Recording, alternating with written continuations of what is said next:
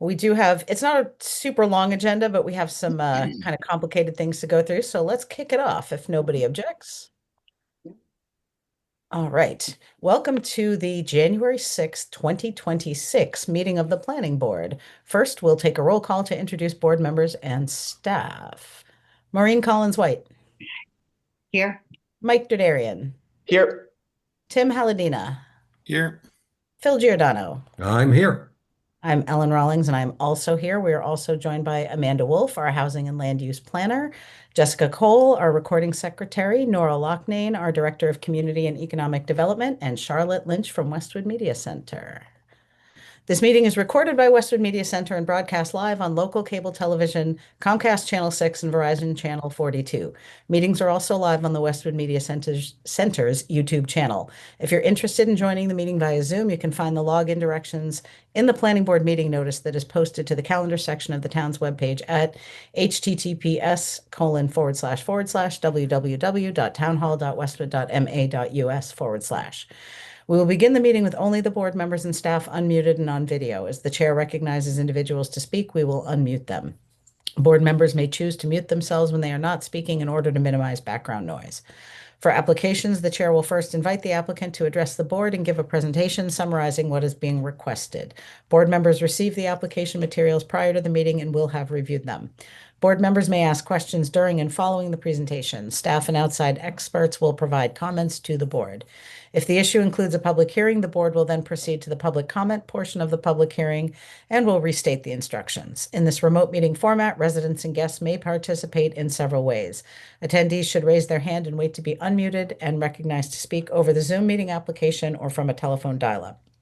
We will be able to hear you, but not see you. Additionally, comments may be submitted by email or regular mail prior to the meeting. When we come to that part of the meeting, I will remind everyone of the process. Following the public comment portion, the board will deliberate and make a decision or continue the hearing to a specific future date. All remote meetings require that votes be taken by roll call. When a motion and second has been made, the chair will ask if there's any further discussion before proceeding to a roll call vote and will then restate the results of the vote. All right. Staff, do we have any changes to our agenda this evening? We do not. All right, then our first agenda item is stormwater presentation on stormwater management asset findings presentation by Beta Group Inc. Welcome, Phil and Courtney. Nice to see you both. Thanks for coming. Thank you. Thank you. Well, good evening, board. We just wanted to give you this opportunity, give the opportunity to update the board on all things Westwood stormwater related to the various things we've been working on. I don't know how much you're aware of the MS4 program, but it's pretty intense. It requires a significant effort from the town to comply, and so we are endeavoring to develop a complete picture of the stormwater management program in Westwood, both current and potential future efforts needed to have a resilient stormwater system. In the end, to that end, the town has obtained a grant from DEP, in which it's a 60-40 split. They are providing the 60% of the funds for us to develop a asset management plan. So along with the MS4 requirements, we are developing potentially a cost for the upkeep and maintenance of the stormwater system.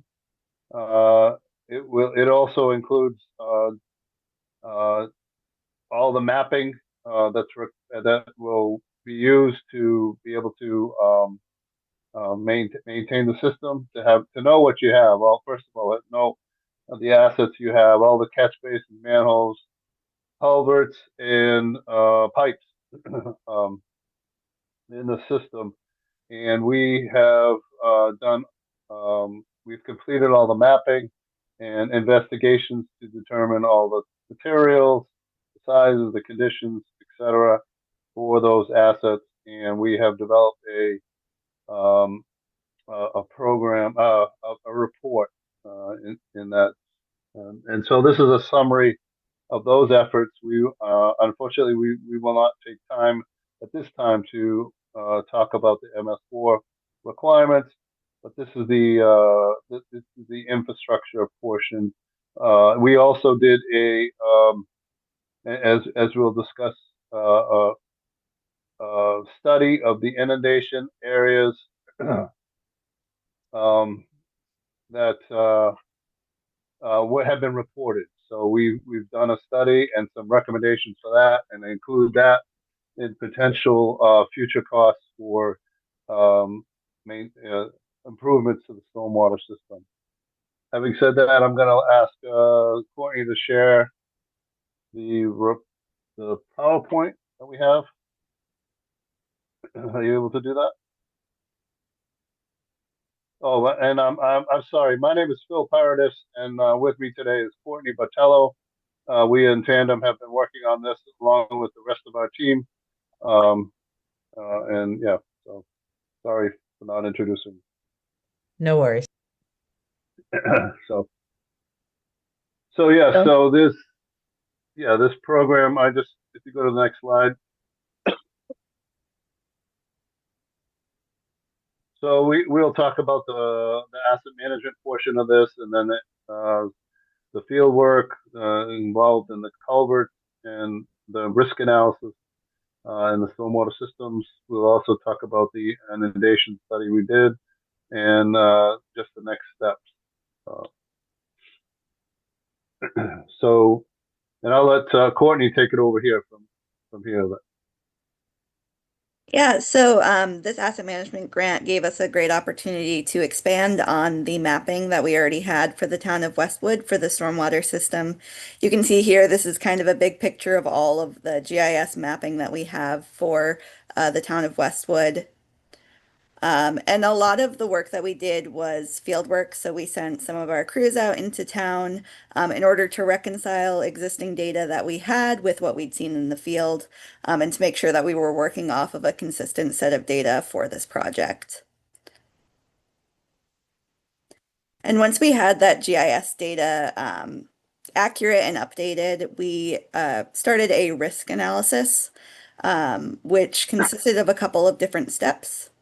But was ultimately to determine the answer to the question, how do we determine which stormwater assets need to be replaced at what time? So how do we develop that framework for kind of capital improvements over time? There are two components to this risk analysis. Those were vulnerability. So that's anything that's internal to the structures that has to do with the likelihood of failure due to those internal factors. And then criticality, or the importance to the town overall.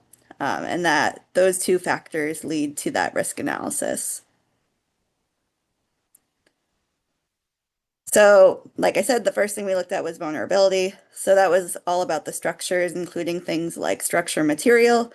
So if it's certain structures are more likely to crack or fracture over time. We also looked at the remaining useful life. So we had some information about when these pipes and manholes and other structures were installed. So we had an idea of how long they were supposed to be there. And then we also considered factors like ease of access for repairs, to determine, whether they were likely to be repaired over time or not. The next thing we looked at was criticality, so the overall importance of these structures to the town and other infrastructure. So I was looking at things like whether there were additional utility crossings that were in the same place as those stormwater utilities. So if there's like a sewer line crossing, a failure of a storm pipe would be a bigger impact than if it wasn't there.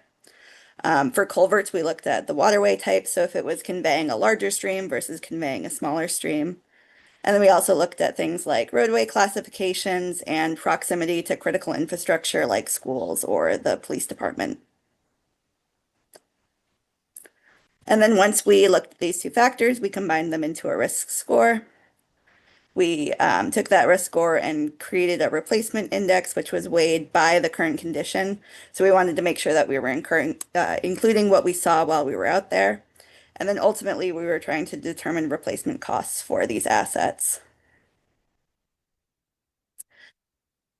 So when we were looking at this, we kind of split all of the assets into two main categories. The first was culverts, and then the second category was the rest of the system. So that's catch basins, manholes, and pipes.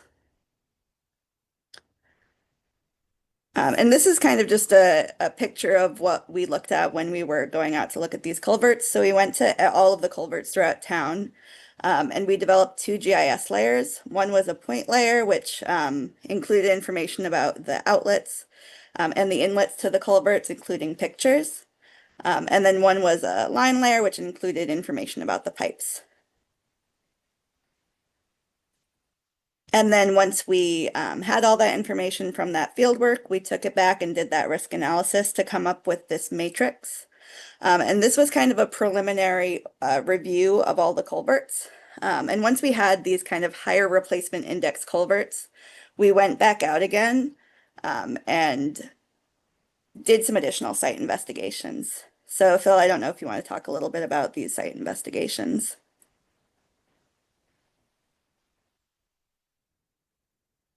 Yeah, so as Courtney said, we had a number of culverts that had a fairly high risk analysis or replacement index, and we wanted to make sure that we would have a realistic cost for the fixing of that. So we actually, according to our matrix, we had only a replacement cost, I mean index. So we further broke that down to what could be fixed by potential maintenance, what could be fixed by just a repair or a slight replacement of the culvert system, or what would require a whole system. So that was broken down. Basically, if you look on the left, you'll see that maintenance would have been just cleaning out the outlet or inlet of the pipe, maybe some excavation. The second, the middle one was a repair, maybe a lining, a decent lining of the culvert. It looks like it's structurally okay, but just needs to be protected from further decay. And then on the far right, you can see that the inner culvert, the corrugated metal, is already deteriorated and collapsing. So that would require a full replacement. And then we compiled all that in a matrix. If you move on, yeah, and each one of these has a description, the index, and what we ultimately decided on would be the best solution to the problem, and then we assigned a general order of magnitude costs associated with those.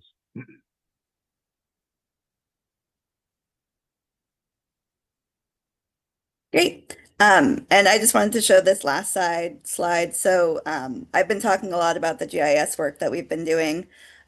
We can also take that matrix that we just showed that has all of those culverts that we need to repair, replace, or maintain, and add that into the GIS data. So as we're looking at project areas for potential projects, we have an idea of what our recommendations were from this study. So that was the culvert part of the study. The second part was the rest of the stormwater system. So that's the catch basins, manholes, and pipes. You can see some examples of some pictures that we took while we were out there on this slide. So as I mentioned earlier, we did a lot of field work in order to reconcile the data and make sure that it was up to date. As you can see here, this is some of the initial field work that we did was to make sure that we updated all of these pipes that we had in red to blue. So that's confirming things like the pipe size, making sure that that's consistent and updated, and making sure that our connectivity made sense for what we were observing in the field. So you can see here, there was a little bit of a change in connectivity. And once we did that risk analysis, we looked at the criticality and vulnerability of all of these structures, and then we came up with a list of recommended maintenance and replacement. So kind of in a similar vein to what we did with the culverts, we went through the highest ranking ones in the risk analysis, and then we came up with a list of structures to be repaired or replaced, and that's detailed a little bit more in our full report.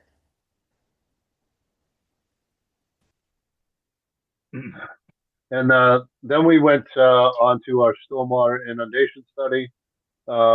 We compiled a list of sites that are known to have issues of stormwater inundation during storm events.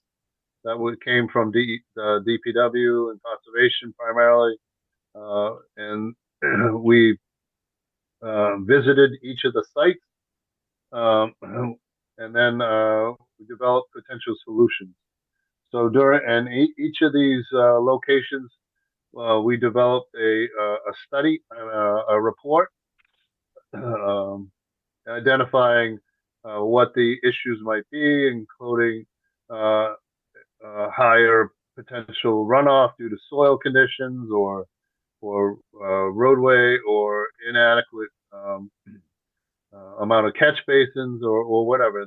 We developed a report, on the left, and then on the right shows the locations and on the system, and we developed a preliminary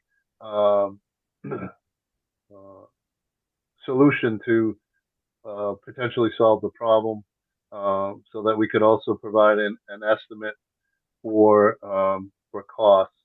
And each one of these, there were some that didn't require anything from a town standpoint, because we found out the issues were mostly on private properties and needed to be dealt with them. Some required some issues were already there was a first attempt by DPW to rectify the situation, and it was unclear at the time whether these solutions actually worked. So some of them require ongoing monitoring, and then there was definitely some very challenging areas in terms of the infrastructure size. The majority of the town system is undersized and is not adequate for the current stormwater event. As you know, climate change has changed the intensity and the frequency of these kind of storm events.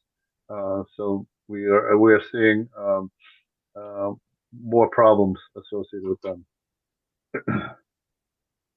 And then, so the report, we just sent the draft to the town for review. For the total, it is meant to be a comprehensive, all the things we just discussed. This is a brief presentation on that, but it is in detail and also includes projected costs for all the improvements that we are recommending and ongoing maintenance and such.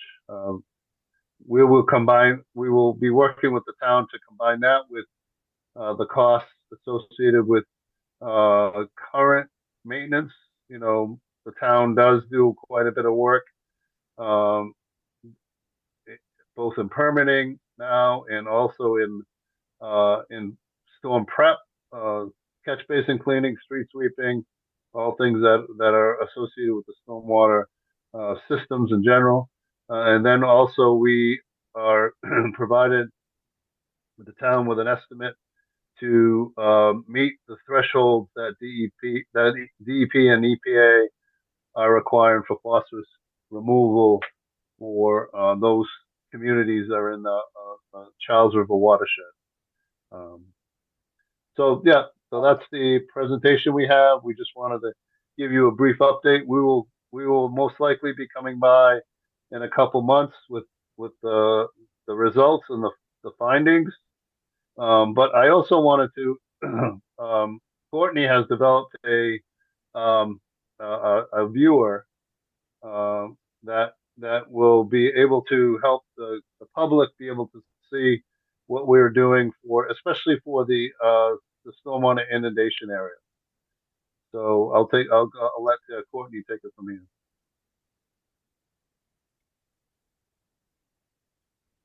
Great. So, yeah, as Phil mentioned, this is one of the products of this asset management grant is this public-facing viewer. This is a draft that we've put together in order to show a little bit about the inundation study and kind of the results of that work.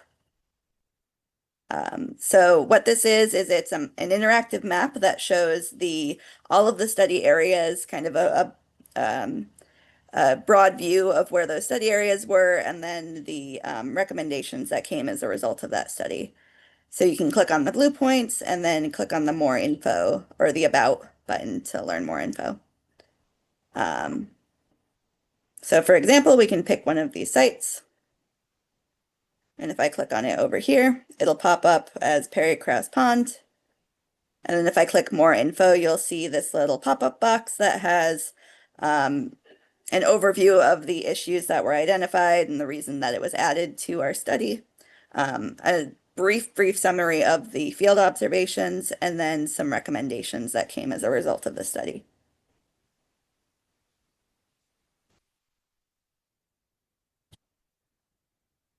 And then, yeah, you can see the about. This just talks a little bit about the the flood study, and that the dark blue points are the study areas, and then those larger blue polygons are the areas that are contributing to that watershed. You can also click on the descriptions on the right, right? Do the Yep, same yeah, and thing? it'll do the opposite. So if we want to look at Hartford Street, it'll zoom into where it is, and then you can see the description as well.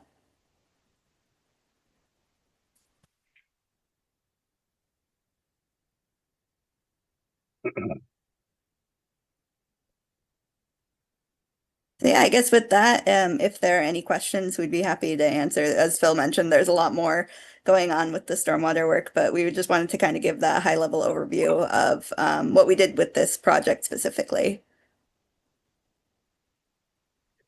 Sorry, I had to unmute myself there. Thank you. That was really informative, and I was very excited to see that we were doing this because stormwater is one of those things that keeps me up at night. So thank you for undertaking this initiative. With that, staff, did you all have anything you wanted to add before I open it up to board member questions, comments, feedback? I'm seeing heads shaking. All right, board members, questions, comments, feedback. Phil. Excuse me. What is this? Just give me a sense in terms of, is this anticipating like a capital improvement in a going forward basis on the replacement index? Could you explain the replacement index a little bit more? Yeah. So so as the DEP had certain criteria for getting this grant, and they developed this risk and vulnerability, risk criticality and vulnerability categories, and so we were actually intrigued on how to do that, and it turns out, I don't think any town that I know of has ever done this kind of analysis ongoing. But it makes sense because what has always been the attitude towards stormwater is unless it's causing problems, it's largely ignored, right? Exactly. And it's not right, and it's not until 1996. There was no real standards for what it needs to do to be able to protect both the butters and the town and the lakes and streams. So a lot of the systems are inadequately designed. They do not provide any treatment and such. And and also some of the materials that were used during different cycles of construction periods are have reached the end of their useful life. Like predominantly like corrugated metal. Most of those culverts are in poor to failing conditions. Some of the vitrified clay pipes are really old and fragile. Asphaltic um, um, uh, asbestos pipe is no longer is now um, a hazard hazard and such. So there's a different all kinds of different situations. And Mhm. what we observed, especially during the inundation study, is that the majority of the town's problems related to flooding is related to the size of pipes and poorly designed systems.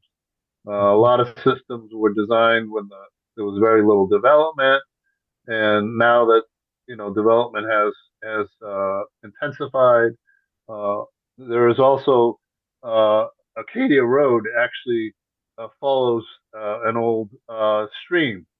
The stream was filled in.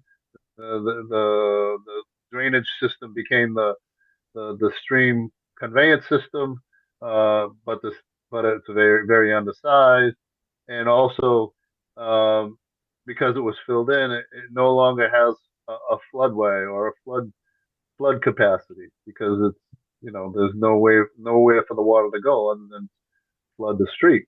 So things like that. There's a whole as you go through the inundation study, you'll see that there's different issues in different locations.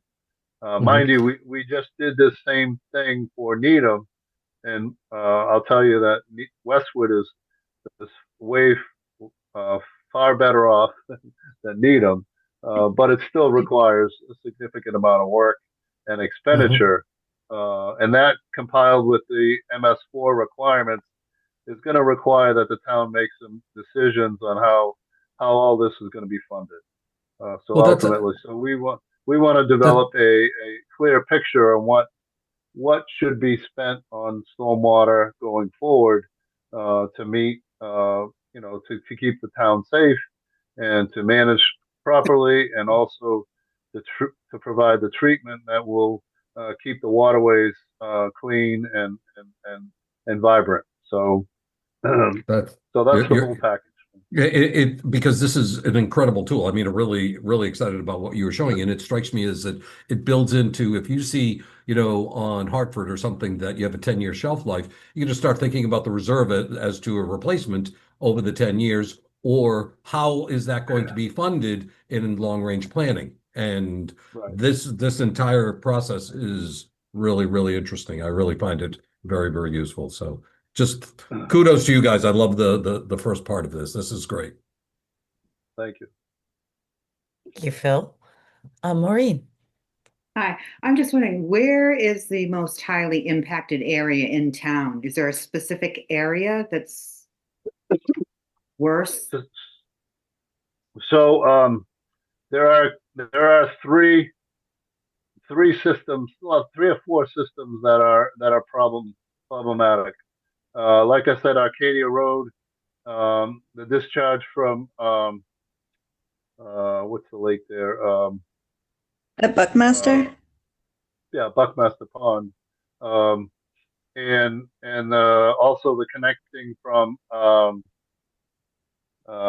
Clapboard Tree Street. There's a culvert that comes in that used to be a stream as well. So that area, that whole area is very challenging during stormwater events. And to be perfectly honest, we haven't had an event that we've had some intense events, but if we had a 50-year or 100-year storm event, that there would be some significant damage done on that roadway and the homes that's adjacent to that roadway. And it also causes roadway closure. Roadway closures also happen on let's see, Hartford Road. The drainage system there is significantly undersized.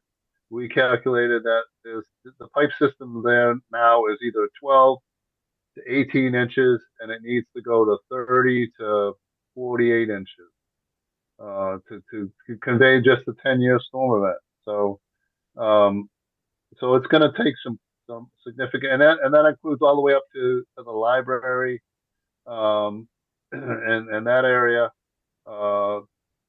Deerfield and such. And then there's another system at Whiting, White, White, White Road, Whitewood Road? Whitewood? Whitewood, Yeah. Whitewood Road, right? There's there's a resident that when it rains significantly, he's completely surrounded by water. And you know, we the first time we went to look at it, was like, oh, this guy has a moat around his house. And such. So and then there are pockets of little smaller problems. But those are the three biggest areas. Thank you. Now, mind you, we only investigated what was reported. Now, Mhm. if residents are being inundated by stormwater and haven't reported it, then unfortunately we haven't caught it yet. Thank you. Does it, Phil, does it make sense to try to do a survey or try to get residents to provide information? Just to get more accurate read, especially for long range planning and budgeting? Um, so yeah, so I mean, we tossed that around. We didn't have the budget in this grant to be able to answer all the problems. So we want to at least be able to cover the known problems right now, and that people have been reporting. We have added some during the process, as you know, for instance, there's a couple more people on Gay Street that get flooded in their rear yards off the Deerfield issue. But no, there was some discussion about that, but we didn't want to open it up completely at this point. My hope is that when people go to look at the viewer that Courtney's created, that they'll say, "Hey, my issue's not on there," and they'll let us know. But you know, Todd didn't want to open it up completely to everyone. So Yeah, I think we looked at like what, 24, 25 sites, something along those lines. yeah, I think so. Yeah. Good stuff. Thank you. Thank you. Mike. Hi, I have a question. I guess when you're analyzing the risk profile of these different areas, and I saw in one of the slides, I think the term was like an intense rainfall event. Are you comparing it to sort of an intense rainfall event that like we may have seen in the past that could cause problems in town? Or is the risk kind of assessed toward maybe like a bigger, mass event, some that we've seen in the US, over the past year or two, for instance, like in Texas? My question is, when you're assessing the risk, are we trying to guard against the mass event, or are we just trying to kind of neutralize kind of bigger rainfalls that we see from time to time? So a couple things associated with that. One is Mass DOT typically designs their roadway systems and the basic infrastructure of roadways to accommodate the 10-year storm event. Unfortunately, the 10-year storm event, say, as depicted in the TP6, TP40 rainfall data, which was done in the 50s, 40s, and 50s, in which it was actually a dry period in the United States at that time. So a lot of the pipe systems are designed using that data. So the more recent data that is now uh, hopefully going to be accepted into DEP's new stormwater standards is the Atlas 14, the NOAA Atlas. They have data all the way up to the current days. So that data indicates, and then there's also been projections made for due to future climate change. Um, so we took a more conservative estimate using the 10-year storm event for the 2070 year, meaning that it would be more. It's going to be more intense than it is now, and Yep. now is much more intense than it was in the 70s and 80s. So Okay, that's good. That's good news. So if we implement some of these things, we should have some, we can rely on that moving forward. right, right, yeah. Thank you. Excuse me. Any other board member questions or feedback?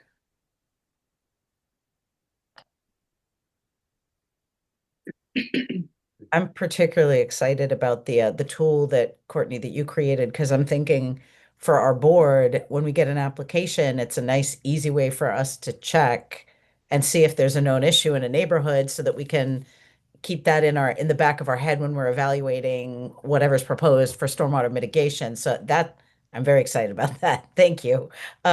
Yeah, I would just echo what my colleagues have said. This is a wonderful initiative. The grant is exciting, and I'm glad that we're going to be able to make some progress. Thank you. Thank All you. right, thank you. Well, we'll be back in the near Excellent. future with future Fantastic. updates.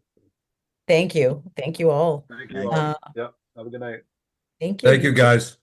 Bye. All right. Sorry, I'm going back to my agenda screen here. Our next agenda item is 200 Nahatan Street. Consideration of request for further modification of solar design review approval for solar canopy project at Westwood High School, 200 Nahatan Street. And do we have, it looks like we do. We have some folks here to represent the applicant team. Hello, everyone. Hey, Rob. Welcome back. Thank you. Do you have anyone with you that you'd like us to wait for before we hand the floor over? Ah, I see Lemma. Lemma and Tom are going to be joining. Fabulous. All right. Welcome, Lemma. Welcome, Tom. Nice to see you all. Hello. All right. Looks like you have your team. Then the floor is yours. Thank you. Great. Good evening, everyone. I'm Rob Kiever. I'm the project manager for the 200 Nahatan Street Solar PV Canopy project going up in the school or the high school student parking lot. So the two design changes that were made through the construction of the project, one of them I would consider relatively larger compared to the other. So the one that I'd like to go over first is the column protection, which I consider the bigger one. And it's just the shape of the columns has changed. Originally, we went with a cylindrical design, which would encompass 3 feet around each of the columns.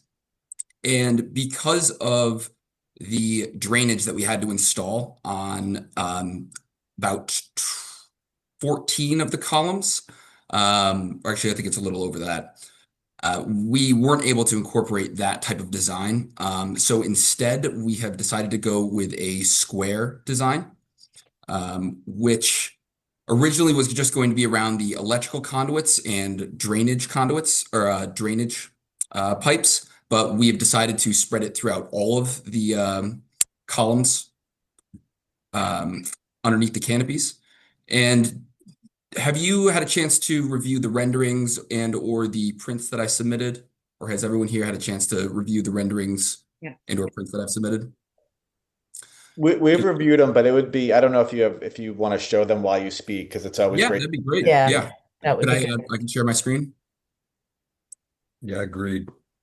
Great. Okay. So these are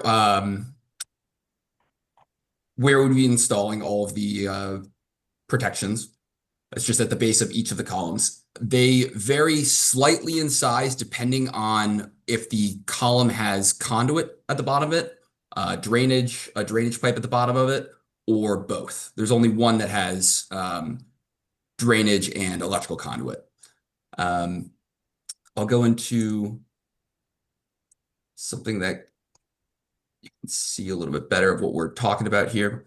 So as you can see, it's more of a rectangular design as opposed to the cylinder that was originally proposed. The biggest concern that we had from both the school and the planning board was the reduction in parking spaces. With this new design, we would actually increase the amount of parking space by, worst case, we would increase it by about 3 inches. Sorry, Rob, are you sharing your screen? I'm not seeing it. I don't know if maybe it's my computer. Okay. Yeah, no, I'm not Oh, seeing you're it not either. seeing it? Oh, I apologize. Excuse me. No, no worries. Thank you. Here it is. So I'll just go over the parking right now that's up. So originally with the cylindrical design, we would be taking about 18 inches from each parking space if it was centered in the middle of the parking space. But with this new rectangular design, we actually were able to reduce that by about 3 inches or so. So the max amount of parking space that we would take up out of each parking space was about 15 inches. And in some areas, it's actually less than that. So we're actually increasing the amount of parking per space in some cases. I know that there was a comment on the wish that we could place each one of these column centers in the middle of where the 4 parking spaces meet. Unfortunately, when you go through the iterations of these designs, we can't exactly place each column where we would like to. A lot of it depends on, the structural engineer where he needs to place them, the underground infrastructure. So it is a mess underneath the parking lot. And so we had to dodge a lot of electrical conduit, dodge a lot of drainage conduit or drainage piping. And so where the columns were placed were pretty much the only places that we could actually put them and make the canopy structurally sound. So we did our best to try to put them in the center of the parking spaces, but a lot of these columns end up being between 2 parking spaces rather than between the 4 corners where they meet. That being said, each one of the existing parking spaces is about 20 feet. And the smallest space that we would be creating with this new plan protection style would be about 18.5 feet, which is still, larger than the commercial parking spaces that are typically seen throughout Massachusetts. So essentially what you would be looking at is, depending on the if it's going to be an electrical conduit or if it's going to be a drainage pipe, this would be the general look. Or sorry, depending on if it's electrical conduit or a drainage pipe, this the size would vary in width, which would be here. So 24 inches would be for a column that doesn't have either drainage or electrical conduit. 50 inches would be the maximum, and that would be a drainage pipe that is relatively far away from one of the columns. And I do have some renderings that I can pull up too, if you'd like to see those. Please. That's something that you'd be interested in. I think that would be helpful. Please. That'd be great. Yes. All right. So this is what we had one of our subcontractors pull together. So essentially we would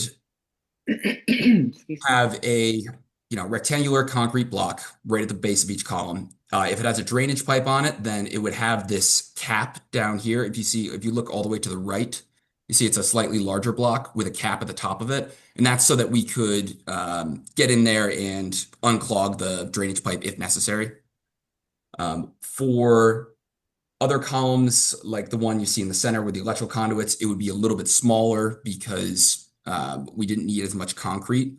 I will say if the town of Westwood would prefer, we could standardize the size of these blocks and make them all one size. That would be the maximum size or the largest block that we have, which I believe is about 50 inches by 30 inches by 24. So if you'd like to see like a parking lot with the same size blocks throughout all of the columns, we could absolutely accommodate that. We just thought that if you wanted us to take up less parking or didn't mind having different size blocks, then we could accommodate that as well. So that is pretty much it for the drainage pipe and conduit protection. If there are any questions, happy to field them right now. There's also another small change to the bike parking portion of the project that I could go over right now, or if you'd like to wait, that's totally fine. Maureen, I was going to say I think we should just see all the materials at once and then move into Yep. questions. But Maureen, if you have something you'd like to ask now, I'll defer. Well, I'm trying to figure out because I went up there and I saw the drainage pipes and the electrical that was down like at the bottom. Those are all going to be covered, is what it looks like. Yep, those are all going to be protected. Okay. That was Okay, cool. Thank you. a thing. Yeah, sorry. Yeah, why don't we look at the bike rack and then we can move into the Q&A portion of everything. Sure. All right. So for the bike parking, I'll just show you an overhead view of what the bike parking looks like and how large it is. So we have a relatively large bike parking pad. And the reason for that is under the SMART program for Massachusetts, which we use to basically pencil these projects, these Canopy projects, you get a certain amount of energy incentives if you cover all of these different bases. One of the bases being that any canopy that you have cannot cover any, or it has to have a significant portion that does not cover any grass areas or an impervious surface. So the reason that we have the bike parking here is because we needed to have an impervious surface underneath the canopy. So this was more about the function and qualifying for that SMART program than it was about providing students with accessible bike parking. Because as you can kind of tell, it is a little bit overkill with it being a relatively large pad and around, I would say, 50 spaces for bicycle parking.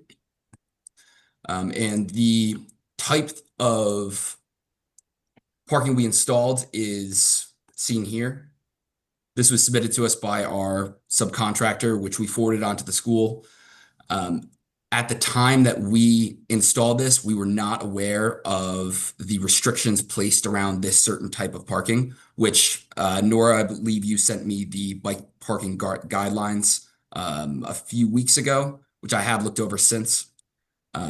It seems to me that it's not as much aesthetics as it is function. And when I was looking over the guidelines, I did tend to notice that, if you go point by point,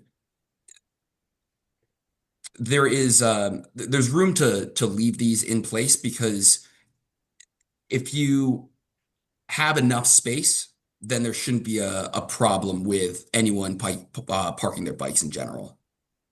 Which happy to go over the bike parking guidelines right now if necessary. Thank you.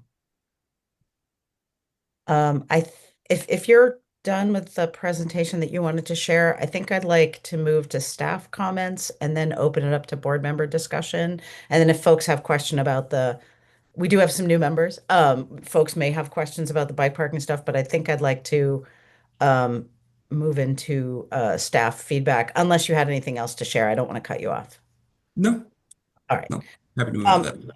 Awesome, thank you. So I will turn to staff. The first request I'd like to make is if staff could put up the approved plans to help us frame our conversation and some of that, because I think, as I said, some of our board members are newer board members, and I don't think they were on the board when we processed this application initially. So I think it might be helpful. Yeah, it was just you and me, Ellen. That's what I thought. So I think that would be helpful context. And while we're waiting on that, Nora, Amanda, any comments or feedback from staff?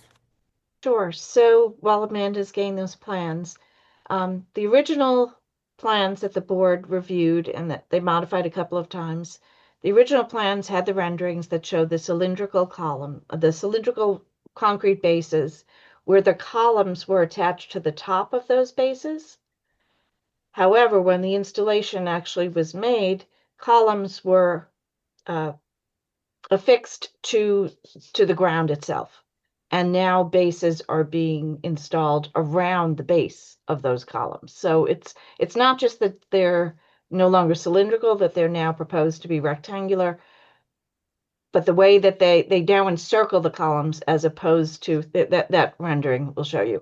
They used to be the base upon which the columns were attached. That was the plan that the planning board approved. So this is definitely different. The steel columns are longer columns. They don't stop at a base. They go all the way to the ground. And now the cylindrical bases will be replaced with rectangular bases that are poured in place around those columns. You can also see that there are no drainage structures that are shown on this. I believe when the project first went to the planning board for approval, the understanding was that the drainage would be at the edges of each canopy. There are actually several points along the canopies down many of the columns.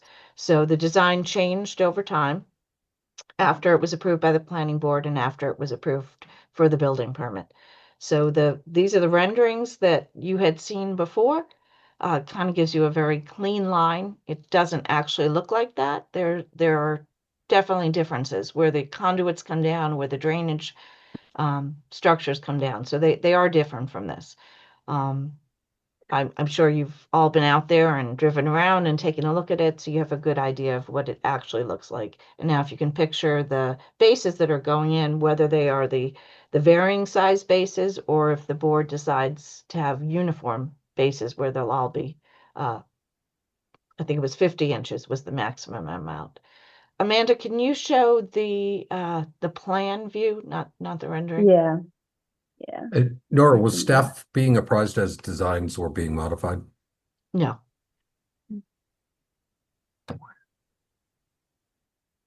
Okay. So here were the November 18th plans. If you could go to the elevation portion of those. Yes. So you can see now this page actually shows two things. It shows the column is being attached to the ground level as opposed to in the rendering where they were in the rendering shown to be attached to an above ground base. So that's a little bit different. These are the plans that actually went to the building permit stage as well. And then you can see down on the bottom portion of it, these plans also show the compliant bicycle rack. So that was discussed at the early stage of the project, and the compliant, the bicycle rack standards were given to Amoresco. I think somewhere between the approval and the first few modifications and the installation, that was lost. So that the plans that were approved by the planning board and that were the subject of the building permit seem to have been used as a guide as opposed to a set of blueprints. Thank I you. have a picture of the existing columns as well that I'm pulling up. Thank you. And Tim, we'll go with you in 1 second. I don't know if seeing the photo or Yeah. the drawing we're about to see might be pertinent. And Nora, in terms of the drainage, because the drainage is now it's much different, especially according to my recollection, as compared to because that's a significant change from my view. It Am is. I correct? There are far more drainage structures that are attached to the columns than were anticipated. As compared to what we were talking about when it first came to the planning board, correct? Correct. So this photo doesn't have any drainage, but this was the photo provided by the electrical inspector that shows how the conduit is exterior to the support column. So if I could just add one other point. So we're at the stage now where this was expected to have been completed at the end of August. We're now into January, The structure is up, but it's not powered, and it cannot be powered until the electrical inspector signs off, and he will not sign off until the bases are in place to protect the electrical conduit. So in all this time, there's no power generation, and there are costs associated with that. Cost to Amoresco, cost to the town as well. So I think there is a desire to resolve this and to resolve it as quickly as possible, and at the least or the most cost-effective means of getting the project completed to the standards that the planning board finds acceptable. Thank you. Tim, I saw your hand up, and then I think I saw Mr. Keever's hand up, but Tim. Yeah, just curious. I read numerous times reference to new drivers, student drivers, and concern. Is that related to the electrical inspector decision now, or was there a specific incident that triggered this, or just curious to get the Yeah, there's no incident that is of concern. Any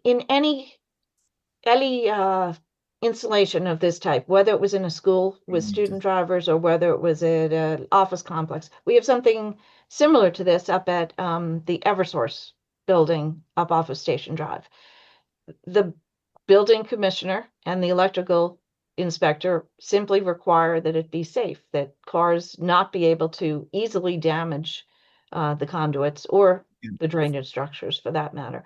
And so the proposal, when it was initially reviewed, had these cylindrical bases that lifted the columns well above the height where they would be of concern. That's why it was approved. It was approved by the planning board and it was approved by the building commissioner because it was a safe design. The concern after installation was that someone could very easily hit the connections. And while that might not cause a true safety issue, the power would go out when the connection was hit. It'll disable the system. And the purpose of the system is to provide power and to provide savings to the town. So that's just not something. I guess my question was, it was an issue irrespective of student. Right. It doesn't matter that they're student drivers. I think student drivers exacerbate the potential for damage, but it's an issue no matter who's driving. Well, it makes it more risky simply because you may have a driver who just got his license a month earlier and coming in, and I think it just increases the impact. So, thank you. I actually have while we're on that particular subject, my question looking at that is that installation even up to code for the kind of installation it is? Like, is that something that, regardless of the fact it's in a park, like, does that has to be rectified in some way? Or, I see Mike Perkins. Yeah. Can you guys hear me? yeah, Mike, Yes. if you can chime in, that'd be appreciated. Yeah, so if that condition as it was shown in that in the photo that Amanda shared, if that wasn't a parking lot, if that was, against a building or in a field someplace or something like that, it would have been code compliant and perfectly acceptable. But the fact that it's out in a parking lot doesn't, and again, it doesn't matter that it's new drivers, old drivers, whatever it may be, that it's exposed to, vehicular traffic and impact is the concern. So something would need to be done.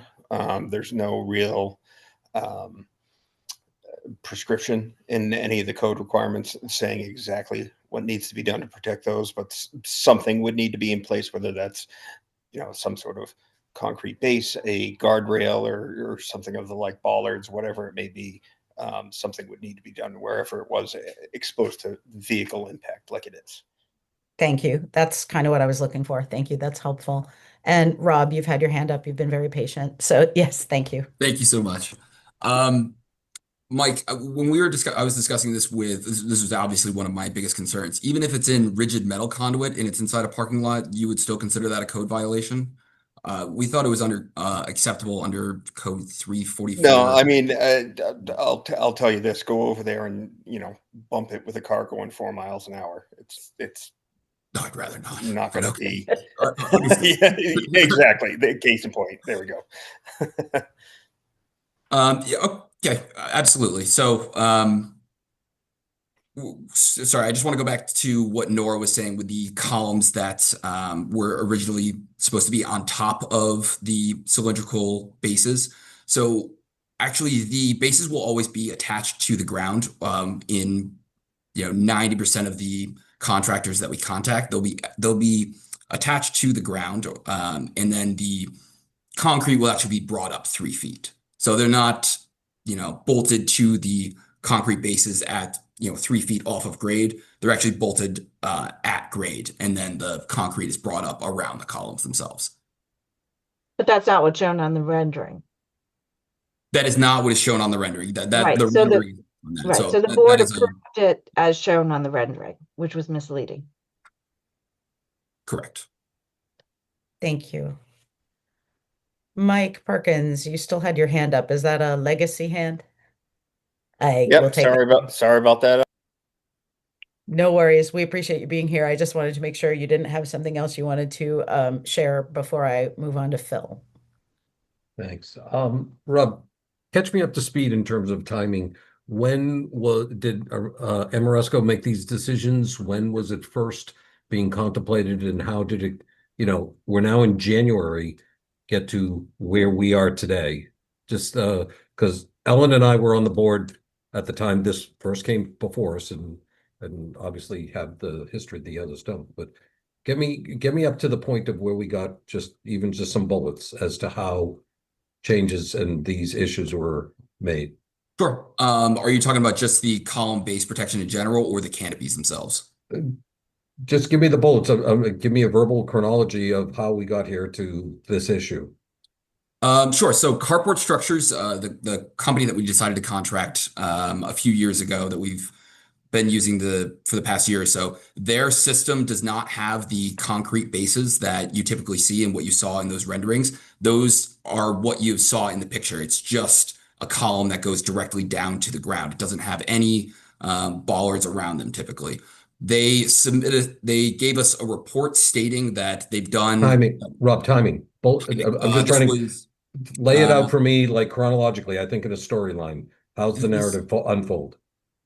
Okay, so let's say we were in contact with Carport Structures in late 2023. They submitted a design to us in middle of 2024. We put that into the civil drawings that were submitted to the planning board in November 2024. That's what you saw in the plans that were shared a few minutes ago, where we have columns directly on the base. So the designs for the structures haven't changed in the past 18 months or so.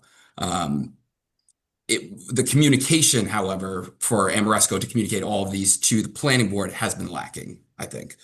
We view these as minor modifications that could be rectified through construction means, but clearly that is not the case, and that's our failure.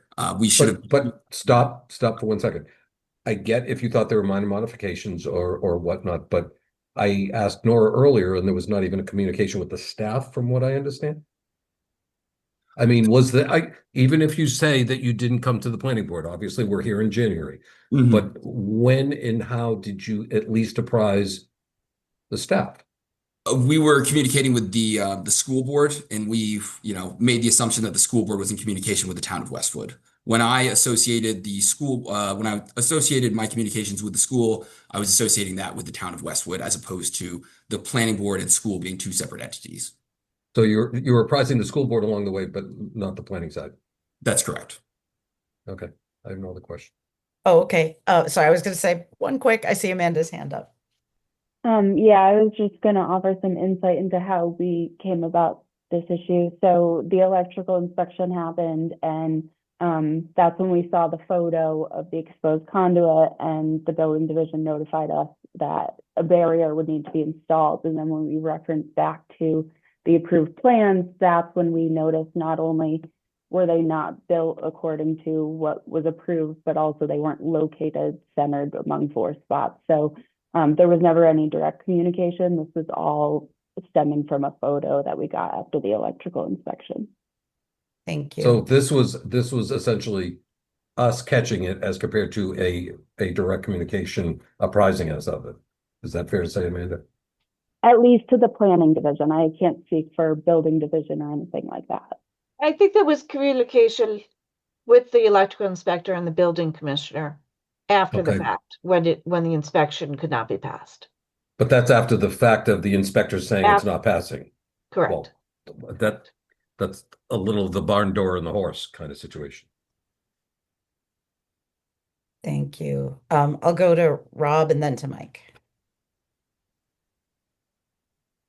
So when we submitted for the building permits, which was last year, the beginning of last year, we did submit the new designs, which contained all of the information on what we were putting up in the parking lot, which was where they were located, which was not in the middle of the four corners. It was in the middle of the parking strip down the center, as well as the structural designs, which contained the new canopy design as opposed to the old one. So all of these were submitted to the town of Westwood. It just wasn't directly submitted to the planning board.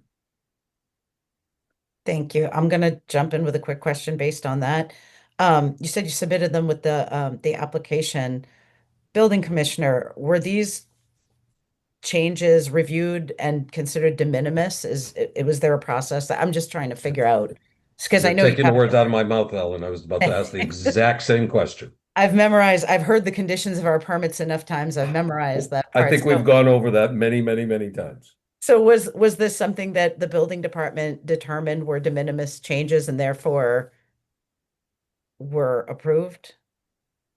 So at the time of the permit review, I think the I guess the noticeable change that you would see in the plans was the fact that the column bases, the footings as they are, were at grade level rather than up 2 or 3 feet off the ground, which in and of itself is a minor de minimis enough change. It's, structural design, whatnot.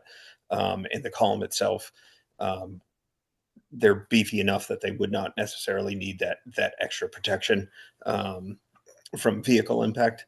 And typically on a project such as this, we don't get the piping diagrams, the conduit diagrams showing exactly where things are. I know in a couple of other instances in town, we've had those I-beams or those H piles or columns, whatever you want to term them. The conduits run inside, so to speak, of the steel, so they're not exposed. They're protected by the column themselves. Some other times we've seen them where they run down either on the backside of if they're against a curb line, the conduits run on the backside, or sometimes there's an extra piece of sheet metal enclosure, I guess, around the column itself, which again isn't a major change, especially if it's not sticking out more than a couple of inches into a parking space. So it's not cutting it down to a compact space or something like that. So at that time, when we saw the picture or saw the plans and saw not the renderings, but the elevation views that showed the footings at grade level, that was sufficient enough for us to say those are de minimis changes, construction drawings, structural aspects, and then, for lack of a better term, the protection or concealment or whatever the pipe would be done in the field in a way that would be sufficient. Obviously, that was not what happened when we went out for inspections. Understood. Thank you. And the bike rack and the drainage, was that in what you received? That especially the drainage, I'm very interested in that. So in my recollection, and again, I don't have the plans in front of me right now. I don't know, Amanda, if you have those.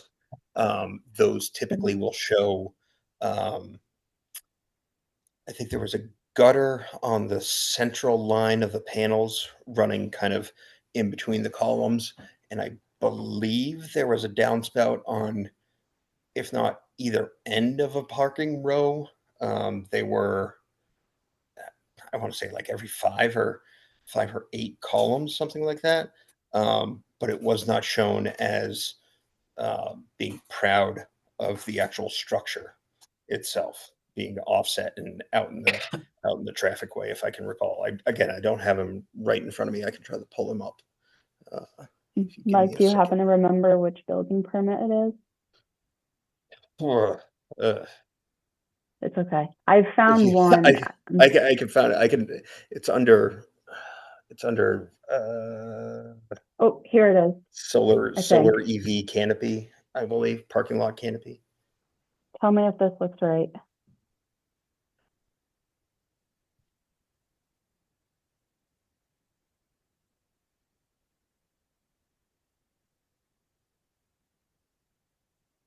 Yeah, that does appear to be what it is. Yes. Okay. Thank you. Thank you. That is helpful. Mike, could you just humor me for the moment, some just bullets of what you considered de minimis and ballpark when, and what you considered minor or not, or major? If you can.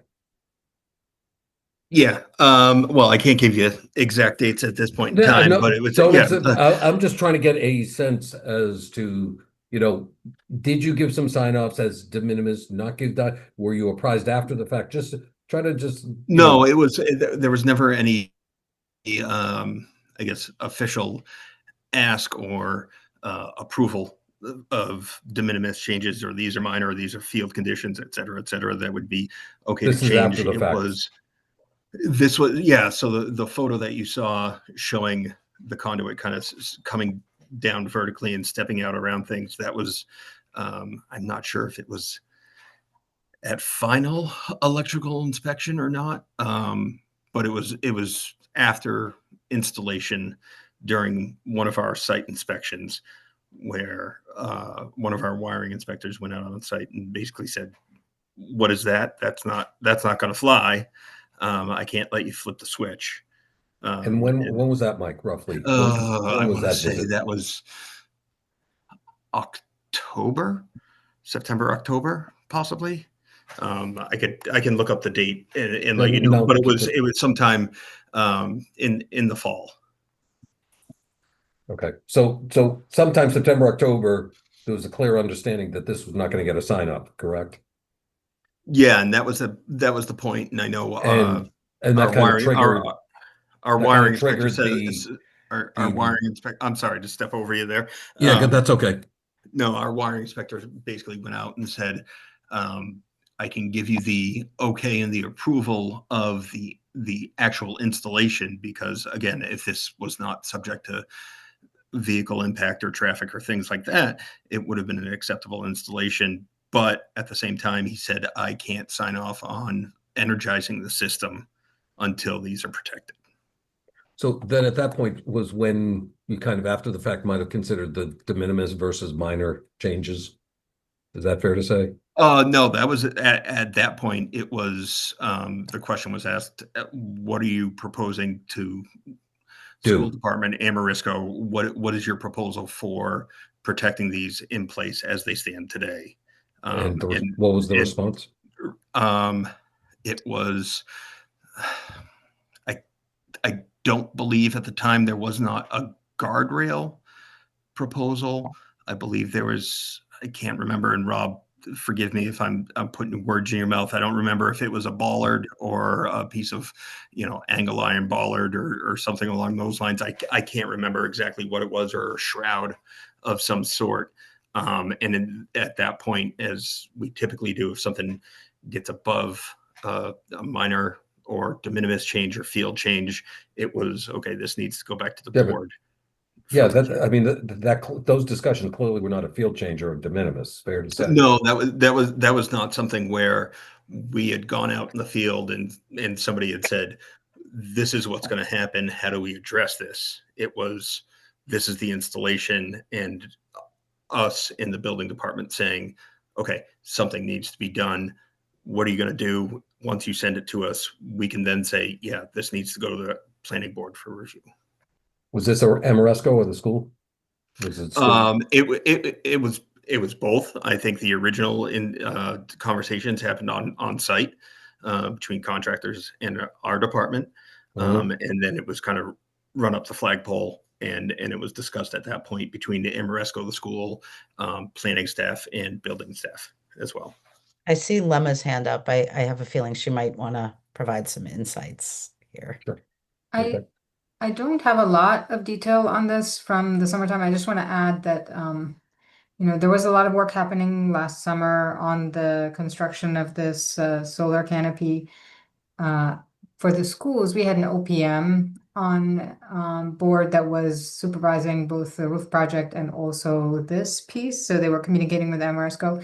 Some of the communication that Amoresco may have been with our OPM. Unfortunately, they're not on this call right now to speak to that, but that's not the same. I want to acknowledge as, consulting with Mike Perkins or consulting with the staff at the town of Westwood about minor, modifications. I do want to note, and Rob, you can speak to this, but my theory on why things occurred, the way they occurred is in part the timeline.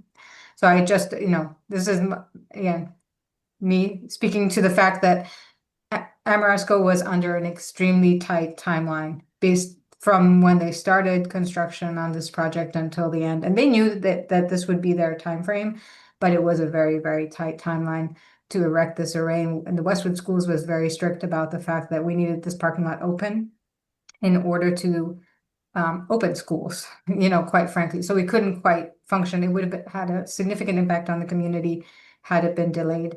Everyone knew about that. Doesn't excuse it, but I wanted to put that out there as as we're being asked about timelines here, this is not something, we shouldn't mention. Thank you. Rob. Yeah, just to follow up what Lemma said, it was an extremely tight timeline. It was more or less a miracle that we were able to build these 4 canopies within the time frame that we were allowed. I think we got into the parking lot in the last week of June, and we were able to open it back up to the student parking in the 3rd week of August, which, I absolutely commend my contractors for doing that. But that was part of the reason that there was, or may have been part of the reason why there was a lack of communication with the building department and the planning board. We were in tight coordination with the OPM that was hired by the town of Westwood, and more or less using the school and him as the voice of the town, as opposed to the planning board and the building department. Thank you. And I will just say respectfully, I appreciate that detail, but our timeline or not, our process is our process. So I'm trying to tease some things out here personally so that we can find ways that this does not happen again, because this is not the first time that And what I'm struggling to figure out is why the OPM did not also just loop in Amanda or Nora. It doesn't strike me, even under a very tight time frame, to keep apprised. And because we're now in January, and this is way after the fact, and this is obviously a issue that has arisen in the past. So it speaks to a process issue, which is probably something to discuss at another time. But this is helpful, I think, context, because I don't want to just complain. I'd like to find a solution. So I appreciate the conversation on this. I see Mike and Amanda both have their hands up. Amanda, you have your camera on, so I'll go with you first, and then Mike Perkins. Okay. I just wanted to add, in fairness to Amoresco, we were in communication with them as soon as we discovered this back in early November, and they did submit an application, and then we held it back while we requested some additional changes. So there's a reason it was pushed to January. That was partially on our timeline as well. Thank you. Mike, you didn't have to turn your camera on. I was just, but thank you. I didn't know. No, Mike, you're a good-looking guy. You got to keep your camera on. Come on. I'm doing other stuff. No, I just want to say I think one of the reasons, and I've been on Rob's side of the table before for a while, and it is confusing. The more players that you start introducing to this process, the more confusing it gets. When you're dealing with not just a municipality, but an owner or a client or a tenant, whatever it may be, and you're told kind of at the beginning of a job, here's our OPM, this is your point of contact, we've hired them and we're paying them to go through the project with you, that's who you're going to talk to about things. When you kind of take that as gospel, and you understand that, you know, for all intents and purposes, that person is acting on the town of Westwood's behalf. It becomes a little bit of, well, I told that guy he was supposed to run it up the ladder to everybody else, and then when that person is 3 and 4 steps removed from either the planning staff or the building department or whoever it may be, because they're going through either school department or contractor, school department, OPM, then to planning staff and whatnot, it gets a little bit wonky and confusing on that end. So I think as far as, again, Ellen, not to say you can't complain about it, but yeah, there is some process stuff that I think should be ironed out in the future, just because I know, for instance, you know, on the Pine Hill School, I was involved with weekly construction meetings on that project. And I don't want to say if I wasn't, we wouldn't have been aware of some of the things, but it was definitely, you know, things get raised in a meeting that might not trickle down to staff because people don't understand either who's responsible for communicating those things, or understanding what the processes are. Westwood is somewhat unique in how we, I don't want to say administer things or how we handle things, but there are intricacies that obviously, like, different towns do different things, and we definitely have some things that aren't typical throughout Massachusetts, I'll say. Well, that's why I appreciate the conversation. As I say, I think the solve is probably for a different time, but the details and the learning and the teaching moments from this experience, I think, will help make the process smoother for all of us. So I appreciate the conversation on this, because I think this is, we have a concrete, no pun intended, we have a concrete example here, and it's helpful to understand where there might have been gaps. So I found this very useful. So I appreciate everybody taking the time to have the conversation. Sorry, I am starting to lose my voice. Any other questions or feedback from board members?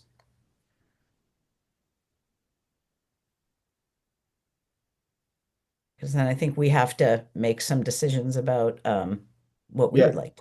Ellen, I have a question. I guess putting aside all the process stuff, and you know, I was gonna well, let me ask one question about the process, and then we can move on from that. Whose responsibility is it to inform, you know, the planning staff or the planning board? Is it the applicant, or is it the subcontractors and the contractors? That's my first point. But putting that aside, the second point is this solely about aesthetics, or is there any functional, putting aside the bike rack, we'll get to that in a second, but in terms of the concrete, is it aesthetic, or is there a functional component that we have to consider here? What about the drainage, which it strikes me as not just aesthetics?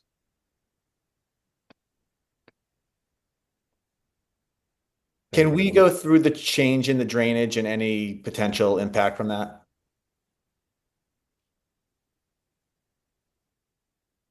Are you looking for Mike? Oh, sorry. Either Nora Mike? or I Yeah. can speak to the change in the drainage if you'd like. yeah, please.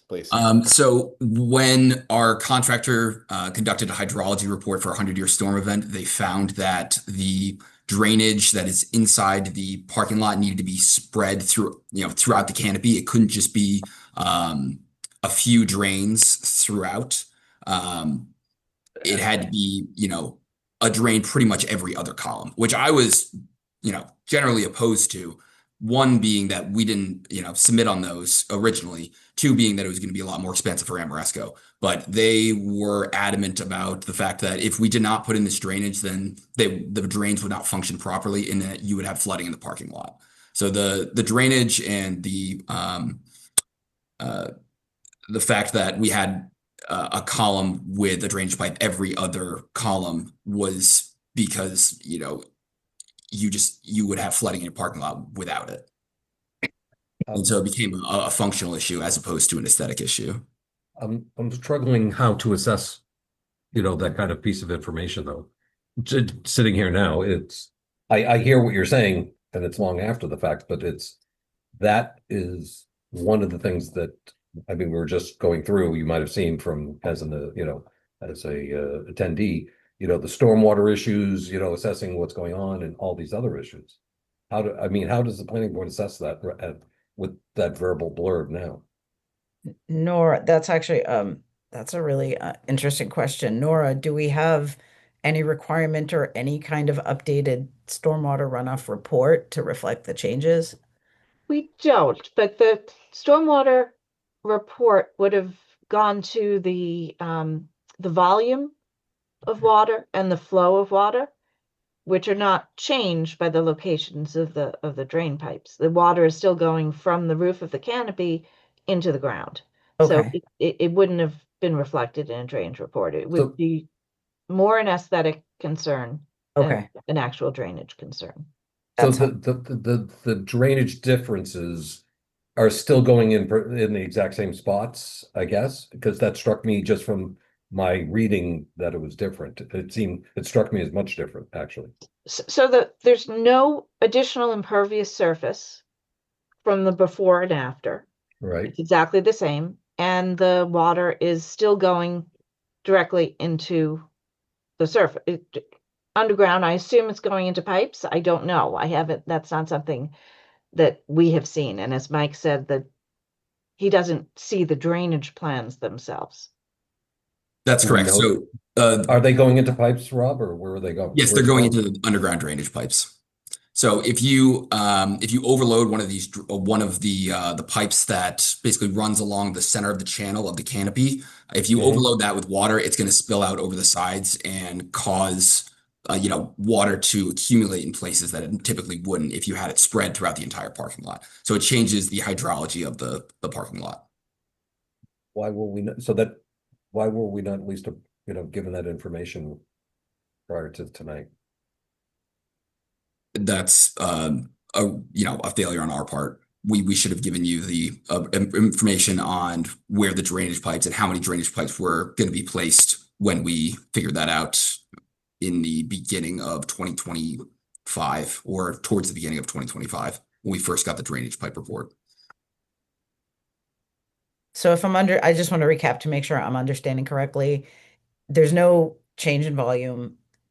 This actually will help divert water in ways that it wasn't going to before, so that it's technically an improvement, and it's all discharging into the same places that it would have originally. Do I have that? It's absolutely an improvement to what it was before. You now have, you're not going to get rained on when you're walking throughout the parking lot, and you're not even going to see any of the water flowing down from the canopies. It's all going to be in the drainage pipes going directly into the underground system. Okay. Thank you. That's helpful. Mike, you had other questions, I think. No, I think so. I kind of confirming this is about aesthetics at this point. Functionally, there's an improvement, it sounds like, and there's no other functional aspects to consider. So, For the drainage, for the conduit, it's about making sure it's protected, right? yes. Okay. Yes. Yeah. Okay. I'm curious. I wanted to get the staff's opinion on the aesthetics of it and whether anything can be improved in that area, or maybe you like the aesthetics. I'm just curious what the staff thinks. From an aesthetic point of view, I think consistency would be valued over inconsistency. So to the extent that the board is interested in a condition that makes each of the bases the same size, I think that would be a more pleasing experience. However, I will point out that making any of the bases larger makes them more of a target for a vehicle impact. So that's where I think you have to balance the aesthetics, which would be a more consistent appearance, over the function. Does it make sense to have additional concrete to improve the aesthetics if that's making it more likely that the concrete structures will be hit by cars? And to confirm, the length of each space is the length of any other commercial parking space. Yes. The width of the spaces is what is the minimum required by the towns. The planning board's parking guidelines require 9-foot by 18-foot spaces. The width of the spaces is what we require everywhere. The length we require is 18 feet. The high school parking spaces were striped long before the planning board parking lot standards that we have today were put in place, and they were striped at 20 feet, not 18 feet. So there was So some they are cushion. actually longer than what's required. So the area that's taken up by the canopy between the structures is not shortening the spaces themselves beyond what is permitted by the planning board. I get it. Okay. So there is a functional difference there in terms of the space that they're going to have. But it's the same size as if they park anywhere else in town, probably. So, Right. The spaces will be shorter than they were before the canopies were built, but they're still larger than what the planning board requires. How many do we have of each type of block, Nora? Do we know? In other words, how I many? don't know how many are the 24-inch and how Yeah. many the 50-inch. I don't know that. Rob, do you? Rob, do you I know do, yes. the numbers? Give me 1 second. Let me pull that up. So for the conduit protection, which is a minimum length of 28, maximum length of 32, and a minimum width of about 30, we have about 12 of those. For the drainage pipe, which has a minimum length of 46, maximum length of 50 inches, minimum width of 28 inches, maximum width of 28 inches. We have about 20 of those. And then for the columns with drainage and conduit, we have only one of those, which is a maximum length of 48 inches, 28 inches in width. And then for those columns without any drainage or conduit, which we're just going to put up, we were going to put up column protection anyway for a more uniform look. Those are just going to be 24 inches by 24 inches. So I think Also, all of these are raising 2 feet above the ground. So they're all 24 inches above grade. So it's important to note that the height of them are all consistent at 24 That's inches, correct. and the width of them, or the depth between the spaces, are all at 28 inches. So there's consistency there. It's just the width along the line of the canopy that will vary anywhere from 24 to 50 inches, depending on what. That's correct. There is a couple of instances with the the conduits where it would be 30 inches as opposed to 28 inches. So 30 inches in depth. in width, I apologize. So if you wanted to have a uniform look throughout all of the canopies, the size of that protection would be 50 inches by 30 inches by 24 inches. Okay. All right. Thank I you. was just going to ask, would you ever consider, or is there precedent for these types of structures to have, if uniformity is really important to folks here, one consistent block all the way through? It sounds like these don't hit the same point in the 4 intersecting spots anyways. I don't know if that's an option. Personally, I'm not bothered by I think from an aesthetic standpoint, I don't think it looks that bad, or relative to just getting to a solution here, relative to also the structure themselves. I don't think it's, in my opinion, these structures are sometimes not the prettiest anyway. So I think we're just trying to do our best here to make it uniform for folks. I just didn't know if that one uniform block would ever be easy. I mean, not easiest, but from a consistency standpoint. Other than that, I don't have much to add here other than the process. Some of these communications are a little troubling to me personally, hearing through all of this. But outside of that, I think seems like we're just in a place where this is just coming down to aesthetics and what's the quickest or most logical solution here. So just throwing out the one uniform stretch of concrete as a. I mean, like a low wall, basically look. Yeah, I don't know. Basically a wall across the entire stretch. Bottom. Yeah. I'm not sure I would sign off on that. That was an option that was suggested for 2 reasons. One, for the uniformity, and another for lessening the chance of cars trying to squeeze between 2 blocks. Yeah. One of them. Actually, So that was a suggestion good that was point. made. And then Mike had suggested, rather than a concrete block around them, if you were going to do it continuously around each of the stanchions, the full length of the canopy, perhaps consider a guardrail. How much space would be taken up though if you added a guardrail though? Wouldn't that shrink It the would be available? it would be instead of the Concrete base Oh, wouldn't be- take up more room, oh, it would be instead of the concrete. right? Oh. A wooden guardrail continuously on either side of the columns. Did you say wooden, Nora? I think it would be a wooden one, yeah. Wooden? Okay. Less likely to Well, I'm trying to have picture Gives me a break. obvious dents over time. But Like- yeah, exactly like that. That was a suggestion to consider that with the around each of the columns. Mm. So I think you have four options. One is exactly what's been proposed with the varying sizes of concrete rectangular bases. One is a consistent size of concrete base. One is a continuous concrete wall, and one is a guardrail. I think those are all the options that are before you. Any Thank- staff recommendations on any of them? I think I'd defer to Mike on that. Okay. And conveniently, he has his hand up. So, and I lowered my hand.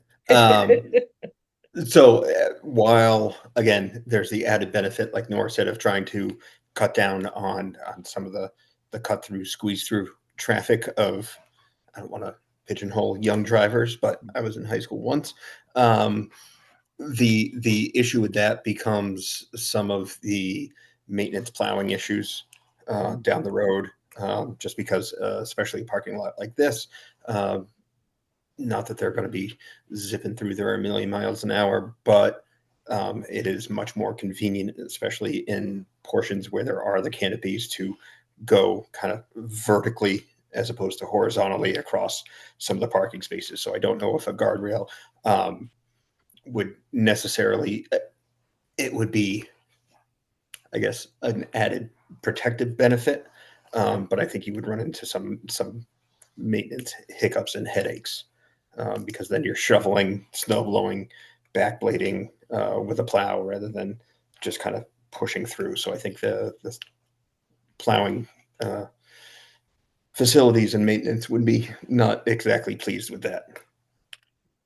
That's good info, because I was actually thinking the guardrail, I was curious about dumping a lot of concrete, like encasing the conduit and the drainage in concrete, because then if you have to fix it at some point, I would think that would be more of a challenge. So the idea of the guardrail seemed appealing, but that's a practical concern that the way these are constructed for the most part is, if anything, well, one, if the concrete is there, it's protecting the conduit, so the conduit necessarily isn't going to get broken. If anything, it's the wire inside, or you've got drainage issues inside the drainage line itself, that can be snaked.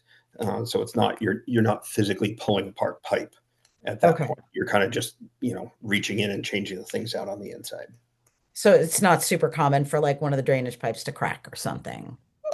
Typically not, unless there's some, if, put it this way, if there's a car that drives into the concrete block hard enough to crack the drainage line, other things are happening. Sure, that's fair. No, that's helpful. Okay, so it sounds like we have a few options, some of which are preferred. Did someone else have a question? Yeah, I was going to throw out, is padding ever an option that's considered around these cylindrical bases if we have all these adventurous student drivers who might be, plowing up against against these bases? I'm just curious. No, because that introduces a lot of other issues when you're talking about that, because padding typically is less than permanent. Curious hands start to, pick and chip and weather and this, that, and the other thing. So yeah, something that's a permanent, weatherproof, year-round installation is preferred for sure. Thank you. All right, if there are no other board member questions or comments at this time, it sounds like we have four, but really three truly viable or desirable options to look at here. So I'd love to hear people's thoughts, board members' thoughts on what you're amenable to. Sorry, what was the third one? The continuous, so there was Continuous wall. Right, there's continuous wall, uniform size consistent ones, blocks, or inconsistent ones. inconsistent, but as appropriate. And then the fourth was including the guardrail, but Mike is suggesting that's a problematic for plowing. I don't know if folks have a preference one way or another. I don't have a strong feeling either way. I could go with either. Oh, no preference. No preference. Maureen?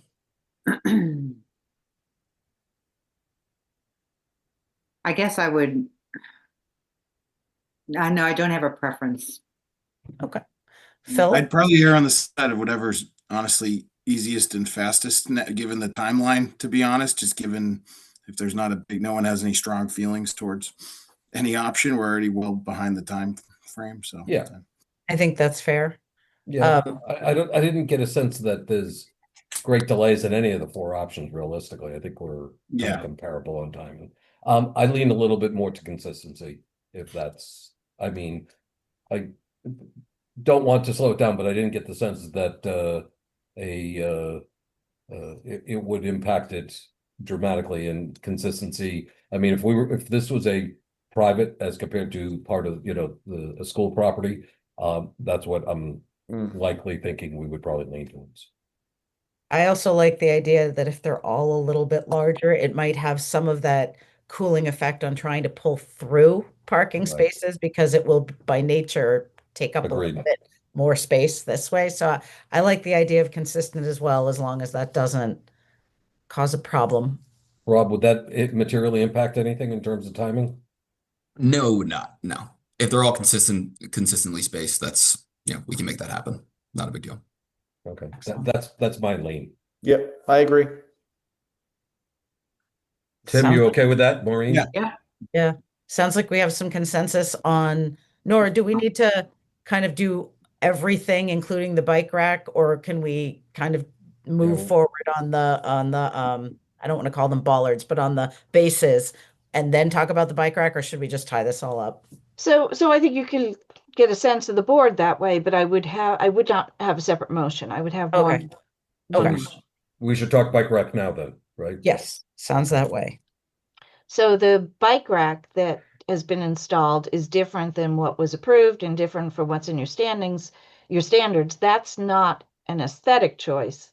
That's a functional choice. So the reason why your guidelines specify the U-shaped one is to allow 2 points of contact for a bicycle to lessen the likelihood of the bicycle falling down and injuring someone or simply being damaged. The ribbon style does not have that same ability unless the bicycles are placed across a section of the ribbon, which then interferes with the bicycle being placed on the next ribbon. So it's a matter of it being less efficient and less effective choice. However, we'll point out that, as Rob said, there are far more bicycle racks installed than were ever at the high school before, and far more than are likely to be used.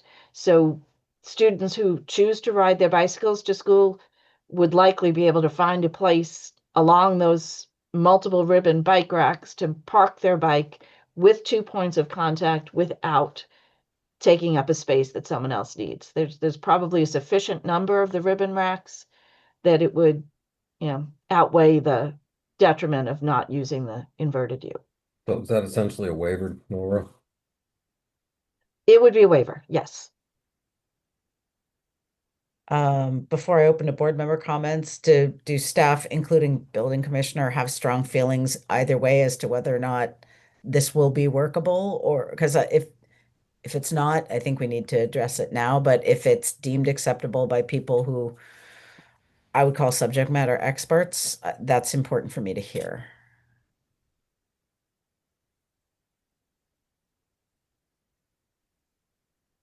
Mike, you want to jump in? Anyone? It Yeah. sounds like what I heard from We- Nora is there's probably enough space that it wouldn't necessarily be an issue, but I think is there any pressing reason that this shouldn't be allowed to exist in the state it's currently in? I think that requiring it to be replaced will be disruptive to the concrete that it's set in and destructive to the environment at the school while the replacement is ongoing. So I think it's actually a better alternative to approve what's been installed than it is to require them to be removed and replaced. Thank you. Mike, you sign off on that? Hello? We might not have. The standards aren't necessarily a building code Yeah. issue, so it wouldn't be anything that he would weigh in on. He would not weigh in typically. on, okay. That's a planning board standard. I'm sorry. Okay. I'm sorry. I thought you were talking to the other Mike. No, No. We were just getting you to, I was just seeing if you could weigh in, but that's a good point, Amanda. Yeah, it's our standards. So do any board members have any objections to accepting it as installed? I would be okay with it as installed. Same. Same. Yeah, fine with me. And Okay. it adds in more bicycle parking is essentially what was said also, Yeah. being that way, the ribbon. I think I'm okay with it too, but I just will like to say for the record, that's not something that I'm typically inclined to be okay with. Yeah. And would prefer for any other applicants and all applicants listening that, these kind of be done the correct way. The standards are the standards for a reason. So, I will defer to expert advice on this, but just want to put it out there for the record that this is, something I This would is- prefer not to see again. Yeah, this is an atypical exception that I would say should not be the new standard of waiver. I agree. Yeah. But I agree, the impacts are too much to ask them to rip it up. Yeah, we should put it on our agenda at some point this year to talk about the process issue and what we can do to minimize or provide some type of incentive or consequence, et cetera, to prevent this from happening, because there's no other way to really vote at this point. So Yeah, no, and just from a historical perspective, that was one of the issues that when this originally came, and it was a process issue, and that's partly why Ellen and I were there, but this process issue existed at the outset. Maureen, yes. I just have one other question. There's a letter from the property owner application. The letterhead has, I think, former board members on it. So I don't know whether that letterhead was from a different time, or is that how that come? I wasn't sure why these folks' names weren't on it, Phil and Ellen. Oh, That's fine, because the form itself stays the same. We do update it on the website every year when there's a change in board members, but there's still older copies floating around, and also through the software that we use for applications, it gives you a different one. So it's okay. It's still dated to this application. Yeah, it's and dated signed for this. yes. Yeah, the names on the top, that's something that just is the result of having it in different places. thank you. Excuse me. All right. It sounds like we've reached consensus on all of the issues we need to discuss on this. I guess the only other one is we have to determine whether or not we feel this is a minor modification, correct? Correct. So before we go to motions, I just want to take a temperature. Is there anyone who is uncomfortable with this being determined to be a minor modification? I think it needs to be, given the circumstances. Understood. If there are no objections, then we can start entertaining motions. I just wanted to put that Yeah. out there for motion. Not thrilled with it, but I think it needs to be. And in order to proceed forward, yeah. All right. Well, then it sounds like nobody objects, so I'm happy to start entertaining motions. I'll jump in. I move that the planning board determine that the changes proposed in the application for modification of the solar design review approval for solar canopy project at Westwood High School at 200 Nahatan Street, as described in the application, therefore submitted to the planning board and filed in the office of the town clerk on December 8, 2025. I think we have two 2025s there, are minor in nature. Oops. Get a duplicate 2025. I second. I have a motion and a second. Any further discussion? Seeing none, I'll take roll call. Maureen? Aye. Phil? Aye. Tim? Aye. Mike? Aye. I vote aye as well. That motion carries. I'll just keep going. I move that the planning board grant the following waivers in association with the application for modification of the solar design review approval for the solar canopy project at Westwood High School at 200 Nahatan Street as described in the application therefore submitted to the planning board and filed in the office of the town clerk on December 8, 2025. Number one, waiver from strict compliance with the planning board's bicycle parking design guidelines. I second. Yeah. Thank you. I have a motion and a second. Any further discussion? Seeing none, I'll take roll call. Phil, Aye. Tim, Aye. Mike, Aye. Maureen. Aye. I vote aye as well. That motion also carries. Phil, I can grab this one. Go ahead. You take the big one. I read a little bit. No, I'm just kidding. I move that the planning board grant the minor modification of the solar design review approval for solar canopy project at Westwood High School at 200 Nahatan Street as described in the application, therefore submitted to the planning board and filed in the office of the town clerk on December 8, 2025, subject to the following conditions. 1. Except as modified by the conditions and findings hereof, the project shall comply with the project plans and with the conditions of all prior decisions for the property in all respects, and the applicant shall pursue completion of the project with reasonable diligence and continuity. 2, if the project or any condition imposed in this decision requires any other permit, license, or other approval from any town of Westwood board, commissioner, agency, or other Commonwealth or federal regulatory agency, the applicant shall make an appropriate application for the same and shall obtain all required approvals prior to the start of any work. If any condition of such permit, license, or other approval from any other board, committee, or agency is inconsistent with this decision, the applicant shall make application to the planning board for an amendment of this decision, and the planning board shall consider such application in accordance with the requirements of MGL Chapter 48, Section 9, and all applicable planning board rules and regulations. 3. Any proposed alterations, modifications, deletions, or changes to the decision shall be requested in writing to the town planner and building commissioner prior to implementation. A. Proposed alterations which are considered de minimis by the building commissioner may be accepted as a note to the file. B. Proposed alterations which are considered minor by the building commissioner shall require the filing of a modification application of said approval for review by the planning board at a publicly posted planning board meeting.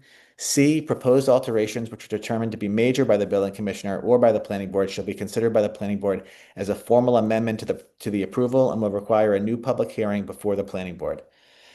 During construction. 4. All project-related construction activities shall comply with the timeframe set forth in the town's general bylaws, Chapter 292 for noise and construction, which allows such work Monday through Saturday between the hours of 7 a.m. and 7 p.m.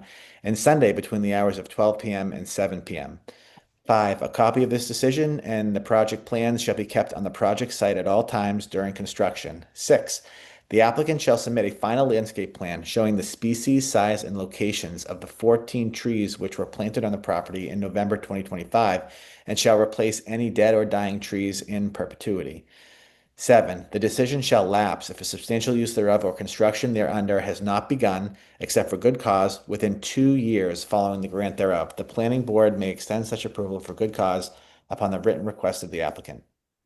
Can I just ask a quick question? Nor did we not get a final landscape plan? So we did get a final plan that shows where the trees were actually planted. The trees have been planted. They actually planted 14 trees rather than the 10 that minimum 10 that were required. And Lemma and Tom worked to acquire trees in early November, and they were planted just before the deadline. But we don't have a plan that shows exactly which type of tree was planted at which location. So we just need that, on a paper for the record so that they can be put in the file so that if any of those trees died, the right type of tree will be replaced in the right location. So that's a pretty minor, just, check the last box on the project. Yeah. And just also making sure the species, et cetera, are supposed to be the proper size, et cetera. Right, So right. we checking off the box. Okay, I second. Excellent. I have a motion and a second. Any further discussion?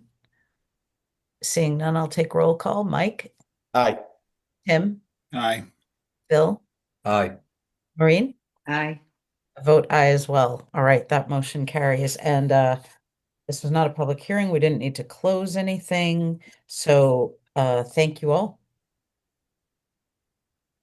And good luck with the rest of the project. Yes. Can't wait to Thank see you. that actually turned on. So Thank you very much, everyone. Thank Thank you. Thank you. Bye-bye. Thank you. all right. Thanks, everybody. Thank you. Thank you. All right, our next agenda item, warrant articles. And this is a public hearing, so I'm going to read a portion of the hearing notice. Nora, procedurally, is it best if I kind of zip through each article number and just the title, or is it sufficient to just read a very short portion? I think you can just read that the portion that doesn't list all of the different articles. Just say that we're having the hearing on 10 zoning articles, and then we'll get into the articles one at a time. That is the answer I was hoping for. All right. The Westwood Planning Board will hold a remote public hearing on January 6th, 2026 at 7 p.m. via Zoom to consider 10 proposed amendments to the Town of Westwood zoning bylaw, official zoning map, and general bylaws. The public hearing will be filmed live by Westwood Media Center, WMC, and available for viewing on Comcast Channel 6, Verizon Channel 42, and WMC's YouTube. Those wishing to participate are encouraged to use Zoom by following the link or going to zoom.us and clicking on join meeting before entering the meeting webinar ID. All right. So our public hearing for our spring town meeting warrant articles is officially open. And I'll hand it off to staff. All right, so we now have 10 articles. When we advertised it, there were 11. Article Planning Board 10 was removed at your last hearing, but it was in the original ad. So we'll just state again that the board is not interested in pursuing Article 10, which would have been alterations to the FMUOD, Flexible Multiple Use Overlay District. So probably the easiest way is to go through them one at a time. And so I can start by sharing the long form notice, and we can walk through these. So this is the notice that was published in the local newspaper, and well, the short form was published in the newspaper. This is the version that was available from the town clerk's office or from the planning department for anyone who wanted to see more details about the proposed articles. So the first article here, this one was drafted by town planner Elijah Romulus before he went out on paternity leave, but he did not complete the article. So he started a draft article related to battery energy storage systems. They are becoming more and more common in this state, and the state has produced a model bylaw that really, they're calling it a model bylaw, but it really doesn't fit every town. They're not all the same. So towns that are taking that, they're taking the model bylaw and they're altering it to best fit their community. And Elijah started doing that, but he didn't finish it. Amanda and I looked into it further and found that the state's guidelines on the implementation of the model bylaw and the regulations that go along with how best storage systems are going to be approved by the state are incomplete. So while we're waiting for those regulations to be completed, we are recommending, instead of going through this lengthy article that Elijah started to draft, we're recommending instead that the board take a pared down approach. And what that approach would involve is taking the definitions of the 4 tier categories of BESS battery storage systems and putting those into the definition section. I'm trying to get to them, they'll come up soon. Putting them into the definition section of our bylaw, and then also putting them into the use table to show where those different tier categories of battery energy storage systems could be allowed. So here we have, there's tier 1 BESS installations, which are systems with an aggregate energy capacity of less than 250 kilowatts. And that's, you know, what's if you have an electric vehicle, that's the standard charger you would, or battery to charge off of your system in your home. It can also be if you have a solar energy system on your roof or a small system in your yard, that it feeds that type of a battery. So that's a very common type. We probably have them already in Westwood, and that would be defined in our definitions, and I would recommend that we allow that in all districts. The next one would be a tier 2 BESS installation that includes systems with aggregate energy capacity of between 250 kilowatt hours and 10 megawatt hours. That's slightly larger. also sometimes associated with a solar facility, especially a larger home solar facility or a commercial solar facility. That could be allowed also in all districts, or if the board felt it needed to impose additional review, they could have EIDR approval for the review of Tier 2 BESS installations. Tier 3 is yet again larger. These are over 10 megawatt hours, but less than 100 megawatt hours. This is a fairly large facility that would store capacities that exceed what you would normally see on a residential property.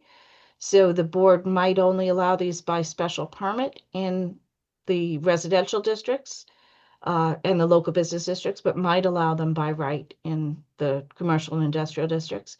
And then finally, we have Tier 4, which is an installation of greater than 100 megawatt hours. Those facilities have to be overseen by the Commonwealth's Energy Facility Siting Board. They're very large installations, and the board should decide if there's somewhere in the community where they think that would be appropriate. I think I would probably recommend that the board consider limiting those to the industrial district and requiring them to also go through a review, whether that's an EIDR review or a special permit review. That's something I think the board should give some thought to. Now, I will say that neither Amanda nor I have any expertise in the BESS systems or in the case law that's related to these. So I would encourage the board to consider comments that you receive from residents who are specifically knowledgeable about this area. And I think that we will be seeking out counsel on this as well. So our recommendation is to just limit this article to defining the different types and then putting them in the use chart and deciding how they would be reviewed, if at all. Some might be allowed by right, some by site plan review, and some by special permit. The rest of the bylaw, I think, is premature to adopt a specific review process that's over and above what we do for anything else. And I also would say that I think that we could amend our solar design review section to specifically reference these types of battery facilities as well, so that if a project is undergoing solar design review, that they could couple that review with the review of the BESS system at the same time. So these are what were in the original article. And I think these uses are more restrictive than they probably ought to be. So what I am recommending is that the board simply allow, I'll alter this here, allow the Tier 1 in all districts. And I'd like to hear from the board if that's what you feel is appropriate. I believe that's consistent with case law, but I also defer to anyone who has greater knowledge than I do. Did you want us to kind of give feedback on each of these as we go, Nora? I think that would be helpful. Okay. Then I see Amanda's hand up, and then we'll go to Phil. Yeah, so as Nora said, neither of us are experts on this, but from the little research we've started doing, it's apparent that there's some Dover Amendment protections, particularly related to the systems with solar facilities, and that's still kind of a moving target because the case law that the state gives as examples shows that the application is kind of constantly changing. And that's where this gets complicated, because you can have for example, a Tier 2 facility that's associated with a solar facility, and that's supposed to be protected.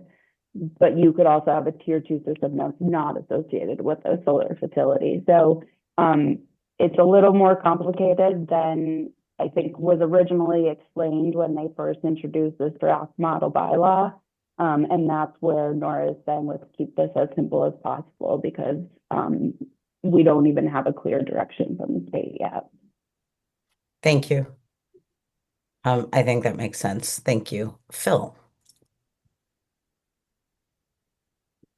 I scratched the surface on, because this is certainly not my area of expertise. And the more I lean against as of right, and simply because I think I like the idea of a almost like a two-step process that you're suggesting, Nora, because this, from the little I scratched, is still unfolding as best as I'm able to assess, and I I think we would be it would be helpful to have more, as you say, comments and people with greater expertise, because um this is this is definitely not my area of expertise, and I lean more towards the caution side as compared to taking a bigger gulp than what we are ready to do.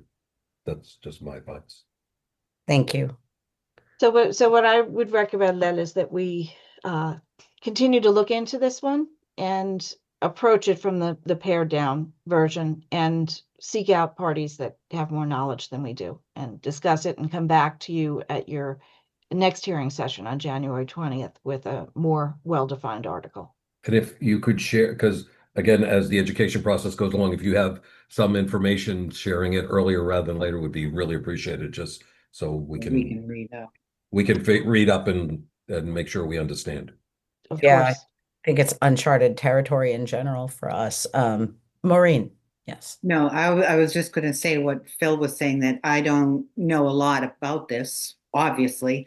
And the definitions, I don't have a problem with those at all, but I would like to have, like, maybe, I don't know, do you do like little in-services on this so that we become a little better educated? Or, somewhere you would recommend we could look for something very simple to explain it to us. Yeah, so when we search out information, we'll provide that information to you. So a greater explanation and some images of the type of facilities that are allowed. Some, if we can get the draft guidelines, we'll get those to you for you to look at those as well. You can take a field trip to Medway to look at the one that they just put there too. Well, I was looking online at one in like Michigan, and it was massive. And I said, well, that's never going to fit in Westwood. Right. It's the size. Maureen, I'm not taking a trip to Michigan. Mike Perkins, you had your hand up, and then Amanda. Yeah, I just want to, well, first of all, unfortunately, there's nothing really simple about about this. It gets complicated pretty quickly when you start talking about these things, especially because the regulations, at least at the state and national level, the NFPA standards and fire code standards and whatnot are playing catch up, because the technology is just moving way faster than any of the regulatory bodies are. I will say that there is one facility in Dover. There's a fairly large ground mount solar array. And I don't know how large the battery system is associated with that. The tier one, what would fall under the tier one definition in here, we already have several dozen of those in Westwood. That's your home battery systems that are typically installed with not every single, but probably at least a quarter of home solar installations. So those are already here.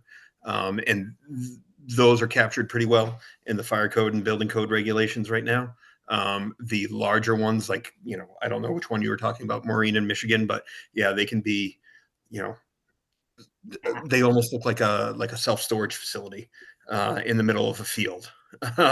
So I don't know where those would necessarily go in Westwood, but it is something to think about where you want to have these if they are allowed, because without those regulations, you'd have one of those in the back of somebody's yard with a, if they've got 5 acres, they've got the room to put that in. We can capture it from a permitting standpoint, and the fire department will be able to capture that from a permitting standpoint. But whether or not we want to regulate or limit or require certain things in addition to those code regulations and standards is another question. But again, it's not a simple let's adopt, like Nora said, there's not a one size fits all regulation out there right now. And there's some municipalities that want these just from a, development or income standpoint, there's other places that don't want them anywhere near there. So there's a lot to work through there. So it's a complicated issue. It's going to take a little bit and a lot of research to figure out. Thank you. Maureen, did you have another question? Yeah, I guess what one of my concerns is, like the battery life, I guess is right now only like between 8 to 15 years. And what do they do with those batteries when at their end of life? And then like the solar array, do they have an end of life? And then where do you put them when those are no longer any good? I guess it's more like, do they recycle them or is it just a landfill? No, there's I mean the lithium that's in the batteries, those are heavy metals. You can't just dispose of those Right. in a regular old landfill. And given the growth of EVs and batteries and all electronic, I mean, your cell phone, your computer, everything that has a lithium ion battery in it, the market for recycling is growing, and so there's more emphasis being put on not just throwing these things away, but to recycle them or pull them apart and reuse them in different places. Same with the solar panels. The life cycle is a little bit longer than it used to be. They don't necessarily just die; they lose efficiency. So even if you've got an old array, it's just not generating as much power as it did 15 years ago. So they're not worthless. So it's not like you've got these things on the roof, then you're just gonna throw them break them up in your backyard, put them in a trash bag, and throw them away. So there's incentive to keep them. Again, if you've got the infrastructure at your residence or your business or your property to have this installed, it's going to behoove you to replace those over time. So there is a mechanism for recycling and pulling apart and reusing those as well. It's not just, you're not just scrapping them and throwing them in the river or something like that, or a landfill. I hope not. Thank you. Thank you. Any other board member questions or comments on this article at this time? Looks like no. I'm looking forward to hearing more on that later. Did you want to take public comments one article at a time as well, or do you want to open those up at the end? That actually probably makes sense. Yeah, That it way does. people aren't waiting so we'll do that. All right, so we will take public comment on proposed article, is it PB1? Yes. On the battery energy storage systems. If you would like to make a comment, please feel free to raise your hand and we can promote you to speak, or you can enter your comments in the Q&A. We would just need your full name and address either way for the record.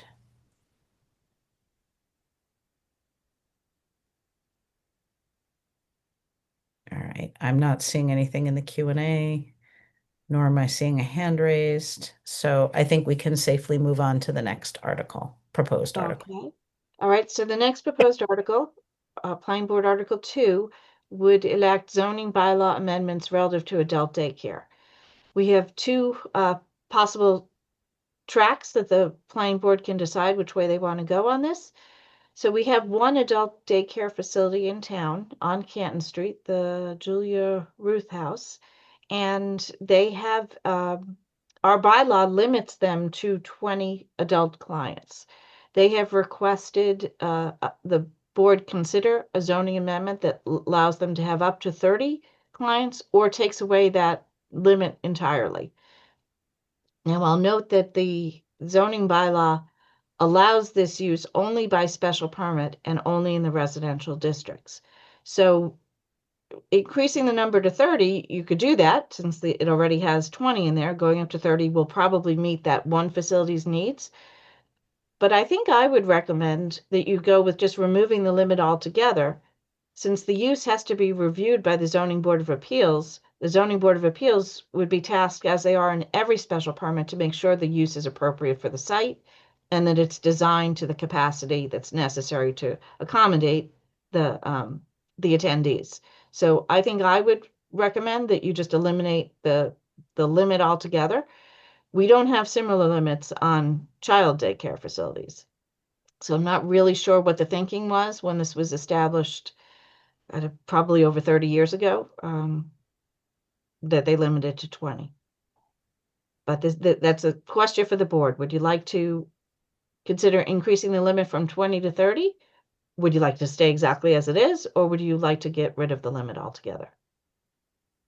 Thank you for that framing. I see, we'll do Amanda and then we'll go to Maureen. One thing I just wanted to add to what Nora said is, in addition to the ZBA approval, it still would be subject to all state laws and regulations around this. So it's not like it would result in overcrowding. They would still be subject to any regulations that would apply at any facility. Thank you. Maureen. And I did one little quick review. The maximum capacity is based on the square footage by and licensed by Massachusetts. So I know this Julia Ruth. I'd be comfortable with 30. I'm not sure what, her long-term plan is for the place. So my understanding is the 30 probably works for that one facility, but if there's another facility that's proposed in the future at a different location, and it's a larger facility, if you limit it to 30, that facility would have to be limited to 30, no matter how large it was. Got it. Thank you. Phil. I guess my question is it a numeric limit or a limit in a ratio with square footage, which would have some effect of saying this existing facility can go up to 30, if whatever the numbers may work. But then if someone is essentially getting a triple the size square footage, then that ratio would automatically effectively give them that greater ability to be able to do that. That Right. was my So that our was my bylaw, thought. our bylaw does not have a ratio. It simply has a numerical limit. The Right. license that's needed for the facility that it receives from the state and the review that the zoning board of appeals would undertake would involve making sure that there were not more people than could fit in the size of the building that was being proposed.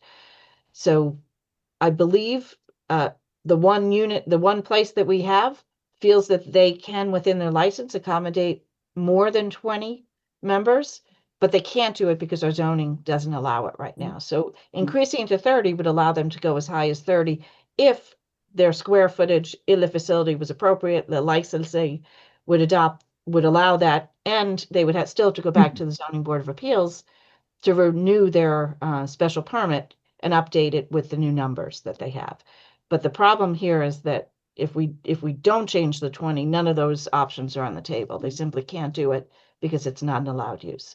If we change it to 30, any facility, that one existing one or a new one, could go up to 30, but because it's not a ratio, they would be stuck at 30 no matter how large their facility was. Right. If we take away the limit altogether and simply permit adult daycare facilities operated by the owner of the premises by special permit, then we leave it to the ZBA and to the state licensing organization. Thank you. I'm I- curious I to hear did- from Maureen a little bit more. What do you think about that? Well, it all depends where it's located, because don't forget, if you have, say their occupancy is 50 cars or like 50 people, then I'm thinking that's like 200 more cars coming in and out of an area over the course of a day, which, to some places, it's nothing, but to others, it's a significant increase. And I know this is all in the pretty much the residents, correct? This is all for residents. Yes, it's only permitted by special permit in a residential In the district. residents. So the zoning board of appeals, in reviewing that special permit application, has to apply its criteria for special permits that include considering effects on the neighborhood. So it's already being addressed by the zoning board of appeals. Any application they're looking at to see if it's appropriate to the neighborhood that's proposed in, and if it's not, they don't issue the special permit. So this numerical cap is over and above the zoning board. It's tying the zoning board's hands so that even if they think it would be appropriate to have something that has greater than 20 units, they're not able to issue that special permit because our zoning bylaw limits it. Okay. Yeah, in the state, it's the license is being based on the square footage from the state. So, Right. you know, they've got a cap that way, unless they decide to build something bigger. But so that was just my thought, you know, and then the state's got all sorts of other requirements that would be required. So, and I'm sure Julia's looked into that stuff. Thank you. I did Mike Perkins and then Amanda and then Tim. Yeah, just a point of clarification on the square footage versus number of clients or visitors, whatever we want to term it. So the square footage number doesn't come into play unless that sets the max occupancy allowed in the building, not the actual individuals being cared for in the building. That's set by the state and their ratios of caregivers, similar to you know, child daycare, where you've got certain ratios of caregivers, teachers to children. It's the same thing with the adults. So you might have a building that has an occupancy, you know, a max occupant load of 100, but if you've only got caregivers for 5 people, you can only have 5 people in that adult daycare. And then just to piggyback again, what Nora was saying, the ZBA would review any applications that would include traffic and also the off-street parking available for that facility. So if you've got a residential driveway that's got 4 cars, space for 4 cars in there, I don't think the ZBA is going to be giving you an approval for, a 75-person adult daycare facility. Yeah, because the state does, direct staff, then you need an RN, and then you need a dietitian. So they have all their qualifications that the building itself has to adhere to. So we would say, I mean, when I say we, I mean, building code wise, we would say, great, you can put 100 people in this building. The state would say you can only care for 4. Thank you. God bless you. Thank you. I know. It is what it is. Amanda, Thank you, Mike. and then we'll go to Tim. Yeah, thank you, Mike. That was helpful. Yeah. One thing I just wanted to add, because this topic came up throughout the housing production plan conversation, even though it's not directly tied to housing in this case, there's immense demand for these programs. I have experience working with them even prior to my life as a planner, and sometimes years just to get in. So if there's a facility interested in taking on more capacity and has the resources to do that, it's not like that service will be not taken advantage. And I think the other thing to consider is we don't zone for just one business. We zone for, the entire community. So if there's an opportunity in the future for a larger facility, by eliminating the cap altogether, as we do with all the other types of daycares in town, we're not placing any future barriers on that. Thank you. Can I ask one question, or if this is often in residential, but would be commercial in terms of how is that working? So right now it's not allowed in commercial. It's I guess it's an accessory use of a residential structure. That's how it's phrased now. I think we have it as a principal use, but it does say it has to be, let me just get it back up there, operated by the owner of the premises. So I suppose it could be, someone could buy a residential structure or a structure in a residential district and operate it solely for, it is table of accessory uses. I'm sorry. So that's right. So it's an accessory use to a residential structure. It's not currently in our bylaw as a principal use. If the board was interested in that, you could make a change and add it as a principal use. But right now it says an accessory use. And that actually was my question, because if this is just an accessory use as compared to, a daycare chain or something that's all of a sudden coming in, that's, I think, a much different kind of situation than what this is. Yeah, and childcare is exempt from most zoning control under the Dover Amendment, which is a little bit different. Adult daycare is not exempt. So the town does have the right to review this and decide what it permits and what it does not permit. So when this was initially established, and I didn't look, I will check before your next meeting to say see when that was, but I think it was at least 30 years ago. When they first came out with this, town thought it was fitting to put a cap of 20 on the facility, on this type of facility. So we have the one user in town, the only one that has ever come to the town asking for approval, and that would like to have more than 20. Yeah, I guess the fact of it in accessory use is the thing that I'm saying kind of dovetails into a conceptually a cap as compared Yeah. to a principal use, which would be, the adult daycare Inc. coming in and coming in to open a facility of some Mhm. sort. And that's so I with that, I guess I lean a little bit more towards Maureen's idea of a 30, since it stays only accessory as compared to just removing the cap. But I'm open It to would stay other. accessory either way, whether you Yeah. remove the cap or keep it at 30. That's what the way the article is written now. So unless a majority of board members want to add it as a principal use, that's not part of Right. it. It would stay accessory. My point is if it's considered accessory, that in itself kind of is a limiting feature, so to speak. That's a reason to have a cap, or not that makes a cap more logical. Right. It's a more logical cap Yeah. that should exist, I guess is Yeah. the point. That I agree, and I tend to err on the side of being responsive to the party that put forward the recommendation for 30, and not necessarily peeling all the way back, because I know you mentioned barriers to future opportunities, but I think we could probably, my understanding is we could cross this bridge again if needed down the road, right? So I'd err on the side of 30. Yeah, I kind of lean towards that thing. Thank you.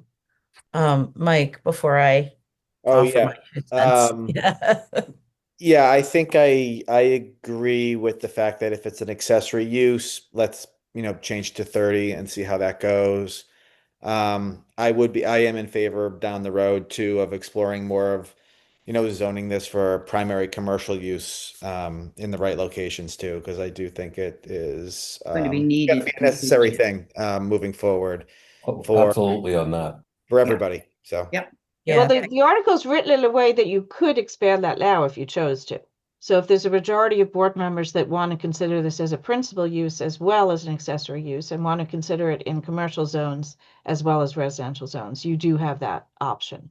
We advertise this very broadly. Well, I guess that's I would ask you. I believe there's definitely a demand. Have we had a lot of inquiries of people either as an accessory use or inquiries from people who would want to open it as a primary use? Are there people who are wanting to do that and just simply cannot at this point in time because we don't allow for it? I personally have not heard from anyone who's interested in doing that, but I have heard from people who would like to see more adult daycare in Westwood, but I have not heard from a potential operator. Okay. sorry, can you talk about the accessory use though? When you have 30, if you're running a daycare with 30 people, I mean, it's a little more than accessory to your residents at that point, right? Like you're running a pretty big commercial enterprise, I would think, in terms of the staffing that you have and the number of people. I'm just curious, like how we distinguish between these two things, the commercial part and then an accessory to a residential use. So a residential structure by its nature is the principal use of a facility. If they use their structure to operate a business during the day, that can be an accessory use where it's permitted. So whether that is a home occupation, or in this case, an adult daycare facility, we do consider that an accessory use. But Okay. yeah, I agree. Depending on the size of the home and the number of parties that they invite into their home, it could make a difference. Now, if you have a very large home on Grove Street, set back from the road, not visible with plenty of parking area, you could probably accommodate 50 or 60 people without even noticing it. If you have a house on on Gay Street up close to the road that has very little parking, you probably can't even accommodate 20. So I think it's all site specific, and that's why it's a zoning board of appeals special permit. So the zoning board can review the specific application at the specific site. Thank you. Mike, does that That Yeah. makes sense. What comes Okay. to mind here is when you have someone who runs a small day, small childcare facility with 5 or 6 kids, right? You see that kind of in a lot of different places. But to Nora's point, there are probably houses big enough that you wouldn't bat an eye with 60 people in it. So I take that point. Thank you. I still see Mike Perkins' hand up. Mike, was that a legacy hand or did you want to share another thought? I guess it was a legacy hand, but I can also weigh in. Just there are some fairly large childcare facilities in town that are accessory to residential uses. The barnyard on Canton Street. It's a single family house. There's a fairly, I don't know the number of kids that are there, but it's you know it's more than 20. I know that, and that is an accessory use. There's a couple other accessory uses that are in some of the church buildings in town as well. So it's not out of the question that there are existing houses and areas in town that could accommodate something larger than that. Thank you. Yeah, I guess this is probably not this is a moot point, but that distinction doesn't logically make sense to me. That seems like more of a commercial, a primary commercial use, the barnyard or whatnot. So, but I don't think that affects what we're doing here. So I I think just, to meet the request that's before you, We'll go with just 30. increasing the limit from 20 to 30 meets that request. The question is, do you want to do more than that? Do you want to consider this as a commercial use as well, a principal commercial use? Do you want to allow that in other districts? Or do you want to just simply address the concern that's been brought to you? Yeah, I think that is an excellent question. Before we move to Mhm. public comment, I think I'd like to get a sense from board members. Do we just kind of want to work with what's before us, or do we want to take on Just work exploring with it. commercial use? Okay. Maureen, I yes. think I'm fine with just working with what's before us. And if we get somebody that says, hey, we want to come in and do it, Yeah. Yeah. Work with that's it. just my Yeah. thought at this point in time. yeah, I say let's work with what we have and go to 30. Okay. And Mike, any strong opinions either way? I'm fine with that, and maybe this is something when our plans for the spring come along. And Phil, I remember you volunteered, and we go look to see where we can up our commercial kind of activity or efficiency. Maybe this is something we look at, where these types of places can fit in. As long as it gets a little warmer, Mike, I'm not going out in the freezing cold. We're gonna walk the town, Phil. That actually It's good sounds for like me. I'll get my steps in. Mike, I You think that walk the makes good town, huh? sense. If we're talking about expanding commercial uses with one, I think it makes sense to fold that into the larger discussion. I like that idea. All right, so I'll open the floor to public comment on this proposed article. If there's anyone who would like to comment on proposed Article PB2, the adult daycare article, please raise your hand or enter your comment into the Q&A. We would need your full name and address.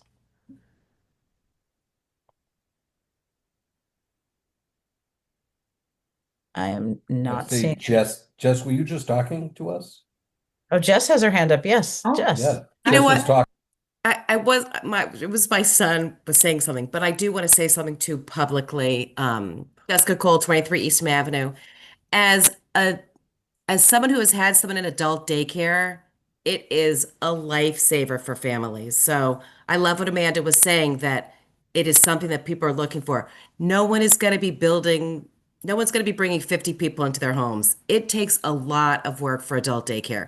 These are not people that are driving there. They're probably getting in a van with 5 or 6 or 7 people and going there. These people cannot drive. These people cannot take care of themselves.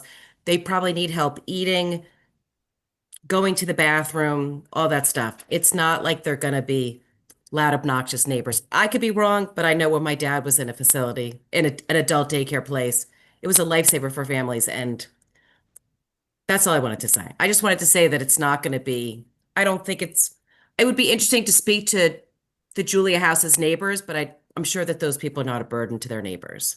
They're not. I live not that far, so Right. And you probably don't even know that they're there. I'm no, sure from like 8 to 11, you probably see a couple of cars, but I don't think it's no, and crazy. And I then don't think you need pick a lot up. of parking either. Yeah, yeah. No, thank you. Thank you.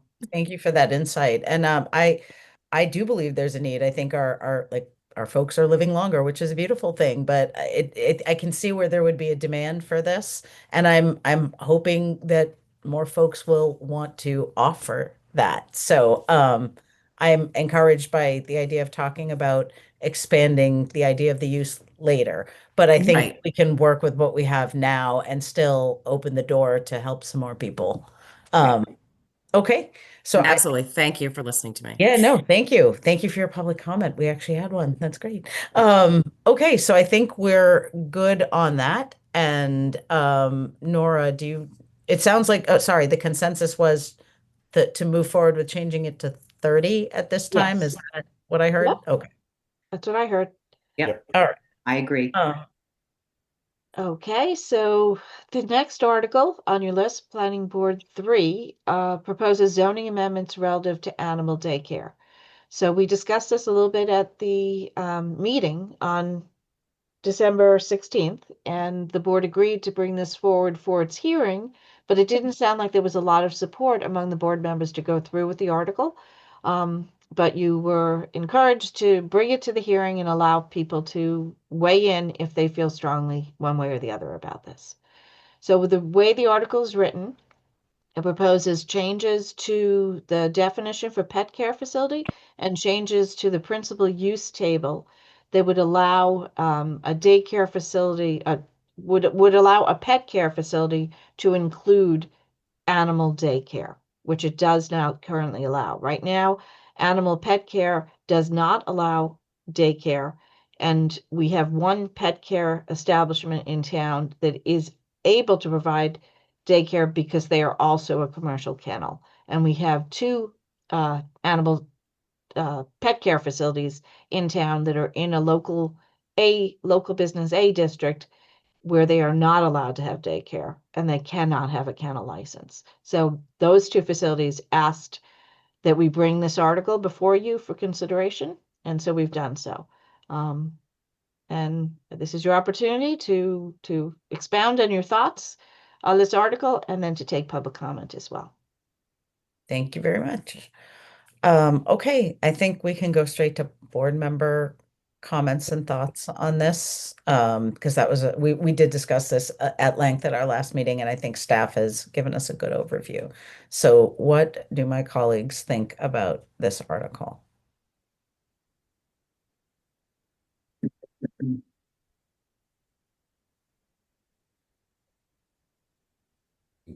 Unmute. I'm comfortable with bringing it forward. Not wedded to any concerns specifically. And we talked about it quite a bit the last time. So, with, I guess, further thought, I'm okay with it. Thank you, Phil. Anyone else have a strong preference for it, against it? Fine with moving it forward in its current state and seeing what public discourse brings up? Yeah, that makes sense to me. I think our discussion last time was more centered around, what brought it forward versus the content itself. So and if there's public comment, I'd like to hear. Thank you. Any other board member thoughts on this at this time? No, Nora, we don't have to, we can move forward with this for quite some time. And then still, if it seems like it doesn't make sense to go all the way to town meeting, we still have the opportunity to remove it, correct? You do, up until the second hearing before the Finance and Warrant Commission in late March. Okay. That would be your last opportunity to withdraw if you were not interested in pursuing the article. Okay. And by then, hopefully we will have had input from the residents and obviously from FinCom as well, which might help guide us Yeah, I was just going to Yeah. suggest we hear from FinCom that might change a little view, but I think otherwise I'm okay with it. All right. So the draft you have before you would have two regulations for animal daycare. One would be a pet care facility that does not have animal daycare, which is what we currently have now, that's allowed in the local business districts and allowed in the highway business district. Then we would add another use that's a pet care facility with animal daycare, and that would be allowed only by special permit in the local business districts, the highway business district, and the industrial office districts. So that's how we've drafted it so far. And we can, unless you have requests to change the way it's drafted, we'll leave it that way and see if anyone has a comment. Any board members have objections? I'm fine with it. Okay, Me Yeah, too. Yeah, Yeah. I'm fine with that also. excellent. Straightforward.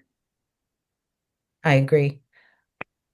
All right, then I will open up the floor to public comment on PB 3, the zoning bylaw amendments relative to animal daycare. If we have any members of the public that would like to share thoughts on this, please raise your hand or enter your comment or question into the Q&A. We would need your full name and address for the record.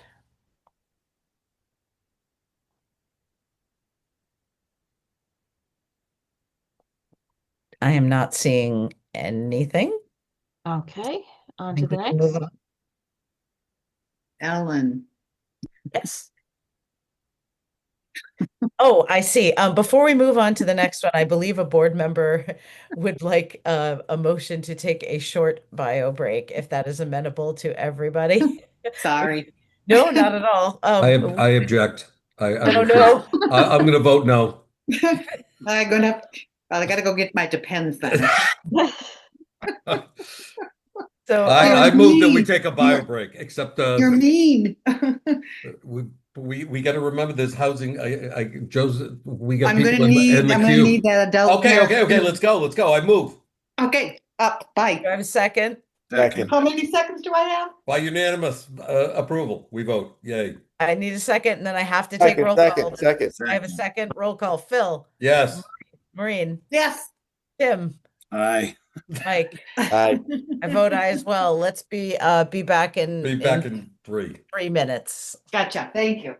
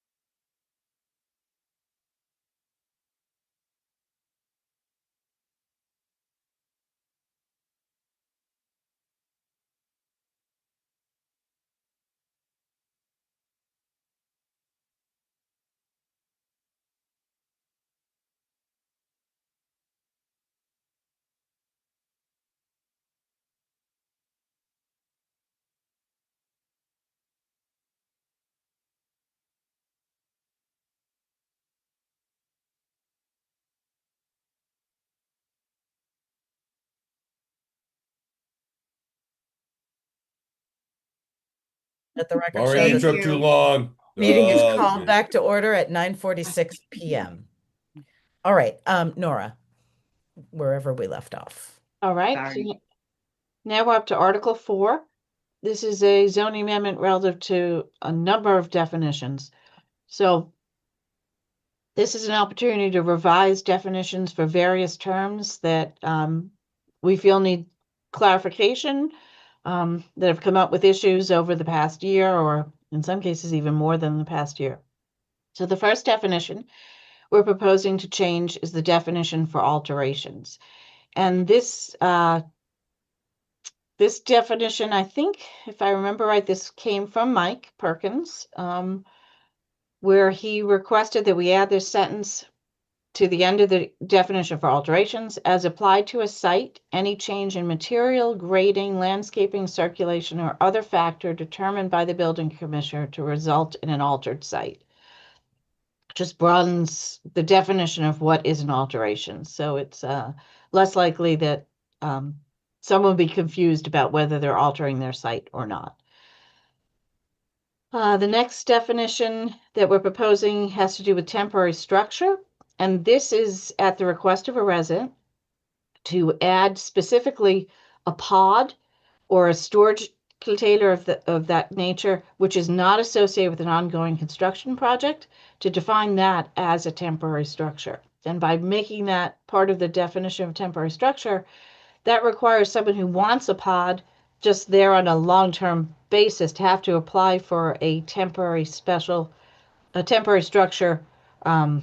permit from the building commissioner, and therefore it would have to be limited to no more than 12 months. Those temporary structure approvals that come from the building commissioner are valid for 6 months and can be renewed one time. So this is a little bit different than if you say you're doing work on your house and you have a pod that's placed in your driveway to accommodate your furniture while you're renovating a room in your house. That's okay, because that's under a construction project. It's associated with that construction project. But if you just decide you clear out your in-laws' home, which is being sold, and you don't want to put the material in a public storage facility, instead you put a pod in your driveway or on your front lawn, and it sits there for 3 years. That has a greater effect on your neighbors. And so that's how this request came into being, and the recommendation is to amend temporary structure to specifically include pods or storage containers that are not associated with the construction project. Thank you. The next definition is a change to the motor vehicle light service definition, and this is to address electrical vehicle charging facilities. So right now, motor vehicle light service is premises for supplying fuel, oil, lubrication, or minor repair services, but not to include body work, washing, rinsing, polishing, waxing, painting, and or major repairs. Fuel is not defined there. So if someone wanted to put up a charging station right now, it would be considered a motor vehicle light service establishment if they put a charging facility. So this adds a exception to a motor vehicle light service to not include electrical vehicles charging facilities, and then we define those separately. So that'll be in the next definition down the line. Here we add 3 new definitions, all related to electrical vehicles. One is accessory electric vehicle charging station, which is defined as an electric vehicle charging station that requires the user to pay for the distribution of power to an electric vehicle. Charging stations that do not require payment are not considered pay to charge. Then we have an electric vehicle charging facility, which is a facility or location containing multiple pay to charge electric vehicle charging stations that is not considered as an accessory use to another business, residential, or other use on a property. So essentially a standalone operation that is pay to charge for your electrical vehicles. And then we have an electrical vehicle charging station, and that is the structure itself, a freestanding or structure mounted means of providing the charger to an electric vehicle. And then the fourth definition in this category is a pay-to-charge electric vehicle charging station. That's an electrical vehicle charging station that requires the user to pay for distribution of power to an electric vehicle. Charging stations that do not require payment are not considered pay-to-charge. So 4 different categories of definitions that would allow the building commissioner to determine where a charging station falls into which category, and therefore whether or not it's allowable at particular locations. Thank you. Any board member? Phil, yes. Could we just go up to number 1 on the alterations, Nora? Yes. The red line says any change in material, I would say materials, but I would just add material change or other material factor, because by just saying any change, some de minimis change technically I think falls within it. And I would put the letter S after materials, yeah, and then or other material factor. That's the only suggestion, determined, or on the left. Or other, sorry, other Material factor. I think it just, I mean, the whole point of this is not any, completely nominal or minor change, de minimis change. That to me would make it perfect. Okay. Thank you. Any other board members with feedback on this article? I'm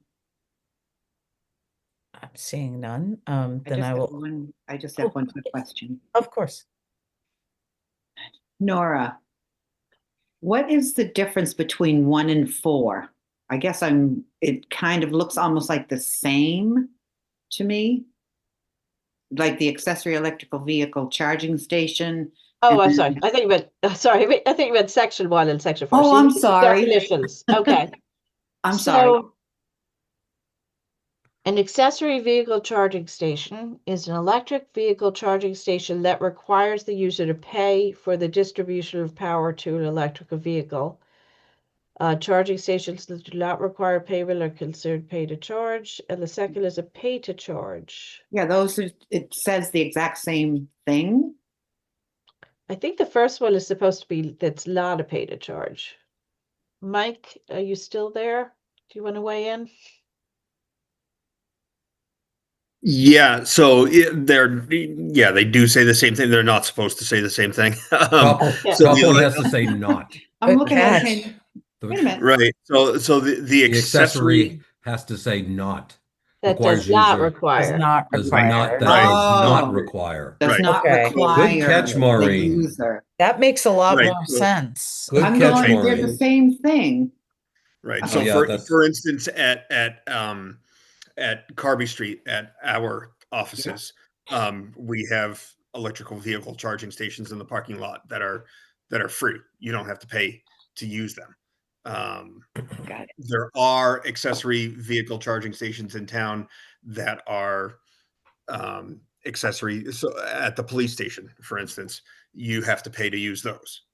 So there's a slight there's a slight difference in there. And then I don't know if we want to totally get into this one yet. If we want to keep going in order, there's a few more reasons for the different definitions there for the EV chargers.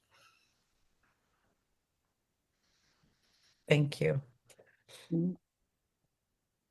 Any other questions or the last Yes? one, Nora? The second sentence. Charging stations. That do require They are considered pay to charge. Ah, Take out the second not. That works now. Yep. Okay. Good. Okay. Now Anything? Yeah, now that it's makes sense. That looks good. Anything else on this particular proposed article? All right, then I'll open up the floor to public comment on PB4, the definitions. If anyone would like to comment, please raise your hand or enter your comment in the Q&A. We would need your full name and address. Excuse me. And while I'm waiting, giving it a minute, procedural question, Nora. Yes, Do we have the ability to pause this discussion and take the housing partnership? Because I know they're here waiting, and I think that would be it would be absolutely. a So you could, kindness to do. I was yes. just gonna, Joe's gonna fall asleep in a minute. So Yeah, we you would guys were need, busy last night. we would need a motion to suspend the Okay. hearing on zoning articles with the intention of taking that up again later this evening. I move to suspend the discussion on zoning articles and move that we go to the housing production plan. Well, I do see, I'm sorry, I see a hand up in the participants, and I'm not sure if this person is a resident here to discuss zoning articles or whether it's a member of the housing partnership. Can anyone advise? Ryan is not part of the housing partnership. All right, I think it makes sense to recognize Mr. Chapman just to hear what his comment is. I'm assuming it's pertinent because his hand went up very quickly. So if we can recognize Mr. Chipman before we take that motion, I think that's a good idea. Hi, thank you, Ellen. I'm actually here for the following article, PB5. So I guess my request would be if it would be all right with the board, if the board would be okay with suspending following the discussion of that article. That would be greatly appreciated on my end. Sure, that Oh, seems like a reasonable Only if compromise. you commit to staying for the rest of the entire meeting until midnight. I've been here so far. Yes, yes, that I think that is fine. We can do that. And that's kind of a good 50-50 split on the articles. So thank you for that ask. We can do that right now. All right. Thank you so So much. Phil, hold that suspension motion. We will now discuss Article PB5. Nora. Okay, so Article PB5 is zoning bylaw amendment relative to dimensional regulations. And it affects the definition of building height, and it does it in two ways. One is in the definition section, where it adds a clarifying statement to that definition along with an illustration. And the second portion of the article also makes a change to, let me get to it. Section 5.4.2, which is the height determination and exceptions. So let me go back up to the definition.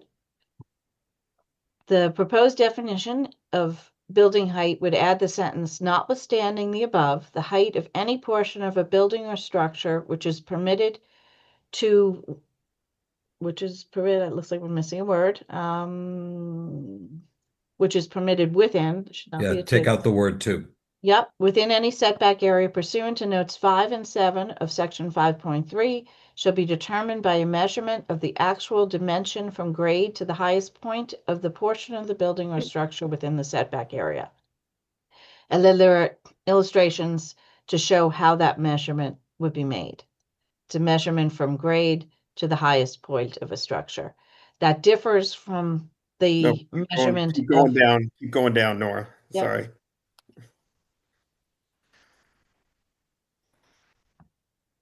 this third illustration is the new illustration that would be added to that definition. This shows a structure where it's within the setback requirement. So an example of this would be our single residence C. Setback requirement for the side of a structure is minimum setback of 20 feet.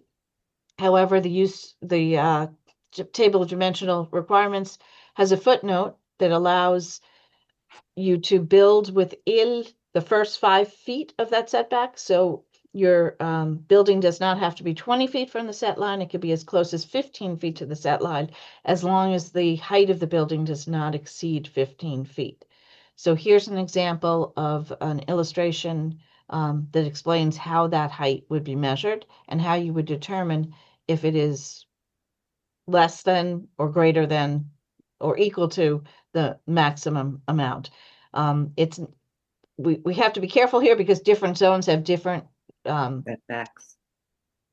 setbacks, but they all have the maximum height within that setback at 15 feet.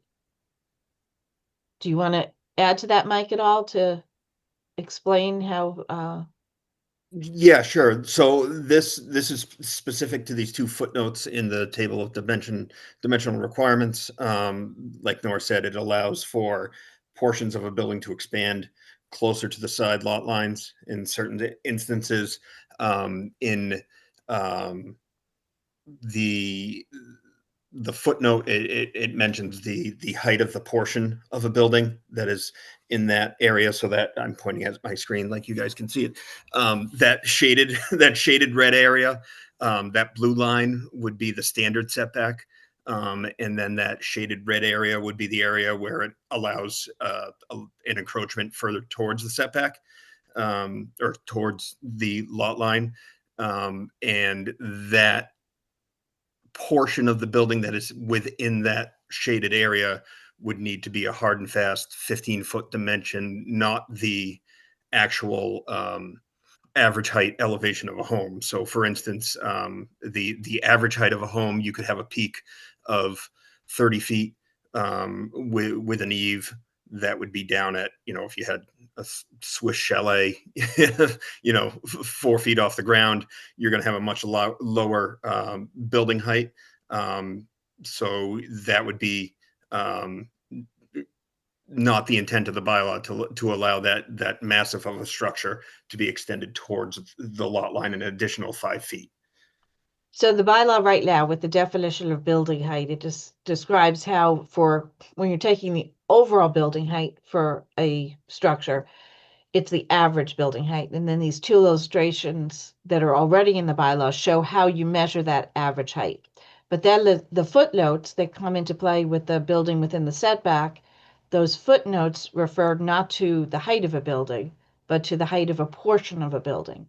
So the clarification here is to explain to everyone, to make everyone understand from the start how the building commissioner interprets that section of the bylaw. The height of the portion of the building is addressed by this illustration. So the illustration on the left is in elevation view, and the illustration on the right is in plan view. So that one you're looking down as if you're bird's eye view on the property, and you can see the building and then the portion of the building within the setback.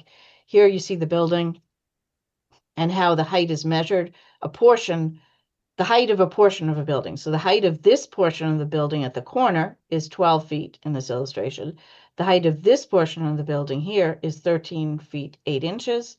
The height of this portion of the building is 15 feet 9 inches. So if this structure that's shown here was placed partially within a setback area, the center of the building could not be within that setback area.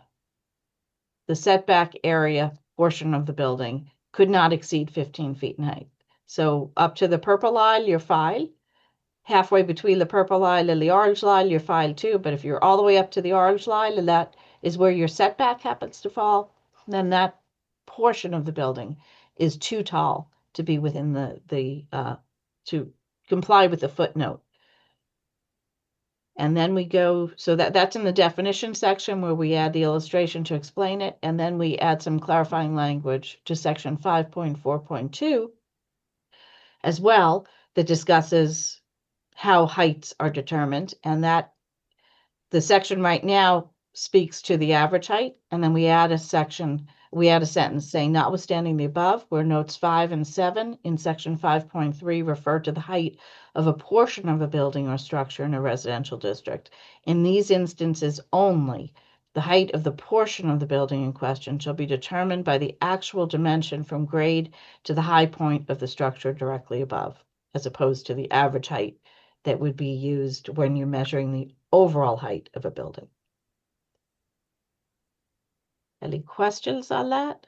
I just want to add just a point of clarification or reference. This is similar to, I can't remember if it was last year, I think it was the year before, when we added some of the clarification language and illustrations regarding wall height and combined wall and fence height, and where those are considered, one structure if you've got the wall with a fence on top of it, or a fence setback of some distance from the wall, that you would consider those one structure, as far as the dimensional requirements are considered. So this is more of a clarification or codification of interpretation in here.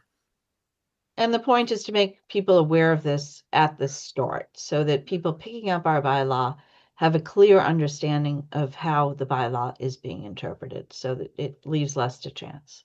Uh, one tiny change, Nora, could we say the height of that portion of the building is compared to the portion? I just, not to play Scribner, but, and then capital S on section. I think we capitalize sections generally on the top of that after note 7. I think it reads great. I think it's clear to me anyways.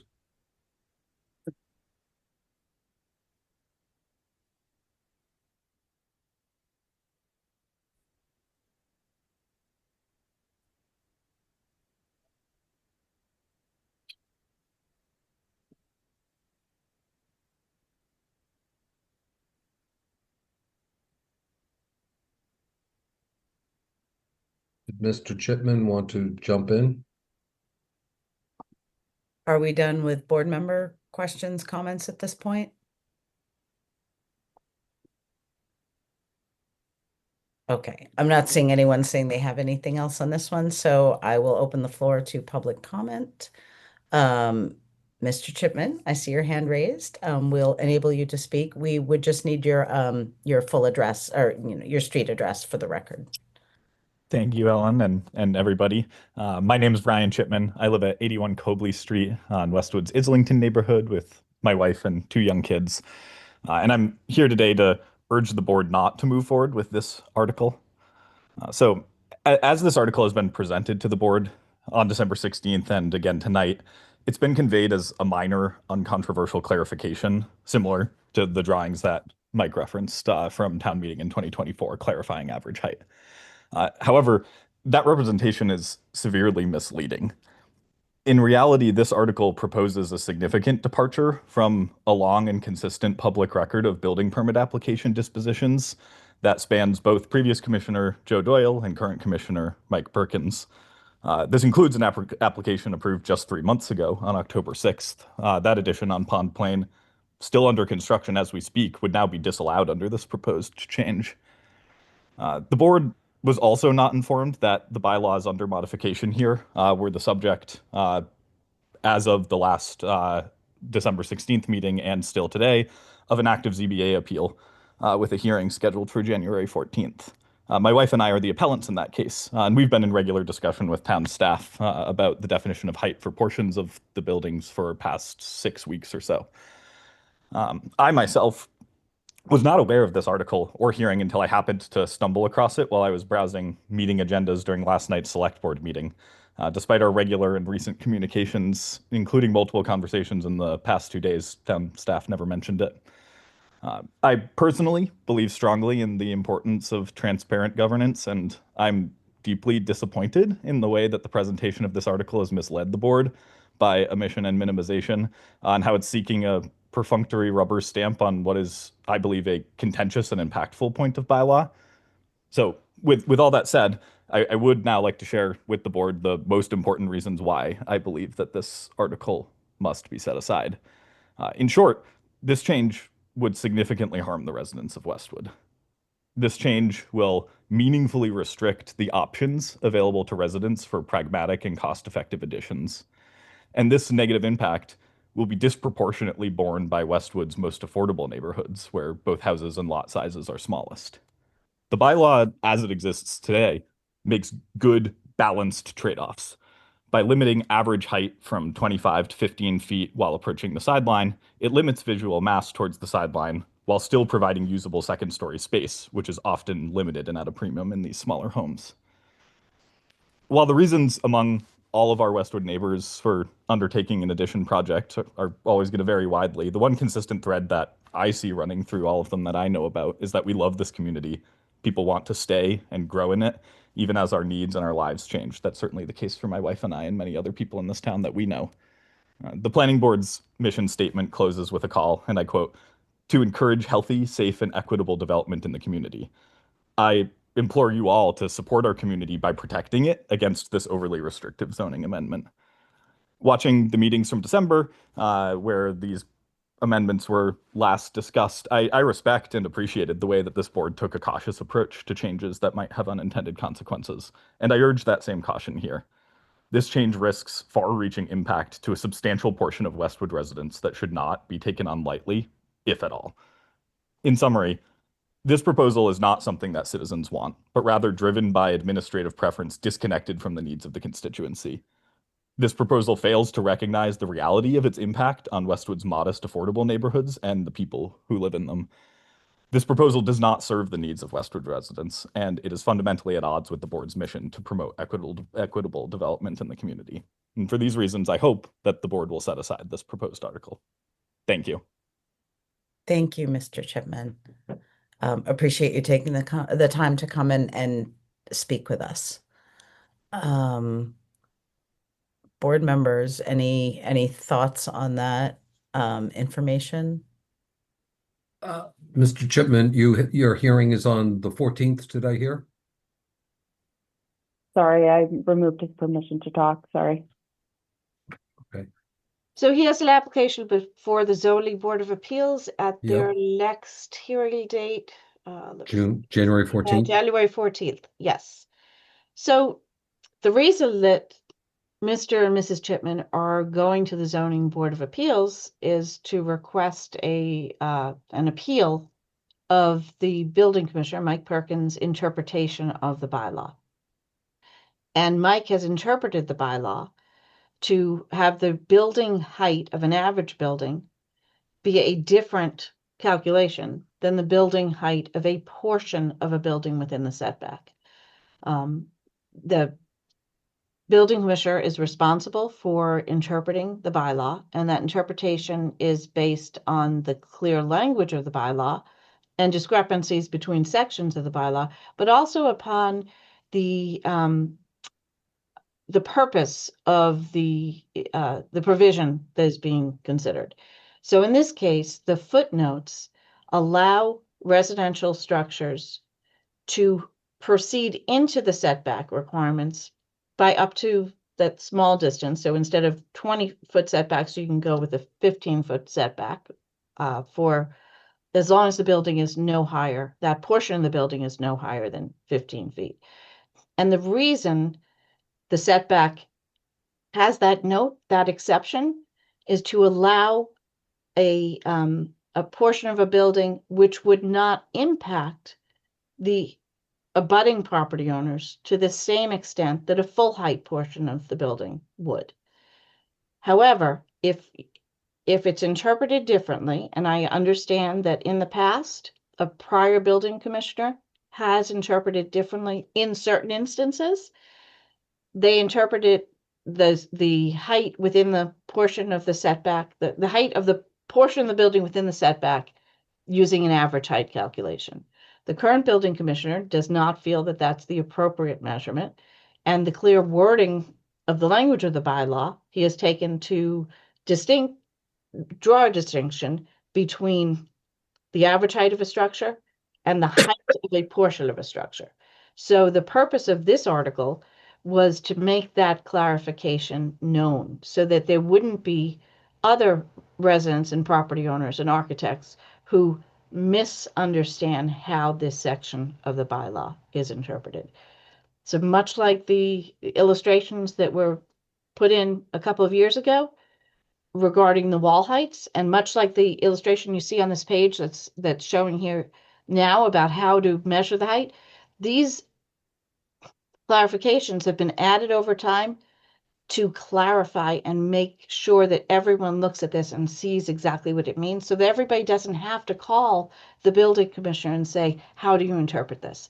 So in the case of Mr. and Mrs. Chipman's property, their architect called the building commissioner to ask, how do you interpret this? And receive the interpretation that is in this language that's being proposed here today. So the idea is to put it into clear text in the bylaw to avoid the necessity of someone having to call and finding out that the interpretation is not what they thought it would be. Can I ask one question, Nora? He was saying that the past practice has been not consistently applied, and maybe Mike can weigh in on this because we're coming at this as a clarification as compared to a material change. And I guess the real issue is what is the past practice, and maybe Mike, you can weigh in as compared to whether this is a change or Yeah. just mere clarification. So the past practice, meaning my predecessor had interpreted You it and your one way. predecessor, how has it been interpreted and then applied when people have come to you? So my predecessor and I disagreed on this point when I first started, decade plus ago with the town of Westwood, and at the time new to this zoning bylaw. When I was reading through, I would ask, what does this mean? This is a different height. This mentioned portion of a building. What is the difference here? It seems like this is a different calculation. And we had a disagreement that no, that means the same thing as average height. I did not feel that way, but he was the boss. So his interpretation ruled at the time. I don't know how many times it came up in my tenure under Joe. Recently, there have been at least 2 or 3 projects that have come before the building department. One for a permit application that I told the applicant that they could not construct what they wanted to construct in the setback because of this interpretation. They then revised their plans to comply with this interpretation, and a couple of others were in pre-design, pre-planning stages, where I was having discussions with residents and/or architects and designers regarding this as well. The aforementioned 48 pond plane that Mr. Chipman spoke about.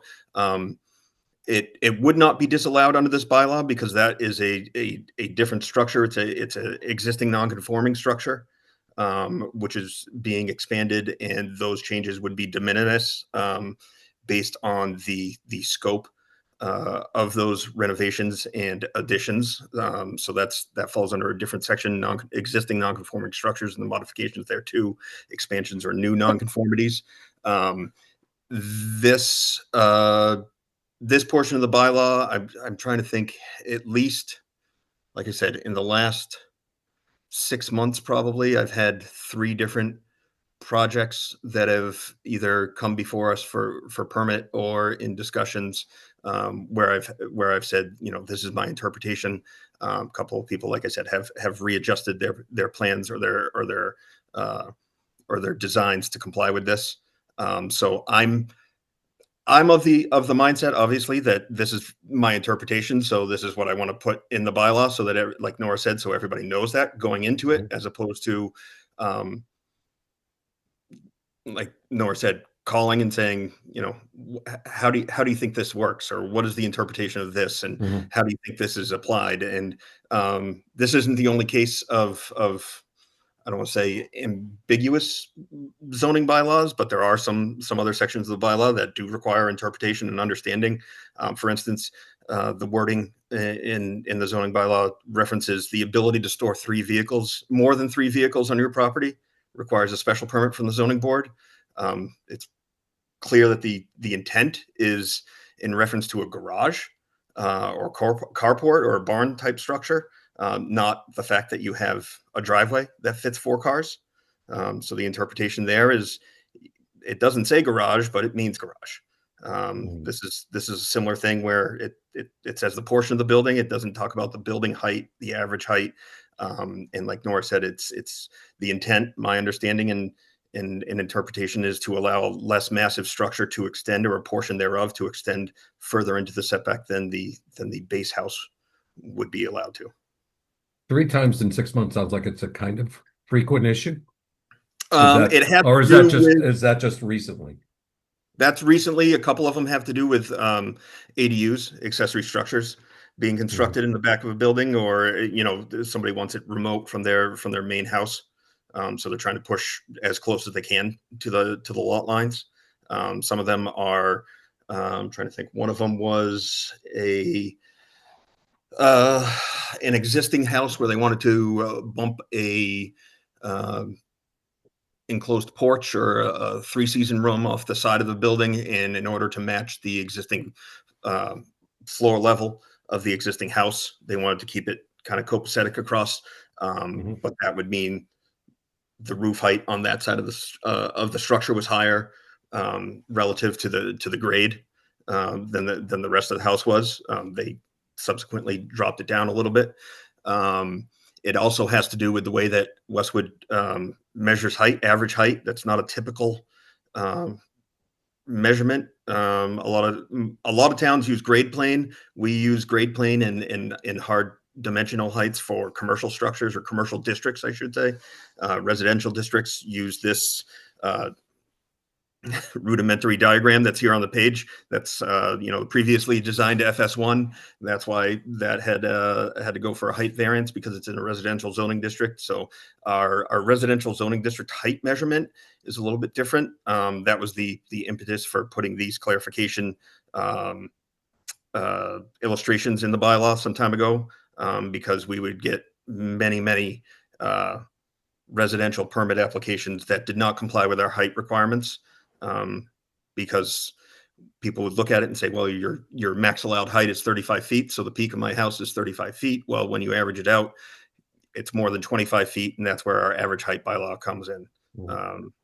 Is it fair to say you've been relatively consistent separate from your predecessor, since you've been in there in terms of application of this? Even though it might not have had clarifying language that we're now considering. Right. I've had I've had discussions and email conversations with people going back, at least, like I said, off the top of my head, a few times in the last 6 months. And again, the 48 pond plane that was brought up earlier, that was my mistake. I missed it during the permit review. That can be rectified by the ZBA issuing a special permit, which I'm going to reach out to the builder tomorrow to discuss that with them. But again, that's a little bit of a different case, because it's a expansion of an existing nonconformity where the house was too close to the lot line to begin with. So that's something that on me, oversight mistake on my part. But I feel, at least in what's it going on 2+ years now, as building commissioner, I feel as this has been my interpretation. Like I said, this is going back at least 8 years, where I had disagreements with my predecessor on how to interpret this section of the bylaw. Well, this would not take effect until after town meeting, so it wouldn't affect Mr. Chipman or the other. So Correct. So this is just something for what would be coming up as clarity in the future, as compared to pending CBA appeals.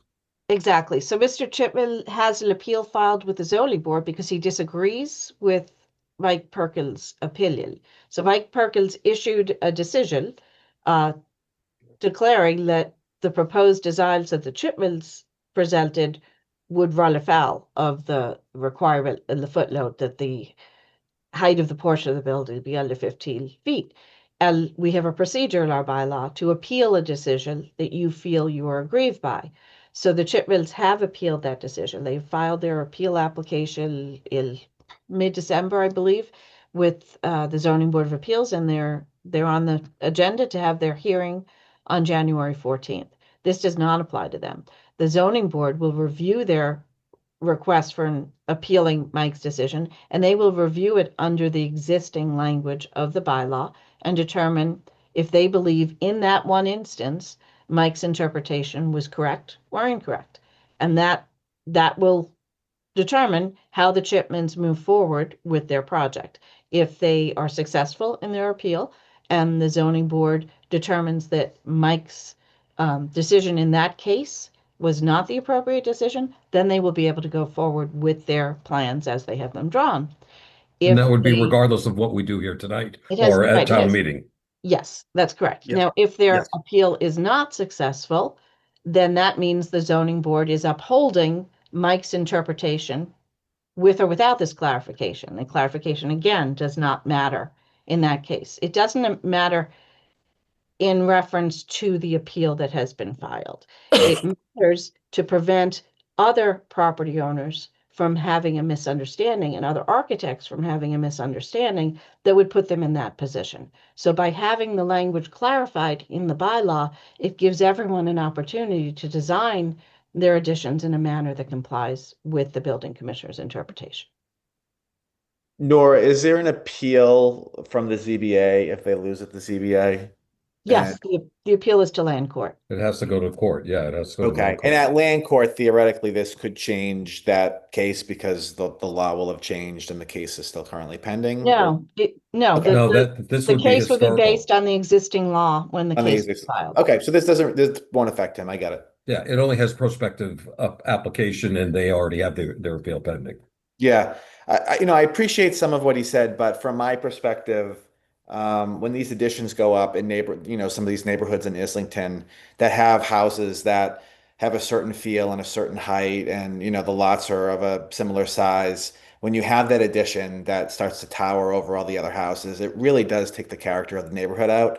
And some of these houses do stick out like a sore thumb. So I don't have a problem with this in terms of limiting the height requirement to this interpretation. I think it'll actually better comport with the character of some of these residential neighborhoods. Yeah, I just wanted to make sure it was clear, A, for the record, and B, for, the Chipmans and others, that this is only a prospective interpretation as compared to a pending appeal that the ZBA now is taking up. That's my I'll- view. I would just add the some of the context around not just this specific item, but some of the other items on here. Some of the context of why things are being put in and what led to how it was proposed is in my mind helpful. I feel like I'm kind of viewing some of these in somewhat of a vacuum without context for who may have not necessarily who, but what entities have maybe proposed why. It's just helpful for as we think about these. So I appreciate the additional context. Excuse me. Thanks, Tim.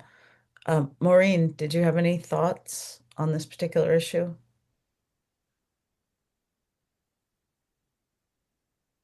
You're muted. Sorry. You're muted, Maureen. My computer was dying.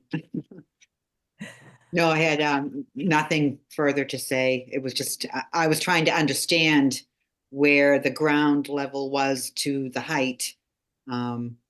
So I think the clearer it is stated, the less interpretation people can make from it. I think it has to be clear. I'm okay Right. with going forward I'm comfortable with it. And appreciate the Chipman input, because that was useful context, but I think we should go forward. Right. And I just want to add a little bit more clarification or context, Maureen. Like, so what you were saying is one of the questions that comes up a lot is, where are you measuring from the ground? It's our bylaw is highest point of grade adjacent to the house. So let's say you have a single story house in the front, but your backyard falls off 30 feet in the back. You might have a 4-story house in the back, but you've got a single story in the front.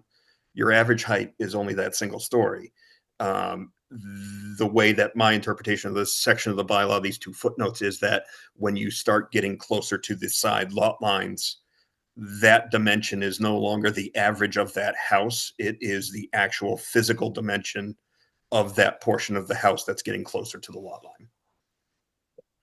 I think I mean, from my perspective, it's a good interpretation. I like that, but I also think we should go forward with the clarification. Yeah. Thank you. Yeah, I just my thoughts right now, and they're a little jumbled because I'm trying to process everything here, is I'm understanding the impetus to make the change, but what I think I'm hearing from a resident is that there's some discussion in town as to whether or not this is the way the way that our residents want this to be. So I have to think about that. I mean, I think it sounds like we're going to move forward with it, but I think I would be interested if there are other residents that have similar thoughts. I think it would be helpful to hear if this really is an issue, that there are a lot of residents that feel that this isn't the way that we as a community should be interpreting or restricting or whatever. And no disrespect to you, Mike. I hope that's clear. But that's what I'm hearing. That's what I heard, is that there might be a question about, is that what the community wants to see. So I'm interested in hearing more about that if there are more people that want to weigh in on that. But I think to do that, we need to continue having the Yeah, conversations. or it could be a small sample size and Right. not necessarily be a significant issue, but Yeah, I agree. appreciate the feedback and the question being raised because I hadn't really looked at it through that lens, and I want to look Agreed. at it through all lenses as these conversations continue. So I heard all sides on that, and that's why I say my thoughts are a little jumbled because I can't. I'm trying to work out if there's a way to kind of reconcile all of them, and right now I don't have a way to do that. So I'm happy to continue those conversations. I do see Mr. Chipman's hand up again, and I'm happy to hear from you again, Mr. Chipman. Preferably a little bit briefly, if that not to be. Yeah, because we do have to get to We the have housing we have a plan. longer we have quite a bit more to do, but I'm happy to recognize you to follow up if there's something like you'd like to add. Thank you, Ellen, and I will be brief. The thing that I wanted to clarify is our zoning board appeal is for us. We're here because we know that this matters for residents of the town who live in neighborhoods like ours. This is for them. The thing that if the board is inclined to proceed, sort of in spite of this feedback, the one thing that I would encourage the board to do is to do some site walks, particularly to take a careful look at how the grade to peak height measurement is going to impact and limit, particularly on sloped lots. I will. I think I've said my piece, but I just want to urge caution to the board because I think this can have major ramifications for that disproportionately affect Westwood's affordable neighborhoods, and I'm not sure that's the changes the character of the town in a way that we all would feel good about and want. You've piqued our interest, Mr. Chipman, so we appreciate that. Indeed. Thank you. And thank you for the follow-up comment as well. Okay. I move to Unless, suspend and go to the housing production plan. thank you. Anybody want a second? Second. I have a motion and a second. I'll take roll call. Maureen, Aye. Bill, Aye. Mike, Aye. Tim. aye. I vote aye as well. All right, so we are suspending the hearing on proposed zoning articles, and we will take up, sorry, I need to get my agenda again. Agenda item number 4, housing production plan. This is a continuation of our public hearing for consideration of updates to the housing production plan, continued from December 16th, 2025.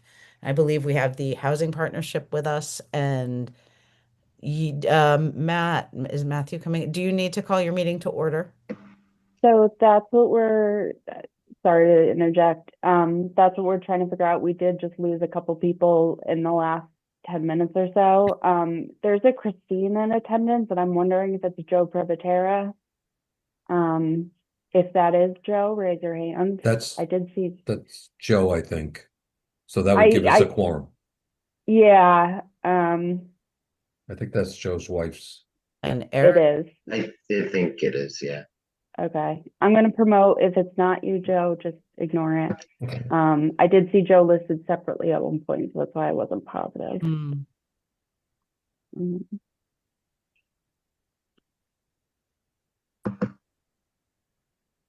Not accepted. So we have between Phil, Matt, And Joe. and Joan, we don't have a quorum. So they don't need to technically open their meeting, right, Nora? That's right. They can just weigh in as residents, not as members Okay. of the housing partnership. Okay. Okay. Then I guess I will recognize Amanda and Chair Matthew Giordano as appropriate. You have the floor. So I don't know if everyone had the opportunity to watch last night's select board meeting, but they did discuss the housing production plan, and the request that they've made is to have us present the plan to the FF1 steering committee as well as the long range financial planning committee, just so that they can incorporate it into their larger discussions. They've obviously been talking about commercial development and the importance of that in the tax base, and so it was both in the public meeting and also just conversations I had with select board, town staff. It's not opposition to the plan, but they just want to make sure everyone is on board and clued into the process before they make their recommendation. I wanted to allow tonight to continue anyway, and I know Chair, you also did, so that the board can weigh in more detail into the plan on anything that you've noticed or had concerns or questions about. So I completely open up to you guys. Thank you. And yes, thank you to the members of the housing partnership that are here. I attended the select board meeting last night, and while I understand that the urgency for us to, the planning board will not be adopting this just yet. I thought it was worthwhile if we have feedback for you to try and streamline the process as much as we can help. It made sense to share whatever this board had with you now so that you can incorporate that as much as possible before you kind of go on your tour with the housing production plan to these other boards. So thank you for being here. Thank you for being patient. And I'd like to open up the floor to our board members if there's any feedback on the housing production plan to date. Mike. Yes. So I had one question and then one kind of a comment for consideration. My question is, I did take another look at the plan, and again, as I said last time, it is incredibly well written, has so much valuable information. What a resource! So, thank you. It's quite an accomplishment to finish a document like that. But my one question was, how does the goals and recommendations sort of impact staff resources and staff time? I some of the recommendations kind of say, staff should, work on this, or to consider this will require staff time. I guess, how does that work in practice, right? So the plan's approved. Does the staff just work on, how do they choose which goals to prioritize? Does the plan, are they in communication with the planning board on which ones to prioritize in terms of, spending time? I was just curious practically how that would work. Obviously everybody probably has different opinions on how they prioritize things. Some of these things I would prioritize more than others. So I'm asking the question. I'm curious. Yeah, so I followed the precedent that was set by the last housing production plan, where we didn't assign specific timelines or priorities within the 5-year span that the plan is active. Part of that is because 5 years is a relatively short period of time, so it's sometimes hard to be as regimented as you are with maybe a comprehensive plan that's over 10 years. And then also it gives us flexibility. So for example, with one of the strategies is around doing a comprehensive review of the zoning bylaw for any barriers to housing. And that's something that we've discussed as outsourcing to a grad program as a student project, ideally. And that's something where we don't know the timing. We have relationships with schools who are interested in projects, but we don't know when they can take it up. But the housing partnership has, they used to meet maybe once or twice a year, and now they meet much more regularly. And so once this plan is adopted, their meetings are going to be dedicated to prioritizing and tackling each of those goals. So if there's something that comes up that we want the planning board to take consideration of, that will be the discussion. And then that's also why we have liaisons to the housing partnership. So Phil can be there to represent that. And then if there's something we want to bring back to the full board, we can. So it's based on resources and timing and just what works for the given priorities of that year. I'll chime in also as just a bit of an advocate on the Chapter 40Y starter home, because that was something that came up at the select board meeting, and partly through the housing partnership, my participation in that, I became more intrigued with it, and then did a first cut on that. We're not going to be able to deal with it in this session of the town meeting, but there's already a draft for starting to consider that, and I think especially given some of the circumstances in the town. And I crafted it as a multi-generational, so it's also it's for younger people and to try to consider the older side of that. And I think that's something that and there's still a lot of work to be done, but I would be an advocate for that as being one of the things that should be considered in the future. And it did come up, the select board, one of the select board members did reference it a few times. Yeah, I'm curious, maybe Phil, so when you update us on the meetings, maybe throughout the year we get more of an update, like you just did now, basically. And for instance, if it is the Chapter 40Y stuff, we can figure out, do we want a little more education on that? Like, we can kind of get prepared and know what you guys are working on, and we can start doing our own research. Take a first review of the draft article that I prepared, and because there's still a lot of work to be done on it, but at the same time, particularly as it might relate to what parts of town are we talking about as an overlay district? What do we, I mean, and trying to put that together. But I think that is a kind of more of a boots on the ground thing as compared to kind of actual step that could have some help, because obviously there's a lot of things that can be done, and it's hard to, housing is a tough issue to crack the nut on. Yeah. Yep. Okay, that's helpful. Thank you very much. And then, reading through time, I do have one comment on one of the recommendations. It's a recommendation that I would take more of a wait and see approach to see how the surrounding area develops over the next couple of years, given the new changes to the Mumford district from 2024. And that is the petition of Mass DOT for the Parcel of land. a parcel of land on the highway facility. I guess my comment in that is I would just wait, I'd wait to see how the adjacent land develops in terms of Lambert's Plaza, given that was just recently rezoned in 24. I don't know if that was ever discussed. That would be, I would want to see how kind of the new changes develop and see if that would fit in that spot. So that was just my only comment from reading it. The Lambert's Plaza, just for reference, was, I don't want to say miszoned, but it was zoned where there had been commercial property there for a long period of time, and there had been a circumstance in which the residents, because there had been an effort to change the zoning previously, I forget the number of years, but Mr. Bailey, I think, made a presentation to us, and it just somehow was felt that it would negatively impact the residents, when in reality it was negatively impacting the commercial landlords from putting in upgraded tenants, putting in improvements and doing things. So it had the negative effect on the commercial space.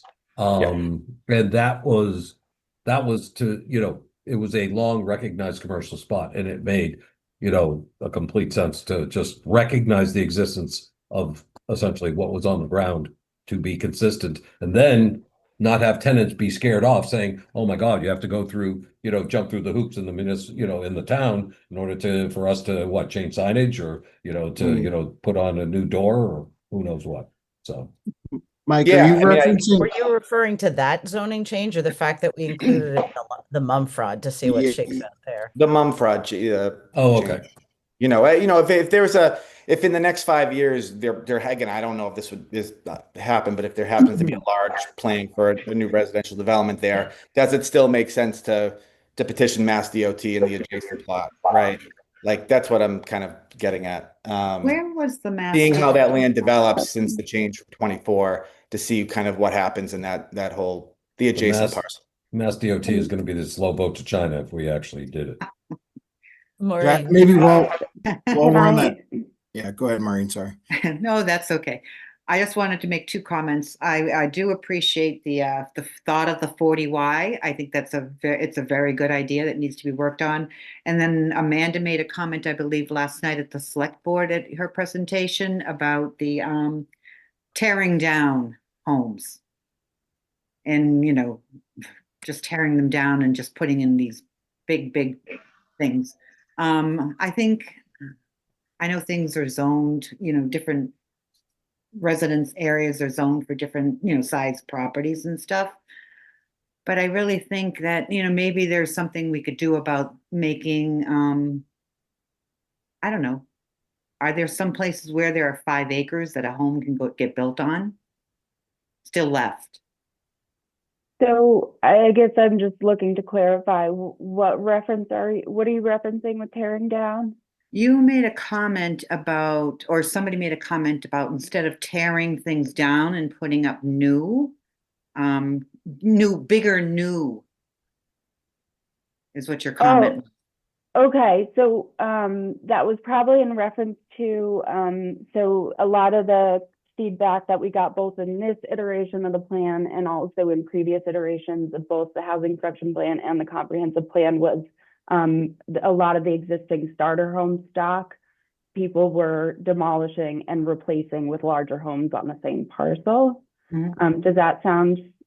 Yes. Yeah. That was, I Kind think of that like was the you're almost comment. getting rid of like a starter home. Yeah.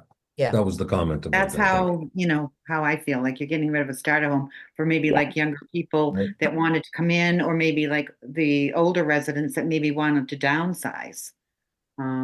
So. And that's what 40Y could touch upon, right? Yeah. That's the whole point of it. And as I utilized one of my law students to do some more research on it. And there's a lot of opportunities, I think, in that chapter. Thank you. I'm interested in 40Y too, but I want to let Tim talk. My only feedback was just related to, and Mike touched on it a bit. Goal 2, specifically goal 2E. I think I was just struck by the specificity around it. I think all the other goals are more around exploration of ideas and not necessarily specific neighborhoods or plots, or they're generally more vague and flexible, which I think is probably what the goal of a document like this should be. So I was just a little surprised by the specificity of 2E. I know it's a specific. What is 2E again, Tim? If you Sorry, the MassDOT highway facility. Oh yeah. So it just struck me as like a specific action item as opposed to exploration goals, and so I just wondered about how appropriate that is as being a tangible goal, personally. But yeah. So I know I went through the plan really fast last time. One of the requirements of the plan is you have to identify a parcel for housing redevelopment. So in the 2020 version, it was the Westwood Lodge property. And in the reason we chose the MassDOT parcel was because the planning board started the conversation 2 years ago now when they redistricted it as Mumford, even though it wasn't going to count towards the requirement because it was state owned, just because of its ideal location and in proximity to transit is exactly what the purpose of that law was trying to, get municipalities to do. So because of that, and then also because town-owned land is really limited, we don't really have anything that's ideal for that at this point in time, especially given the conversations around FS1 and other potential locations. So this was our creative way of meeting that requirement. So we do have to identify a parcel for redevelopment.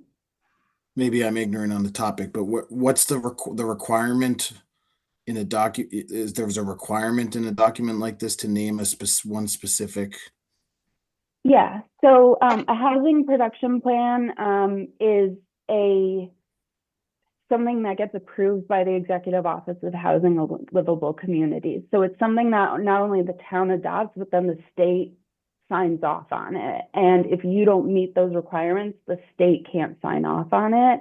And then therefore you don't get all the benefits of having the plan. Like we're counting towards grant eligibility, counting towards housing choice designation, SHI protections. Essentially, the plan doesn't have all the benefits that you would want in adopting this. So the regulations are pretty loose, but there are some specific things, and one of those is identifying a parcel. It's not just aspirational. It's supposed to have some specific targets. How big is that plot? Sorry, I haven't done the specific research on it, but how big is the land you know generally? It's been so long since Yeah. I used to know. Is it 5 Okay. acres, 3 acres, Somewhere in there. something like that? Yeah. Some reason I think 5, but That's what's stuck in my head, but that may be wrong. Matthew, do you have your hand went up. I feel like you have an answer to that question. No, I was gonna wait till you guys were done. I just was gonna comment but since you've called on me, thank you. Yeah, so that was one of I think 3 options that we had. That we had a very few limited of plots of land that actually worked for this situation. And I just want to remind everyone again that we're not like the housing production plan isn't going to necessarily like lock us into things. It's this, it's kind of the tentative throwing out this idea here. So it's not necessarily going to keep us specifically on this. So yeah, just wanted to throw that out there. Thank you. That parcel is just under 7 acres. 7. Thank you. And what do they use it for now? Like road salt and truck Yes. storage, that kind of thing? Yeah, I remember we discussed that during the We talked about Mumford. figuring we knew we didn't own it and we may never get access to it, but in my opinion, it's a very underutilized parcel. Just with It road would be a salt. great parcel for us to be able to get access to.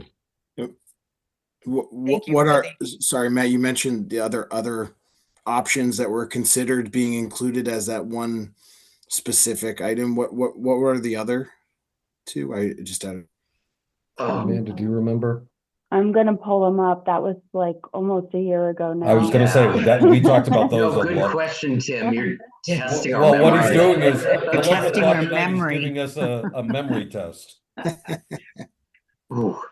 I guess I just didn't appreciate the context around a requirement for. Tell you what, Tim, I'm going to one make you my specific- substitute at the next meeting, so you can start it. I'll let you attend. If it's any consolation, Tim, I think we like ruled the others out really quickly. Yeah, It was yeah. They didn't this one fit almost like immediately. It wasn't like a tight race or anything.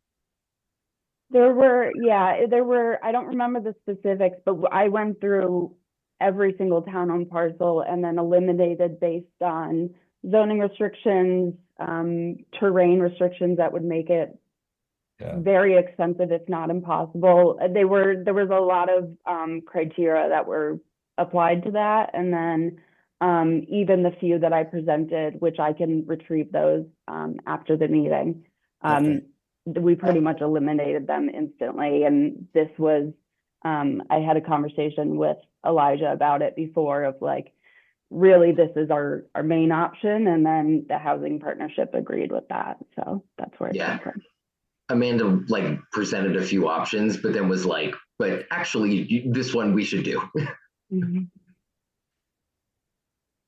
Tim, does that help? Yeah. That's helpful. I just, again, it struck me as just reading through it, right? There's just, I guess I read through it correctly and that there's one specific item. So it stuck out. And I just wanted to get context around why. And I understand that it's essentially, I don't want to use the term, but my understanding here from what you're saying is we needed to check a box this is further exploration, but taking it 1 degree further to exploring a specific site. And that's what this is doing. So as long as it's exploratory, I guess it makes sense to me. I just need to get the sign off. And let me add, I appreciate what Matthew said in terms of it's something that's aspirational, it's something to explore. Like if I approve this plan, I'm not approving that. We're full force locked in. This is what we're doing, right? I think there's a sense among a lot of residents in Islington that it's starting to feel like a city. Not yet, but it's something to build up Islington more at the current moment, particularly with the current zoning, in the Lambert Plaza. The changes from 24. It's something that would have to be considered delicately and considered carefully. It's not something that I would jump to. And certainly approving the plan I wouldn't be approving that project specifically. So that's just something I wanted to say, but. Yeah, no, that's a good point of clarification, just for anyone and everyone who's watching, that we're talking about the plan. We're not talking about a specific project at this time, right? That's Yeah. If I can offer an example just for comparison. So with the climate plan, there was a goal in there around a gas and leaf blower bylaw that generated a lot of conversation. It's the same idea where the plan can say, let's explore this, but if there's not support for it, then that's okay too. Plans don't eliminate the need for all the other usual steps that would come into play with any of these things, whether that's going through a board or town meeting or whatever it is. That process is still in place. Thank you. Any other feedback, questions, anything for the housing partnership on the housing production plan at this time? So process-wise, we need to continue, go to FS1 and long range, then come back to planning. Is that correct? So we'll go to FS1 and long range and then go back to the select board so they Right. can make Oh, their right. recommendation. Right, because And- they have to sign off and then come back to us. Yeah, and then you Yeah. approve it. Right, we're kind of the last step, right? We Adopt. vote to endorse, adopt, whatever the language is that I'm not remembering right in this moment, but Right. we may, I think we will want to hear feedback from all those other boards too before. So I think our next action item would be to continue it to a future, Date. very future date. Good date, March 10th. All right. Mark, go ahead, I Mary. move that the planning board continue the Oh, public hearing. Sorry, I just procedurally, I do need to take public comment on this before we continue. Oh, the hearing. sorry. Right. No, right. it's I got a little caught up there, but Is anybody as- awake? Yes, as this is a public hearing, if there's anyone who would like to offer public comment on the housing production plan, now would be the time. Please raise your hand or enter your question or comment in the Q&A. Please include your full name and address. We'll give that a moment.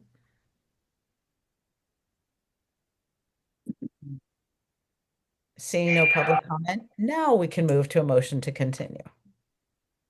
Okay. I move that the planning board continue the public hearing for the 2025 housing production plan to the planning board meeting, which will be held via Zoom on Tuesday, March 10th, 2026 at 7 p.m., where a Zoom link and associated call numbers will be provided on the town's calendar on the homepage at westwoodma.gov.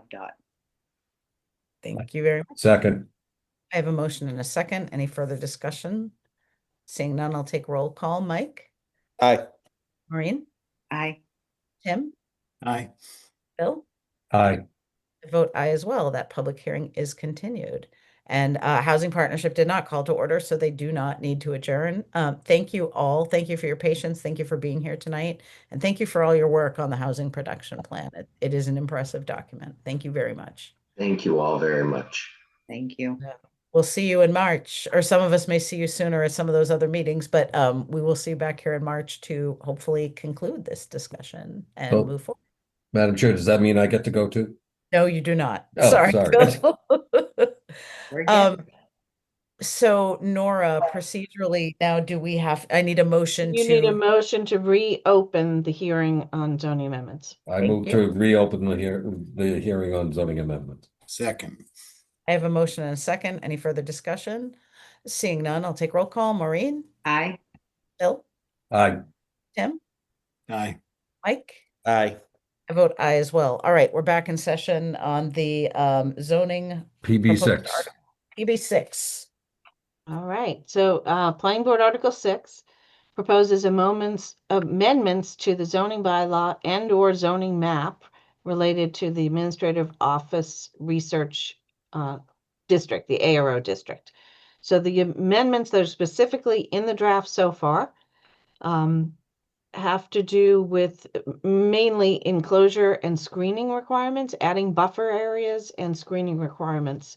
Right now, the zoning bylaw has screening requirements in the highway business district, the industrial business district, and I think it might even be, yeah, and the local business districts as well, but it has nothing in the ARO district. So we have drafted an article that proposes adding buffer requirements in the administrative research office district that are similar to those in the highway and industrial district.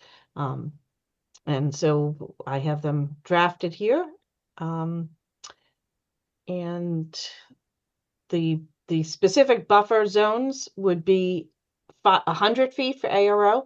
That compares to 200 feet for an industrial district or 20 feet for a local or highway business district. So it's greater than one, less than the other. Then there's a proposed, let's see, there's a process, I guess, for how you go about the buffer zone in a non-residential district, and we add language in the administrative research office district at least 100 feet wide, including the width of any land held by the Westwood Conservation Commission and any part of any public street as hereinafter defined, located in such administrative research office district and lying between such lot and the residential district.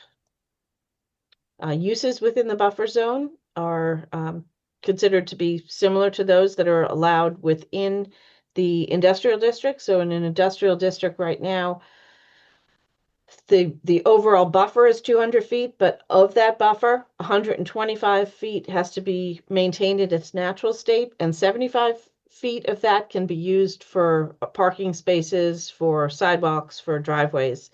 For the administrative research office one, I propose that 75 of the 100 feet would have to remain in its natural condition, and only 25 feet could be used for parking or other permitted outdoor uses. Moving along, there's also changes within the ARO district to the principal use table, and the changes that I've made so far are to commercial indoor recreation. Right now, that is a use allowed by a ZBA special permit, and I've changed that to a planning board special permit.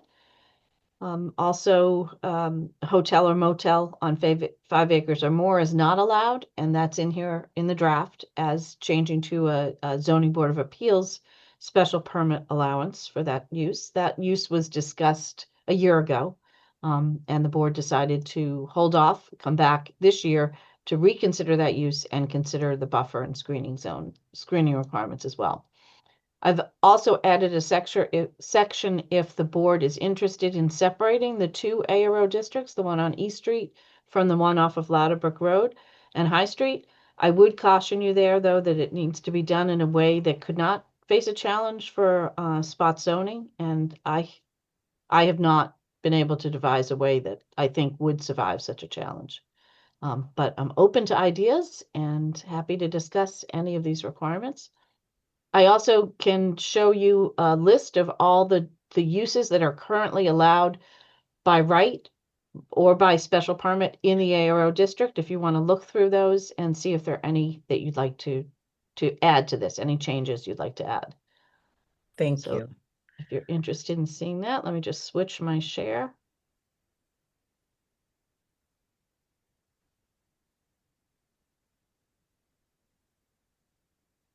All right, a little hard to read because that's pretty small.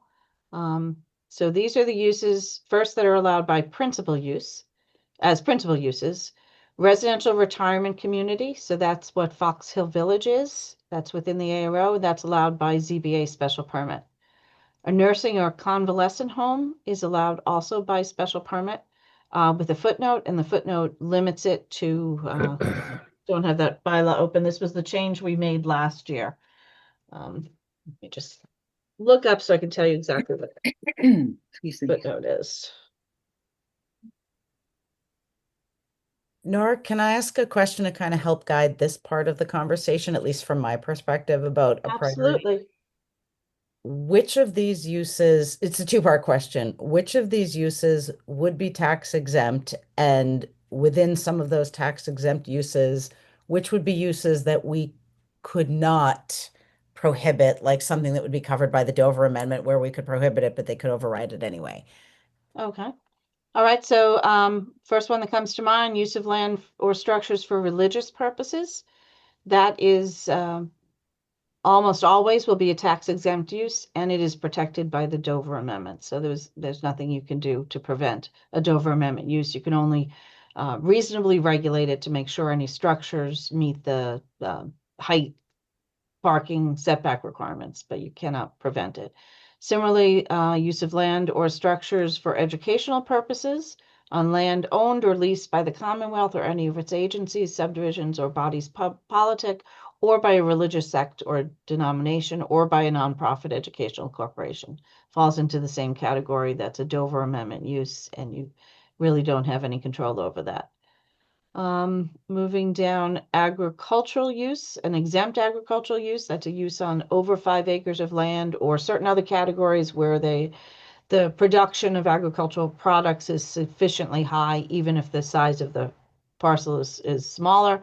That's another Dover Amendment use. You don't really have any control over that. Farm stand associated with an exempt agricultural use has to be allowed. Municipal facilities would also be tax exempt. But are those Not protected by the Dover Amendment unless they're schools. A general municipal facility is, you have a choice in the matter, but it would be clearly tax exempt. Let's see, these next ones are not. Extension of existing cemetery, it would depend on who it was that was owning the cemetery. There is no existing cemetery near either ARO district, yet it's on here as an allowed use in the ARO. Not really sure why. Let's see. These next uses are not necessarily tax exempt, although you could have a business service establishment or a professional services establishment that is an office or some type of similar use for a nonprofit organization. That's a possibility. So you could have, say, an office for the Red Cross. They could open up an office in an office building in Westwood, and that could be considered an exempt, tax exempt use. Same with a medical office. We define medical offices separate from professional offices, and I don't believe medical offices, let me just double check. Put down, no, I don't think we have medical offices as a permitted use in this district. We have office of a healthcare professional, which is distinct from a medical clinic. So you could have a doctor's office or a group of doctor's offices. You could not have something like another Brigham and Women facility. That would not be permitted.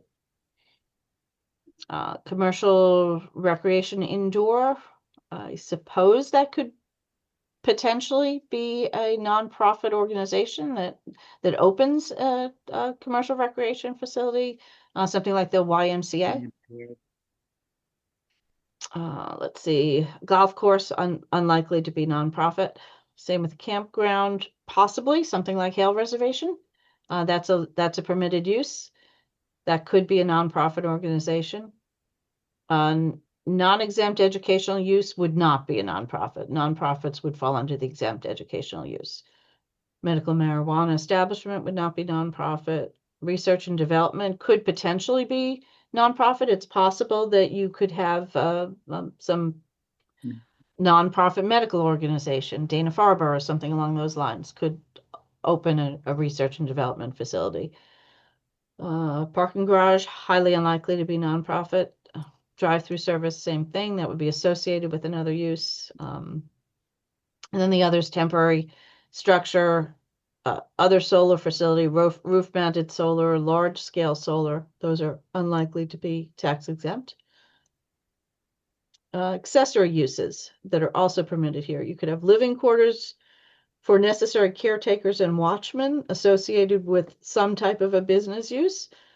Transient accommodations for business visitors to the premises. That could be, for instance, an office building that had hotel rooms located inside of it for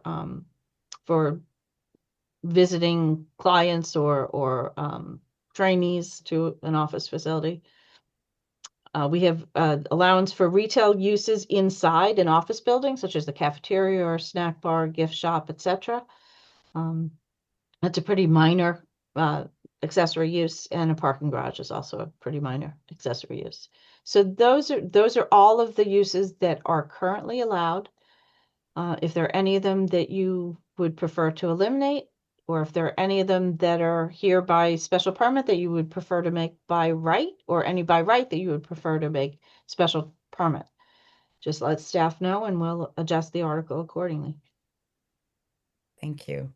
I don't know if people are prepared to make those comments right now, but I had asked that we go through this because like the first thing that comes to my mind, and I have nothing against nonprofits, but what I heard loud and clear last year was a concern from the select board and other people of if this property were eventually to be purchased and used for something that cost us tax revenue, that would be a big deal because it's a large parcel and I'm sensitive to that. So my thought was if there are it's for me, it's not just about potentially adding uses, but if there are uses that could potentially have a detrimental effect that we may not want to allow by right or at all, that now is a good time to kind of take a look at that. So if Nora, if folks want to think about this and give feedback at the next meeting, is that Yes. okay? Yeah, And- tonight is just introducing the articles, and you have your next hearing session on the 20th where you can expand upon them or rein some of them in. And we can also take comments in between the meetings. If any board members have specific language that they want to see in these articles, they can let us know and we'll make sure it's there to bring to you on the 20th, and you'll see it before the 20th, obviously. I also want to point out, though, that we are having to introduce our articles to the Finance and Warrant Commission on the 13th. So if there are any articles here that you do not want to go forward, you're sure a majority of you are not interested in going forward with, now would be the time to remove those articles. But if they're still in contention, we'll introduce them to the Finance and Warrant Commission and let them know that the board may reduce the number of articles. They may not actually go through with 10. Thank you. And I think it's a good time to open it up to public, to board member questions and comments, but I'm going to do something I don't normally do, but I kind of want to cut to the chase on something. The hotel use. I'm all for the buffers. I think that is something we talked about. We did commit to revisit the hotel use, but I think we should start there because that's one that was a big topic last year. So I think it is, in my opinion, I'm sure people have lots of comments, but and if anyone objects, tell me. But I think it makes sense to kind of go right to the hotel use because if there is an appetite or is not an appetite to pursue that at this time, I think it makes sense to kind of just talk about that right now. I would also dovetail it in and with the spot zoning issue that Nora, because in some respects, I think we do have to consider the ARO if we could avoid the spot issue of separating these two pieces out somehow. And that's something that I'm going to try to think about. But there was a lot of controversy about the hotel use. I know that we just want to make sure that residents are aware of what's going on. Right. Because I don't want it to go out with in the book with the use table with the the suggestion that it'd be I don't want anyone to be surprised. So I'd like and my comment is you've got the home to suites going up right down at University on Station Drive. Do we really right now want to put another hotel at one of the ARO properties? That's just my thought. I'm not prepared to vote on this if the hotel use is changed to an Well, allowed. it would be added. To be It's not added, in- yeah. It's not in there now. I wouldn't. Right. I would want it to remain no. Yeah, same. Tim, you're the other newbie. Yeah, I was nodding. Sorry. Yes, I agree. Oh, you were sleeping? Yes. Nodding off. Nodding off or nodding yes? No, I agree. Okay, that Phil? cut to the chase pretty quickly, Alan. Yeah, well, that's why I wanted to get to it because it was a big topic last year, and I'll be frank that I'm glad that we waited on it because I saw many pros and cons to that, and then hearing that on the other side of the Rotary that at least one of the hotels the occupancy is lower and that they were petitioning Dedham to convert to an apartment building. I don't know if that's still moving forward, but again, if we're worried about commercial tax revenue, that would be a worst case scenario. And I understand it's a different town, but it's literally the exact same location. Right. So They're right across the rotary. right. So I had some concerns about that as well. So I was actually really glad that we put the brakes on and took the time to think about it. So is there board support for moving it sounds like so far we have 3 no's that do not want to explore changing that use right now. We do have the new hotel that's just breaking ground too, so I guess I would join in too. Yeah, and I would agree with that at this time. I think the buffers and looking at some other uses is a good idea. Yeah. I'm not sure I'm comfortable moving forward with the hotel use now or at all. But right now I'm not sure it's a value add. And that's just my thought. Okay. So we've kind of taken the biggie and kind of talked about that. So I would happily open the floor up to board member comments. This is a big one, so there's a lot of moving pieces here. Any feedback from people at all? Ideas, thoughts?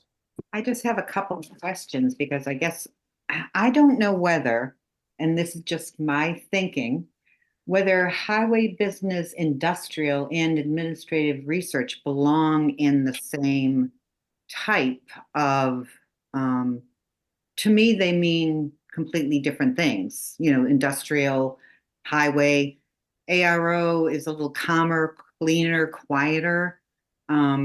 And then I'm looking at the 6.3.1.2, which is the dispensing of fuel and lubricants at a motor vehicle light service station.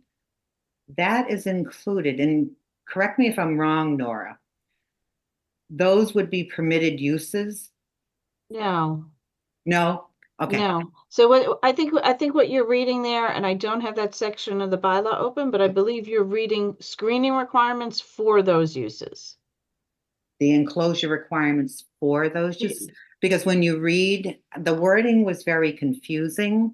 What was it? What was the section? I'll go back and look at it again. It is actually 6.3.1. All right, let me just open that up. That is saying that, so you look at 6.3.1 enclosure requirements in the highway business and industrial districts. Yeah. So in those districts which allow those uses, there are screening requirements applied. That doesn't mean that those uses are allowed in other districts. So essentially, how our bylaw is set up is for enclosure screening and buffer requirements, that's its own section. Yeah. So even it applies to multiple areas. So each paragraph, it only ties to the one it mentions. So if it's talking about highway business, it only applies to highway business. If it's talking about industrial, it only applies to industrial, not the whole section. Okay, because I guess the way this was worded was very confusing because it had like the 6.3.1. Yes. I guess so what this section is doing, so what the red print is what's being added to it. So it's saying enclosures in these districts, highway business, industrial, administrative office districts, in these districts, if you have these uses, they have to be screened. So the uses that have to be screened are any uses that are permitted as of right in a single residence district, the dispensing of fuel and lubricants at a motor vehicle service station, if that's allowed in this district. That's not allowed in this district. Got it. All right. The dispensing of food. And then what we've added here is commercial outdoor seating associated with permitted commercial uses pursuant to section 4.442. So if you had some use that allowed outdoor seating, now we're saying that if you have outdoor seating, you need to screen that. Got it. So not just in highway business, not just in industrial, but also in administrative research office. Those are specifically enclosure, which it says enclosure, but it was confusing to me the way it was worded. But it's a requirement, not a permission. Okay, thank you. Thank you. Any other thoughts at this time? obviously, I think we all have some homework to do, looking at the use table and bringing back our thoughts or sending them in ahead Yeah. of the next meeting. Yeah, I think that's one of the things we need to do. Yeah. Did you want to weigh in on separating the aero districts? Tell me a little, because I'm going to try to do a little more of a look into that. The spot zoning issue as to what's going to be the obstacles, Nora. Sorry, and Nora, could you have the map with you? Could you bring up and show us where the separation would be and what the parcels would, like just like location wise? Yeah, just give me a second.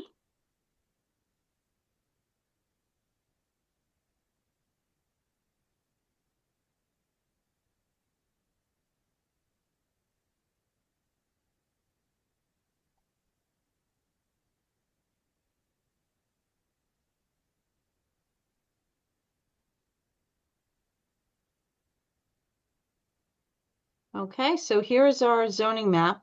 The aero districts are here. This is the one off of High Street, and it consists of 3 parcels.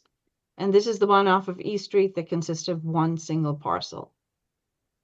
So if you were to make this a standalone zone, it's a single parcel in a zone that is not adjacent to any other parcel that's similarly zoned. And I'm not sure how you would do that, how you would create a different zoning for that single parcel of land.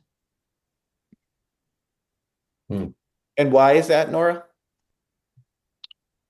Spot zoning is not allowed. Yeah, spot zoning an individual parcel different than all the parcels around it when it's not part of a larger zoning district that appears elsewhere in the town is not justifiable.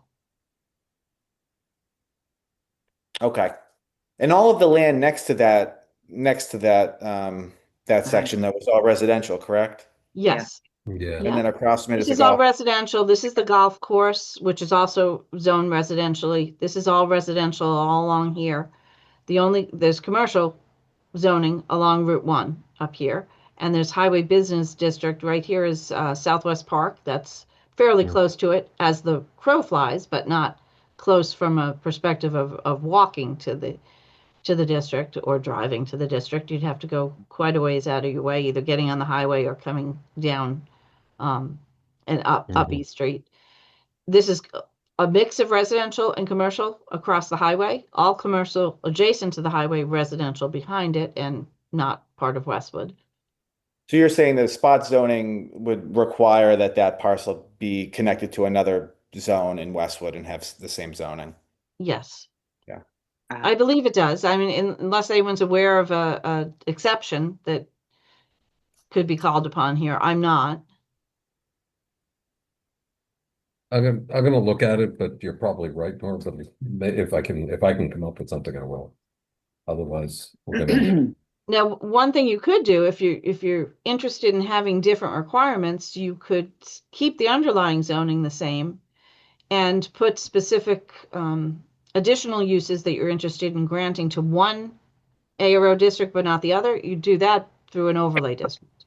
So you could add another flexible multiple use overlay district, 8 in this case, over whatever ARO district you're interested in adding additional uses to.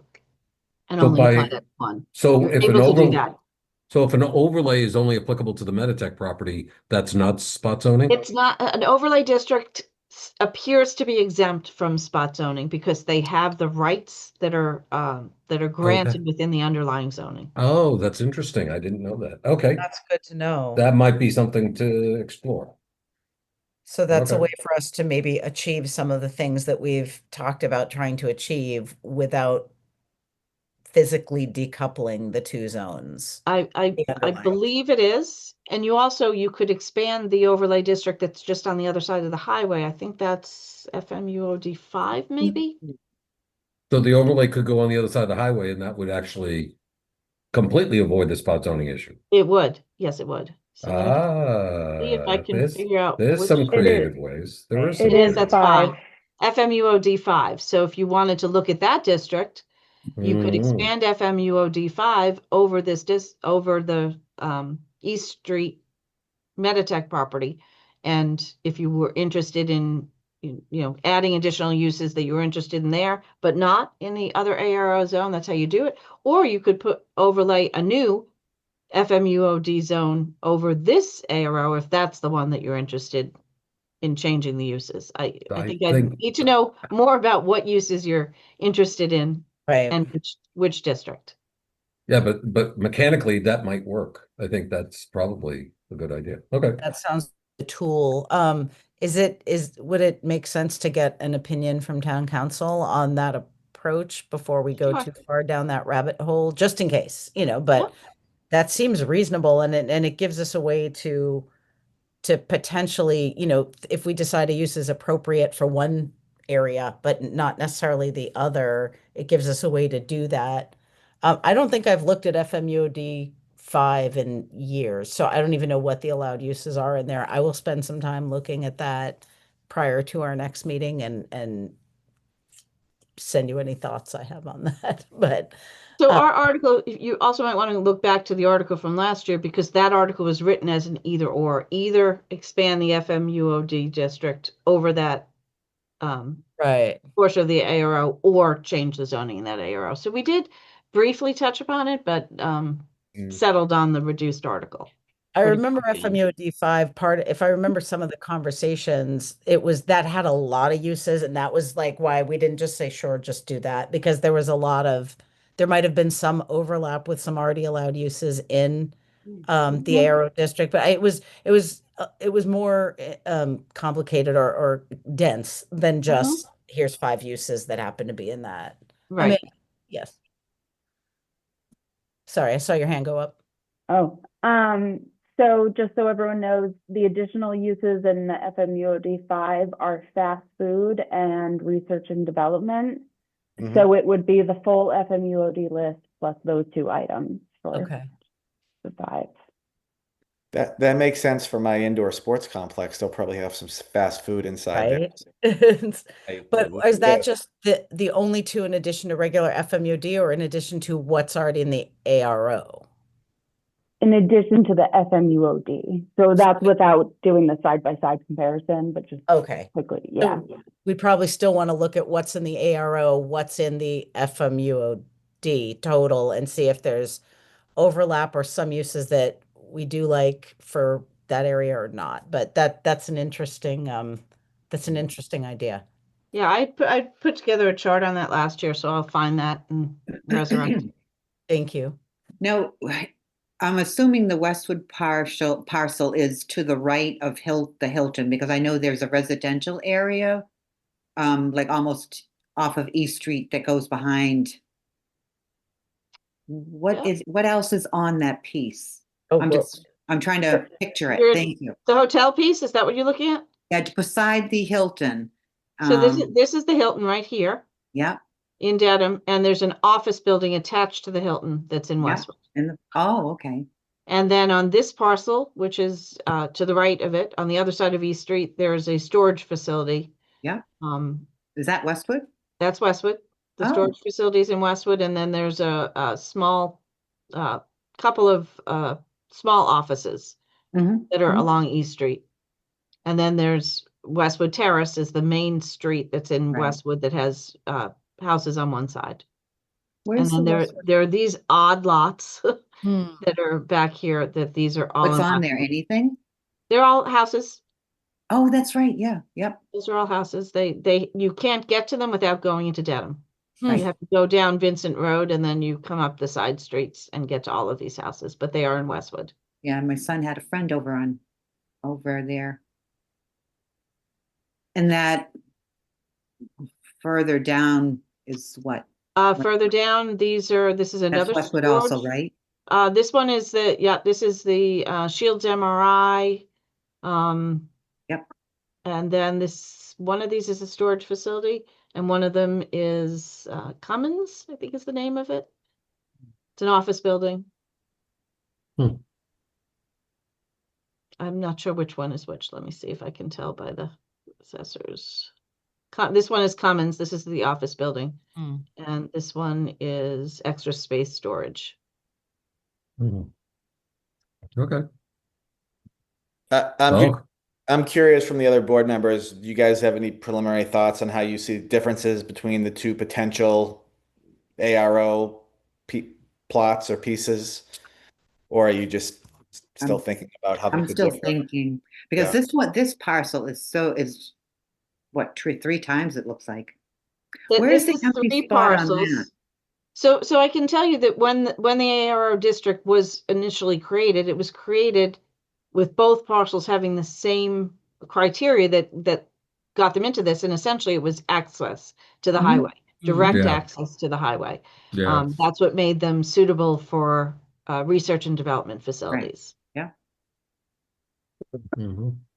The thought that I had actually, back to the hotel, last year, while the folks on East Street weren't particularly excited about the idea of a hotel, there were some folks at Fox Hill Village that liked the idea, not necessarily of a large hotel, but some sort of facility where, you know, they only have 2-bedroom units or whatever. If their family was coming to stay, that they wouldn't mind some sort of a small some sort of business over there. And that's kind of what I thought about. Or when we were talking about limiting housing options or assisted, or, you know, there were things that not necessarily even that we wanted to add, but things that we might want to limit, that the ARO on the Fox Hill Village side, it might actually still make sense to have it there, whereas we might not necessarily want to have those options on the East Street parcel.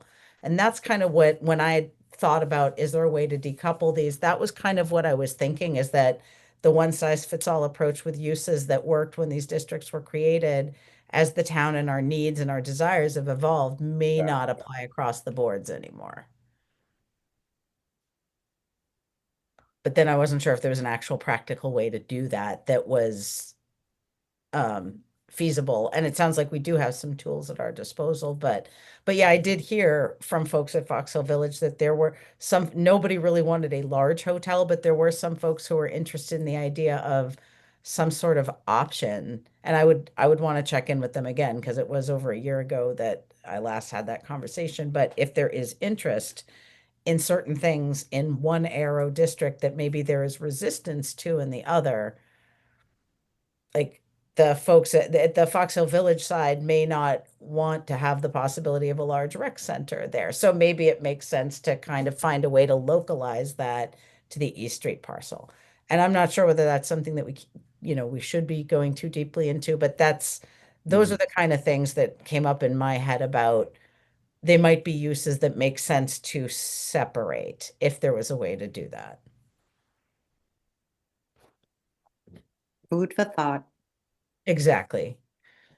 So I'm looking forward to hearing what all of you think about ways to approach this, because I think there's room for not just some creativity here, but to really add some potential incentives and benefits that won't just bring in some tax revenue, but might actually bring in, the kind of businesses and gathering spaces that I know Mike has referred to before, that our residents actually really want, and it could be a win-win.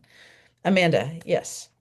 We just, in the spirit of just keeping you guys informed as you make decisions about this particular area, I did receive a call last week from a developer interested in building residential at the Modification parcel, which is the first time we've had a residential inquiry. So, This year.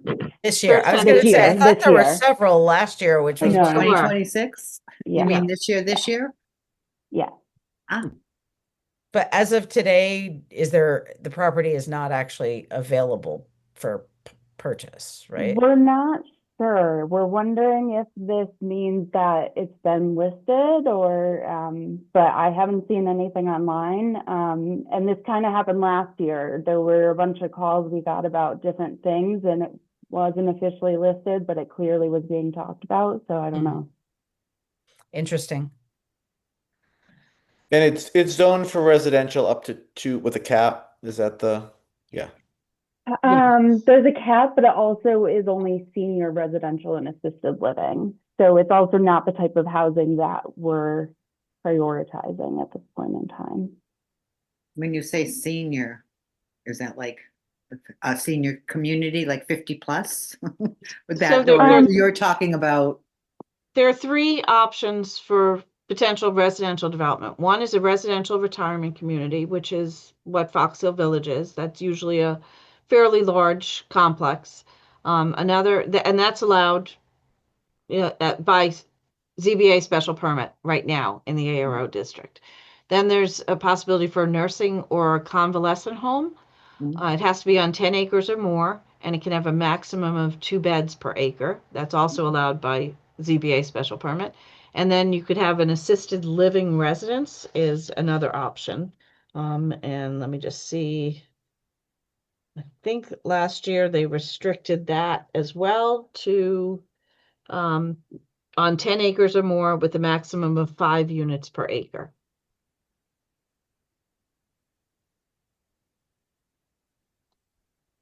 And I'm just curious, Amanda, the folks who called interested are aware of these caps?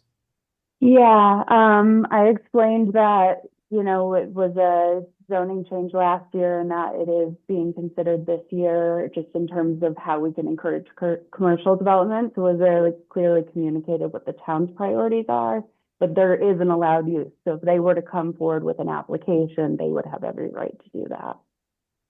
A special permit use. Yes, yes. Good to know. Okay. All right. Any further discussion on this article amongst board members at this time?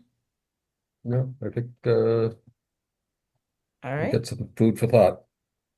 We do have a couple of folks on, and as a matter of course, I will open it up to public participation very quickly. If there's anyone who would like to comment on this particular article, PB6, please raise your hand or enter your question or comment into the Q&A. Please include your full name and address.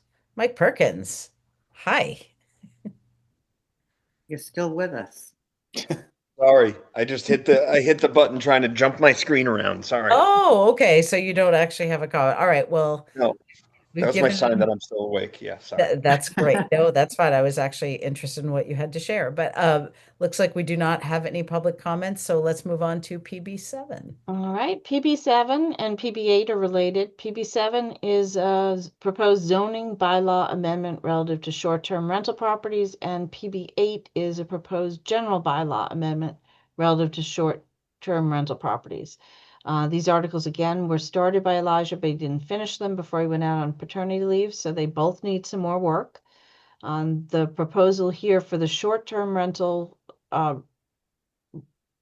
the amendments to the zoning bylaw related to short-term rental, the idea would be to define what a short-term rental is, and then simply state that a short-term rental would have to comply with the general bylaw.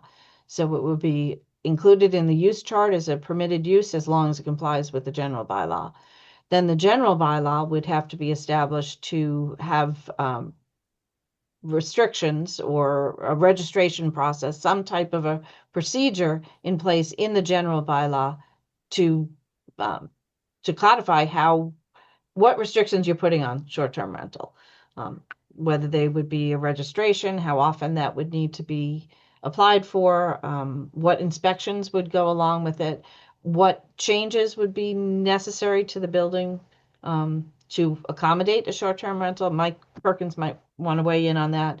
I know building commissioners have received some instruction on what is a short-term rental and what is not, and what requirements come into play. Thank you. Excuse me. I have a quick question on this because this is one that I've been kind of paying attention to. I didn't notice anything, and I don't know if it would be in the definitions, and maybe this is a Mike question.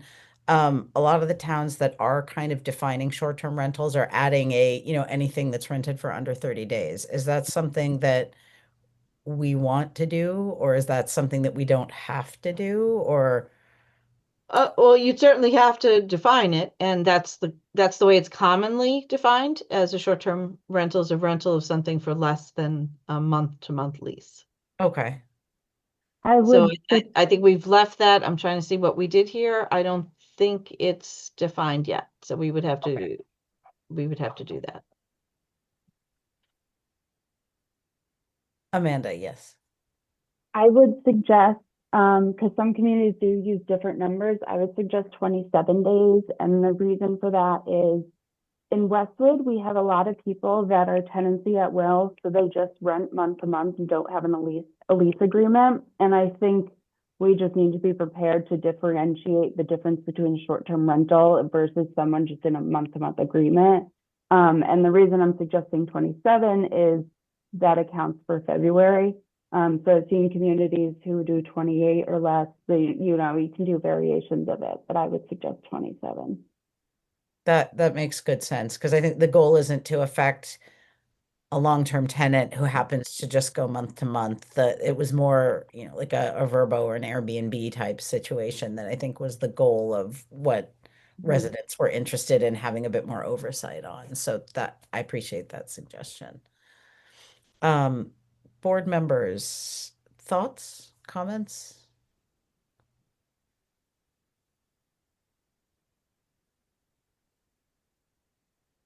I have no thoughts. I think that's a good suggestion. I need to read the fine print more. Yeah, same, But I generally am okay with moving this forward. same. Agreed. Agreed. Okay. Agreed. Well- All right, so we'll come back with more. Do you need us to get into the nitty-gritty on those definitions now, or can we stick with 27 and then kind of hash it out? Yeah, or- we can I work out think- the definitions. I think that we will need you, it doesn't have to be tonight's meeting, it could be the next one, to weigh in a little bit more on what you see as the registration process and who would be responsible for that.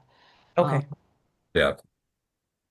but it sounds like generally there's support to continue with this. So, all right, Oh, public comment. Mike's raising his hand, I think. Oh, yes, Mike, thank you. There I am. I just want to say the state has some I don't want to say model bylaws, but some guidance out there. There's no real set defined way to handle short-term rentals. I mean, you look at places down the Cape or vacation areas do have several of these. So I think one of the important things to nail down is what the end goal of doing this would be. If it's to limit, to ban, to allow these in certain areas, to put a cap on it, to capture some sort of revenue from these, because depending on how you classify it, they can be classified as hotels. There is a fair amount of work on the back end with the registration process, as far as periodic inspections that are required. Like Nora said, there's possibilities that there would be physical changes required to be done to buildings. If it's owner occupied, is it not owner occupied? Are you adding a fire alarm system? Are you adding a sprinkler system into a single family house if you've got more than a certain number of bedrooms? All things like that. So I would just, depending on what the aim is of adding such a bylaw, just there will be ripple effects down the road, just depending on which way it goes. Not saying good or bad either way, but there's once you set this and you allow this, there are certain things that have to be done after that down the road. Thank you. Good to know. Good input, Mike. I can share that the concerns that were shared with me, that kind of it was resident interest, and this has come up before. This has come up before in Westwood, but the folks who reached out to me about this, it wasn't to ban, it was really just to provide some oversight and to potentially, if there's tax revenue to be had, if it's an end run, if someone's running a business out of a residence and making money off it, there was some interest in seeing if there was a way, because other communities are getting some return on that. So I don't think the goal was to ban or even necessarily start requiring additional features, but I think that's worth talking about from a planning board perspective. Yeah, and that's kind of what I was getting at, is once you start reclassifying residences as these short-term rentals, there are things that then are required. It's not looked at the same as a regular old single-family house, depending on if you're letting a room or two in your house versus you live in Wisconsin and you own a house in Westwood and rent it out on the weekends. there's some different requirements in those two different scenarios. That's helpful. I'll keep that in mind too. And I think I'm gonna look at some, but other communities have done this, so it might be worthwhile to look at what is working in some other places too, what's successful. But thank you for that perspective. Amanda, yes. If people want to look more into the fees that apply automatically and also something that the town can opt into, if you search room occupancy excise tax on mass.gov, it comes up with how that program works because beginning in 2019, the state applies the room occupancy excise tax to short-term rentals for 31 days or less. And then there's an additional one that the municipality can opt into to get more from it. Good info. Thank you. All right, lots to consider on this one, but it sounds like there is interest and support to continue exploring it. Excellent. All right, any public comment on PB 7 and 8? We'll take them together. Please raise your hand or enter your thoughts in the Q&A, and we would just need your full name and address. I saw a hand go up. Eric Alden. Mm. We can enable him to speak.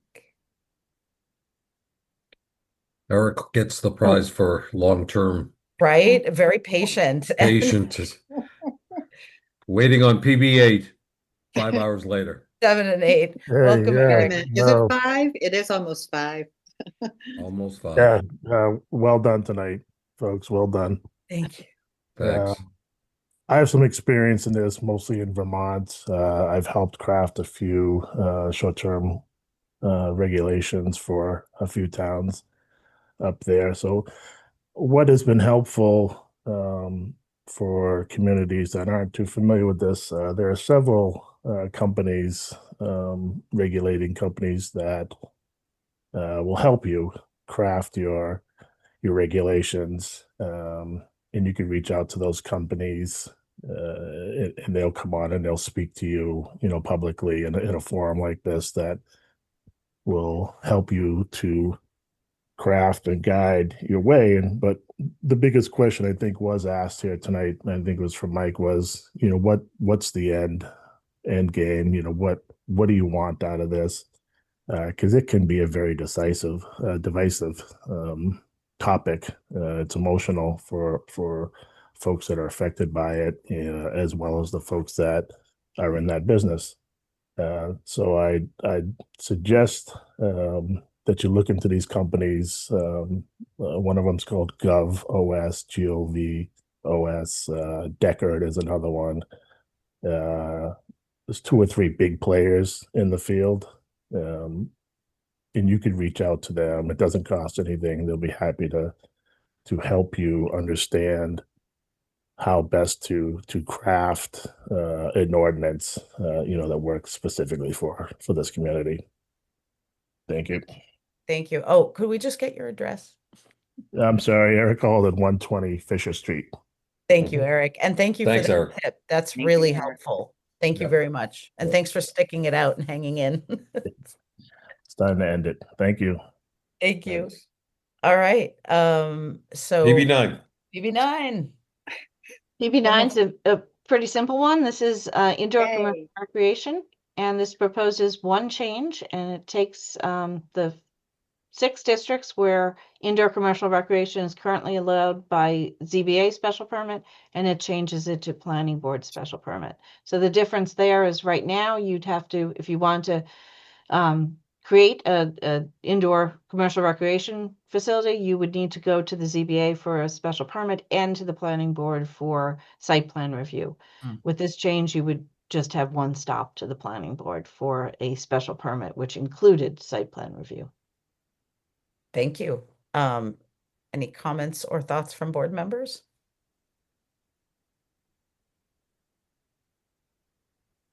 Seeing none. I'm very supportive of this. I think if we're Yeah. trying to incentivize someone to do that, that's a way to streamline it.